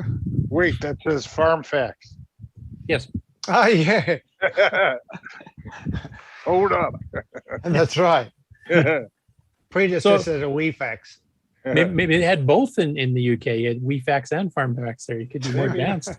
Look at the FarmFax printer was more expensive than the FarmFax Dragon computer with 2 programs. Wow. It must be extra because it came complete with a cable. So that cable must be really expensive. No, I don't know. Yeah.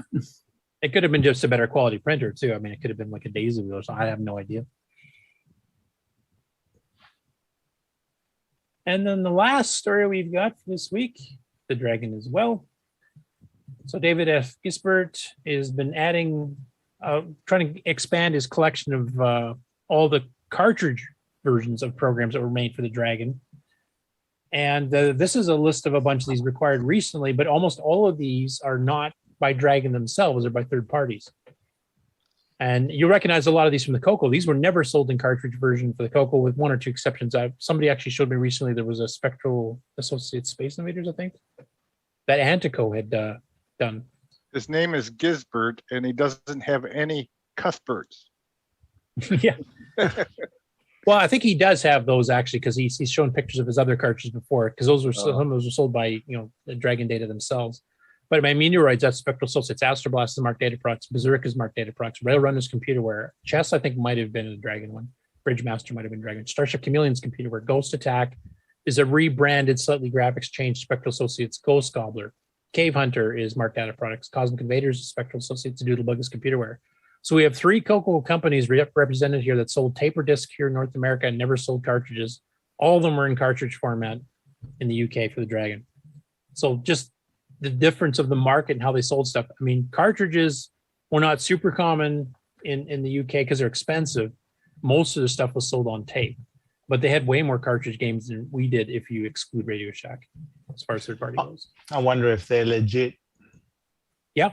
Yeah, we've actually found them in catalogs. The Radio Shack catalog we showed last week, I think, actually showed some of these cartridge games. Because they were selling like Donkey King and stuff in Tandy stores. Yes, those are quite legit. Yep. I reckon And there's that's a lot of them. it for the news this week. I noticed nobody's making cartridges anymore. We had a little, couple 3 years where it was hot. I think it's because of the cost. Mr. Dave is still making them. Yeah. I mean, some people still are. I mean, I think John's still selling them and still selling the case and stuff. It's just that the cases are a little bit expensive. Now there's some pre-made ones you can get, and you can 3D print them now too, but also because of chip supply issues now, the chips have all gone up in price. So now it's gotten even more expensive to make these. So if you can just do a digital download where it costs you literally nothing to sell a game, except to set it up on a site type thing, and they'll take a hit of the the transaction fee, but you don't have to like physically mail anything. You don't have to buy envelopes. You don't have to pay for stamps. You don't have to pay shipping. You don't have to pay for the hardware. It is cheaper to do it and easier to distribute as well. Because then you got to worry about customs and maybe it'll take a trip back and forth between Tokyo and Australia like for a month and a half like the other poor guy. 4 or 5 times. Yeah. So I understand why it was kind of a bit of a fad when the retro community was starting to expand again instead of contracting, because it brought back a lot of the old nostalgia for cartridge-based games. But I think people just prefer the convenience of getting an SD card or a digital download these days, to be honest. Most people, not everybody. And you copy it to an SD card, and it essentially is on a cartridge. Yeah, you can flash it to the, the stuff like Jim Brain's cards and a few others too that have the flash ROM stuff. You can flash it right on those and have it run like a cartridge. Even the SDC lets you burn a ROM into the ROM image part. Oh, now the hardware that will still sell, obviously, stuff like Sloopy does, or like the SDCs themselves or stuff like that, like stuff that you can't just do with software. Obviously, those will still be hardware. So. Speaking of me, I evidently missed the project updates and acquisitions. So I want to raise my hand and say, hey, I want to show something if I could. Go ahead. I'm done with all my segments. So that's okay. We've been for weeks looking at all this stuff that Brian Wieseler has been getting. And I finally got something that he does not have. Uh-oh. It's like, hold my beer. Shots fired. Yet discovered. Yeah. Now this isn't actually a new acquisition for me. I was cleaning out the garage. Well, my son was cleaning out the garage, and I was going through a box of books and found a couple books that I had. A while back, we were talking. And remember when I was saying to you, Curtis, that I remember back in the day how I would sometimes get magazines and such for the CoCo and for Tandy stuff. Mm-hmm. But I couldn't really remember what the details about it. I just realized that it wasn't 6502 based. Well, I found one of those magazines. This is an 80 micro from 80, let's see here, 85. Okay. Yeah, there was a local magazine store that would cut the top off and then resell the magazines. So that's not the actual cover? Yes, that is the cover, except for this part. The top's cut off. Okay. They were probably unsold. They returned them to the publisher to get credit. Yeah, because books, they used to tear the cover off too to prove that it was one that was. This local book, this local bookstore was at a farmer's market, and everything was like this. Or if there were paperbacks, the covers were ripped off and things like that. So, but yeah, I found it, and I was like looking through this, and it was a few of the things that I said I remember and discussed. Yeah, there's some CoCo stuff in each one of those, I think. Yeah. Yeah, but I've got a few myself there that have CoCo stuff in it before they put on CoCo. I do too. The piece de resistance. Oh, that wasn't it. Okay. No. Brian's just eager with anticipation here. Oh, Brian already knows because we discussed it because I wanted to make sure. I have this. Oh, the software. That was a third-party software reference guide. Yeah, it has all that, and then it has all the information from the CoCos. Yeah. And the one thing I was actually talking to Alan Murphy about it, and the one thing that we thought was interesting that you would probably find interesting, Curtis, is here under operating systems. Sorry, the magazine is a bit old, so it's falling apart. OS 9. See if it can get it. There you go. Do you recognize that icon or logo for OS 9? What's it say? I can't quite see it there, so I can't say I recognize it. Yeah, it's a stylized MSS. Microware systems. No, it's only one S. But yeah, we were going. Yeah, me and Alan were going through it and saw a bunch of rather interesting stuff. And it was funny because there was software that said that it was for the 1000, 1200, and 3000. I was like, I didn't know they sold Amiga software. Yeah, it was a Tandy 1000 series. Does it have anything in there about the TDP 100? No. No. Probably nothing. No. No. I actually have one of those buried somewhere. I don't know where it is now, but yeah, that was because it allowed you to order third-party stuff that Tandy didn't carry in the stores. You could actually mail order it from Tandy. So they had like stuff like PFS Write and a bunch of other things too. So Does have the 6000 though. I'm trying to remember, is that the catalog? Because they had two versions of this catalog. They had one that was just software, and they had one that was a mix of software and hardware. You could actually order like a Disto SC2 no-halt floppy controller and stuff. I don't know if this is the same one or if that was a different one. It has like all the standard hardware stuff with the standard peripherals. But not the third-party peripherals for the CoCo? Okay, so that's the other one I'm thinking of. Yeah, no third-party peripherals. I think I have one of those. I'll have to look. Yeah, it was one of those things you had to go into Tandy and ask the manager for it. If you didn't know it was there, they wouldn't offer it. That's the CoCo page. Wow, look at that. 129 MPI. for the hard drive interface, and it had 3 chips in it. Yeah, and you still needed the controller and the actual drive. Right. MPI for $99.95. There's the 100-pound mouse too. Yeah, the one that you use as a deadly weapon. Yeah.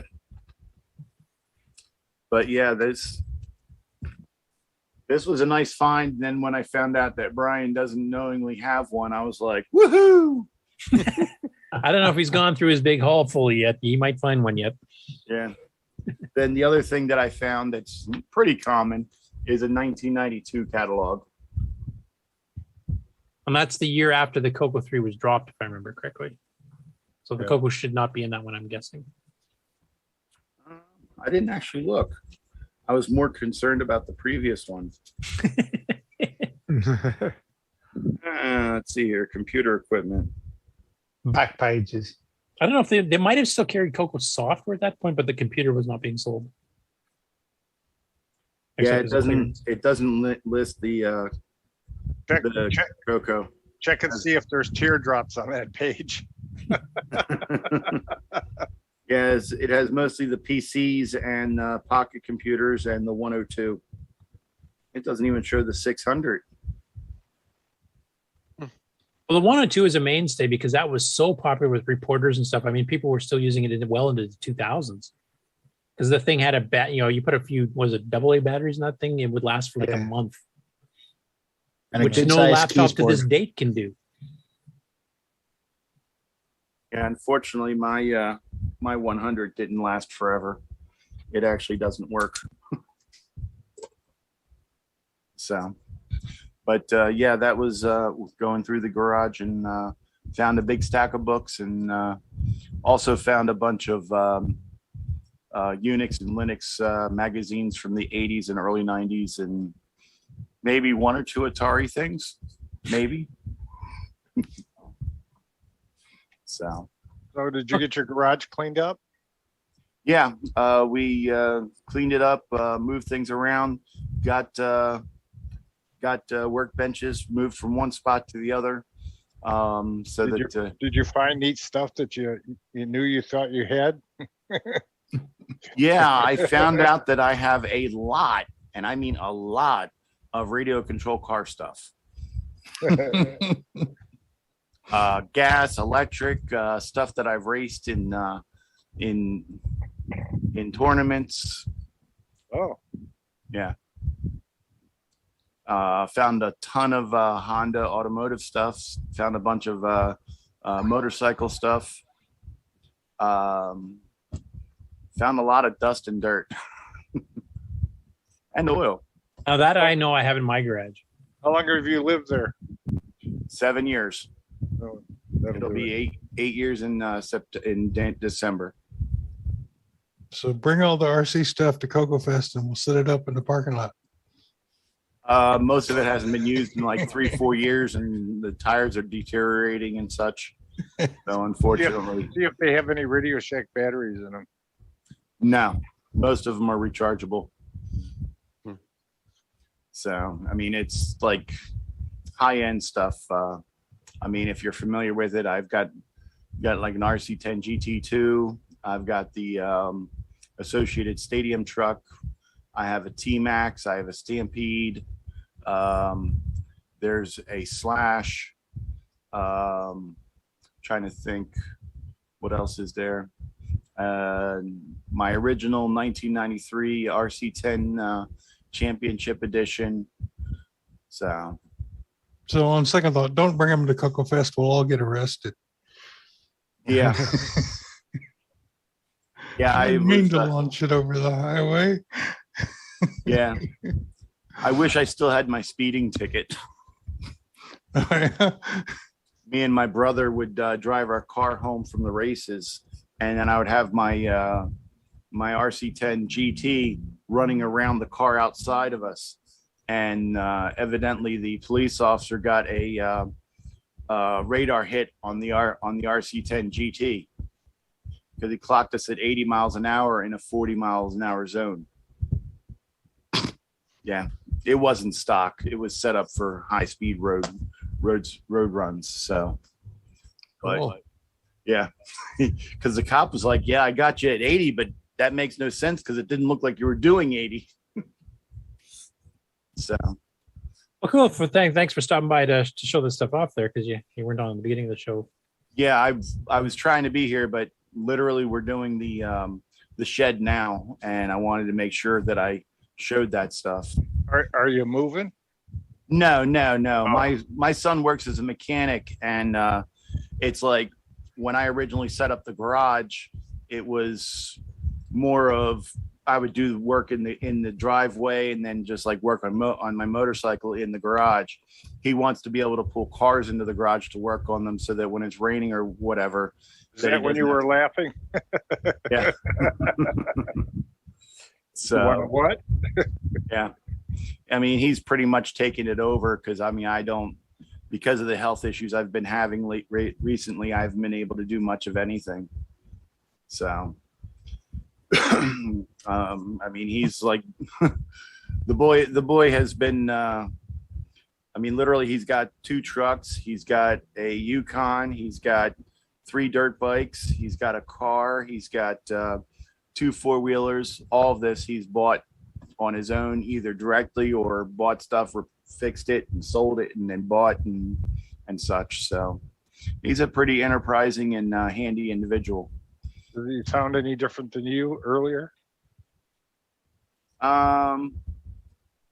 He isn't really nostalgic for stuff like I am, but then he's only 24, 23. Well, the stuff he has now will be. Oh yeah. Yeah, it's sort of like my Honda Civic. It was the first car he drove, his first engine he rebuilt. So my Honda Civic is just as dear to him as it is to me. So I'll probably own that until it isn't even worth taking to the junkyard. So. Okay, well, thanks again for stopping by to show that. Yeah, I've seen the software catalog before, but yeah, Radio Shacks carried them, but you had to ask for them. They weren't usually out in the open for people to know. So unless you knew it existed from reading Rainbow or something, you had no idea to even ask for it. So they're a bit rare. Yeah. So before we wrap the show up, has anybody else got any other things I want to mention? I will mention we have no interview next week. This is the first of the scheduled weeks off, so we can actually have a shorter show. Unless something spectacular happens, like Robotron's ready or something like that. But it's a good show to invite Steve back to. I do want to mention, as far as booking interview guests go, I'm trying to get it a bit where we have a break every 2 weeks. Now that didn't quite exactly happen. There's some that are continuous just because of the way scheduling worked. But basically, everything's now booked up through the end of December. So any further interviewees we get will be starting next year in 2022. We just added Mark Siegel, so that's the latest one.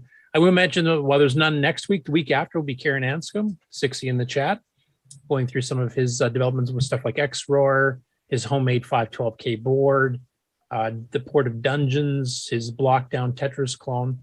And we're also going to have Stuart Orchard and Steve, Steve, the guy working on the. Anscombe? Yes, thank you. I don't know why I was pulling a blank in that. I was about to say Stevie Stroh, and I knew that wasn't right. Yeah, Steve Anscombe will be on to help co-interview because, of course, they know each other and know some of the questions to ask type things. So we'll go through his, entire dragon history. So that's in 2 weeks. Does it seem like the week goes by pretty quick for you? No, actually, because I've been having to do so much prep work for some of these interviews, both doing test calls and stuff, but also sometimes they want to have an idea of what we're going to be asking. So I have to come up with thinking questions. I also have to research their backgrounds to see what interesting things I want to talk to them about. Like right now, I'm doing some research for the Mark Siegel interview, and I've actually spent several hours doing that already. I have several more hours to go at least. So no, actually, the interviews have actually been keeping me too busy to do actually coding. So I haven't touched my game. I haven't touched Nitrous 9 because I've been busy with that. Plus, I've got regular work coming back in too. So that's one of the reasons I want to try to roughly get it bi-weekly so that there's this break time in between where I can get my own stuff done, but also we can have shorter shows on occasion instead of they're all being 5 or 6 hours. So we also have MC10 special and a second Dragon special coming up, don't we? Yeah, I might as well read you guys the schedule. No, this is of course subject to change if something happens like happened with Brian Wieseler, where he was originally going to be on for his big presentation of the big haul he got there, but had to delay because he got called out of town at work last week. So basically next week, no guest. The week after that, October the 9th, Karen Anscombe will be on. October 16th, no guests booked. October 23rd is the MC10 special, which is going to have Greg Dion, Jim Gerrie, Darren Ottery, Alan Cox, James Diffendapper, and Simon Jonasson all on. The week after that is Mark Siegel, one of the former VPs of Tandy, and then kind of in charge of the CoCo 3 stuff. The week after that is CoCo Fest Live. Since it doesn't look like the Canadian border is going to open up, some of us Canadians aren't going to be able to make down there. Anybody's coming over from Australia, like Ian Maverick, and some others wouldn't be able to make it if they wanted to. So we're going to probably do that as a live stream type thing more than a regular show. I'll be hoping to do a presentation via Zoom, to the fest. So, talk about Nitrous 9 stuff. The week after that, we have a double header. So we've got Doug and Kevin Leaney. Now, if you're watching the Discord thing, Doug has actually joined Discord. So he did a lot of the casino games for Tom Mix. He did some in 1984, like casino or poker and blackjack and Keno, et cetera, that him and his brother did. And then in 89, maybe a little bit earlier, the first version, but he did the CoCo 3 versions of these for Tom Mix. And then they did a deal with Microdeal, the same Microdeal that did all the Dragon stuff. They made one that was cross-platforms for the Amiga, the Atari ST, the IBM PC with VGA, and the CoCo 3. They did a whole 3-disc set that actually had aisles of all kinds of casino games based on the Vegas games. So they're going to be our main guests. But as a bonus, we're going to have another brother team that has done CoCo games recently, and coincidentally enough, they're CoCo 3 casino-based games recently. So they've done poker and blackjack and a few others here too. And that's Paul and Tim Thayer, who we've actually seen at the fest. And of course, Paul's did, Timberman and is working on multiple other projects like CoCoBon right now. So they're going to actually be our co-interviewers. So we're going to have two brothers from the modern day who did CoCo 3 games, casino-based games in the 2010s, interviewing the previous generations of CoCo brothers that did casino games back in the 80s. So that should make for a really interesting interview. We actually had a Zoom test call with Doug and Paul, myself, and a few others, and actually that went really well. Just you could see the clicking between them because they were kind of in the same situation. Like one brother did more of the programming, one did the artistic stuff or that type of thing. The kind of division. The cool part is that they're going to be broadcasting from a casino. Well, if they set up their backdrops, maybe.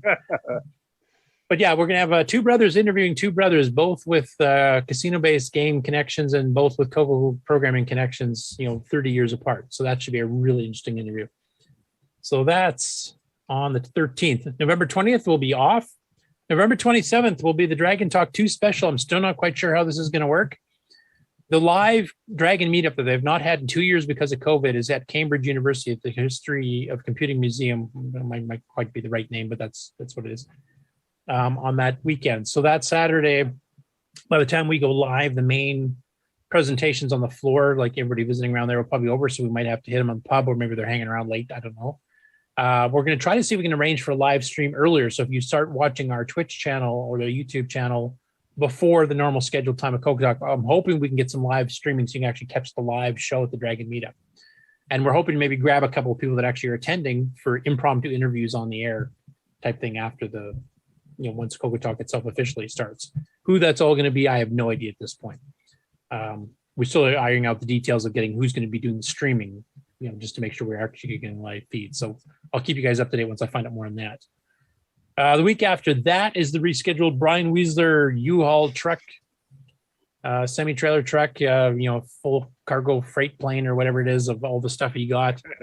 So he's going to be partly a video presentation where he's going through some stuff. And then he's got so much stuff to go through there. He was telling me, I think the last time I talked to him, Brian, correct me if I'm wrong, you have like 80 tubs or 80 plus tubs of stuff to go through? Approximately, yes. So this might not be a single show because we could be here until like New Year's Day at that point. So well, I'm not intending on going through all 80 tubs. I'll be more just kind of giving an example of the size of the haul. And then I'd like to just share some items that I think are kind of unique and people might enjoy seeing. Yeah, and I'm hoping, like we talked about it privately, that maybe it'd be kind of cool to have you maybe for the next few weeks after that, or a few months even after that, to maybe pick some other things that didn't quite make the main show that might be of interest to people as well. Yeah. So there's more than just hardware. There's books, and magazines, and things. There's books, magazines. Yeah, I mean, there's literally everything in here. I mean, he has books, magazines, ROM cartridges, boxes just full of diskettes, original software. There's hardware, drives, color computers. I mean, anything CoCo is in these tubs. It wasn't just one thing or another. What's that? Any Vectrex in there? No, he was just no, strictly CoCo. Yep. Strictly CoCo and Dragon. So, but yeah. So that's December 4th. December 11th, no interviews on that day. December 18th will be Scott Griepentrog, who's actually on here recently to help interview Gene Turnbow from doing the BBS stuff. But we'll get into his history with STGNet.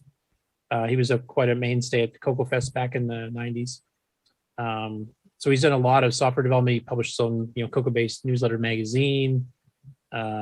He's done a lot of interesting projects with the CoCo and stuff too. And some of you that have been to the CoCo Fest in the 90s and 2000s, I'm sure know Scott. He was also, did stuff for the MM1.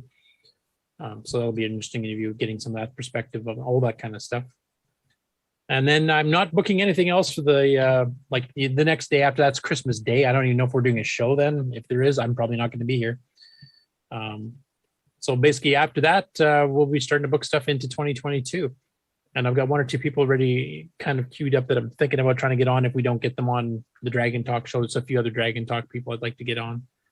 That would be pretty good interviews too. And then of course, any further CoCo related interviews I can find. So, and if you guys have any guests too, that if you guys have, found somebody that was active back in the day, I'd love to have them on too. So just let us know.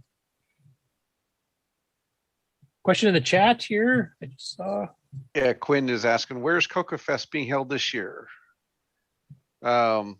Chicago area, but what's technically the name of the? What's the name of the hotel? It's Elk Grove Village, isn't it? Holiday Inn. It's right off the end of the runway at O'Hare. That's the one. Yeah. So just tell the pilot just to not turn on the brakes, and you'll get right to the hotel door service. So. Yep. And the one following up in May, the regularly scheduled CoCo Fest is also in the same facility, as far as I know. Okay. Do you want to skip the outro? Yep. Yeah, might as well. Okay. Everyone's seen it anyway. So no interview next week. Should be a shorter show. Should be. Okay. Well, wave goodbye, everybody, and I'll push the button. All right. God bless. See you all next week. Play Defender, everybody. Play Defender.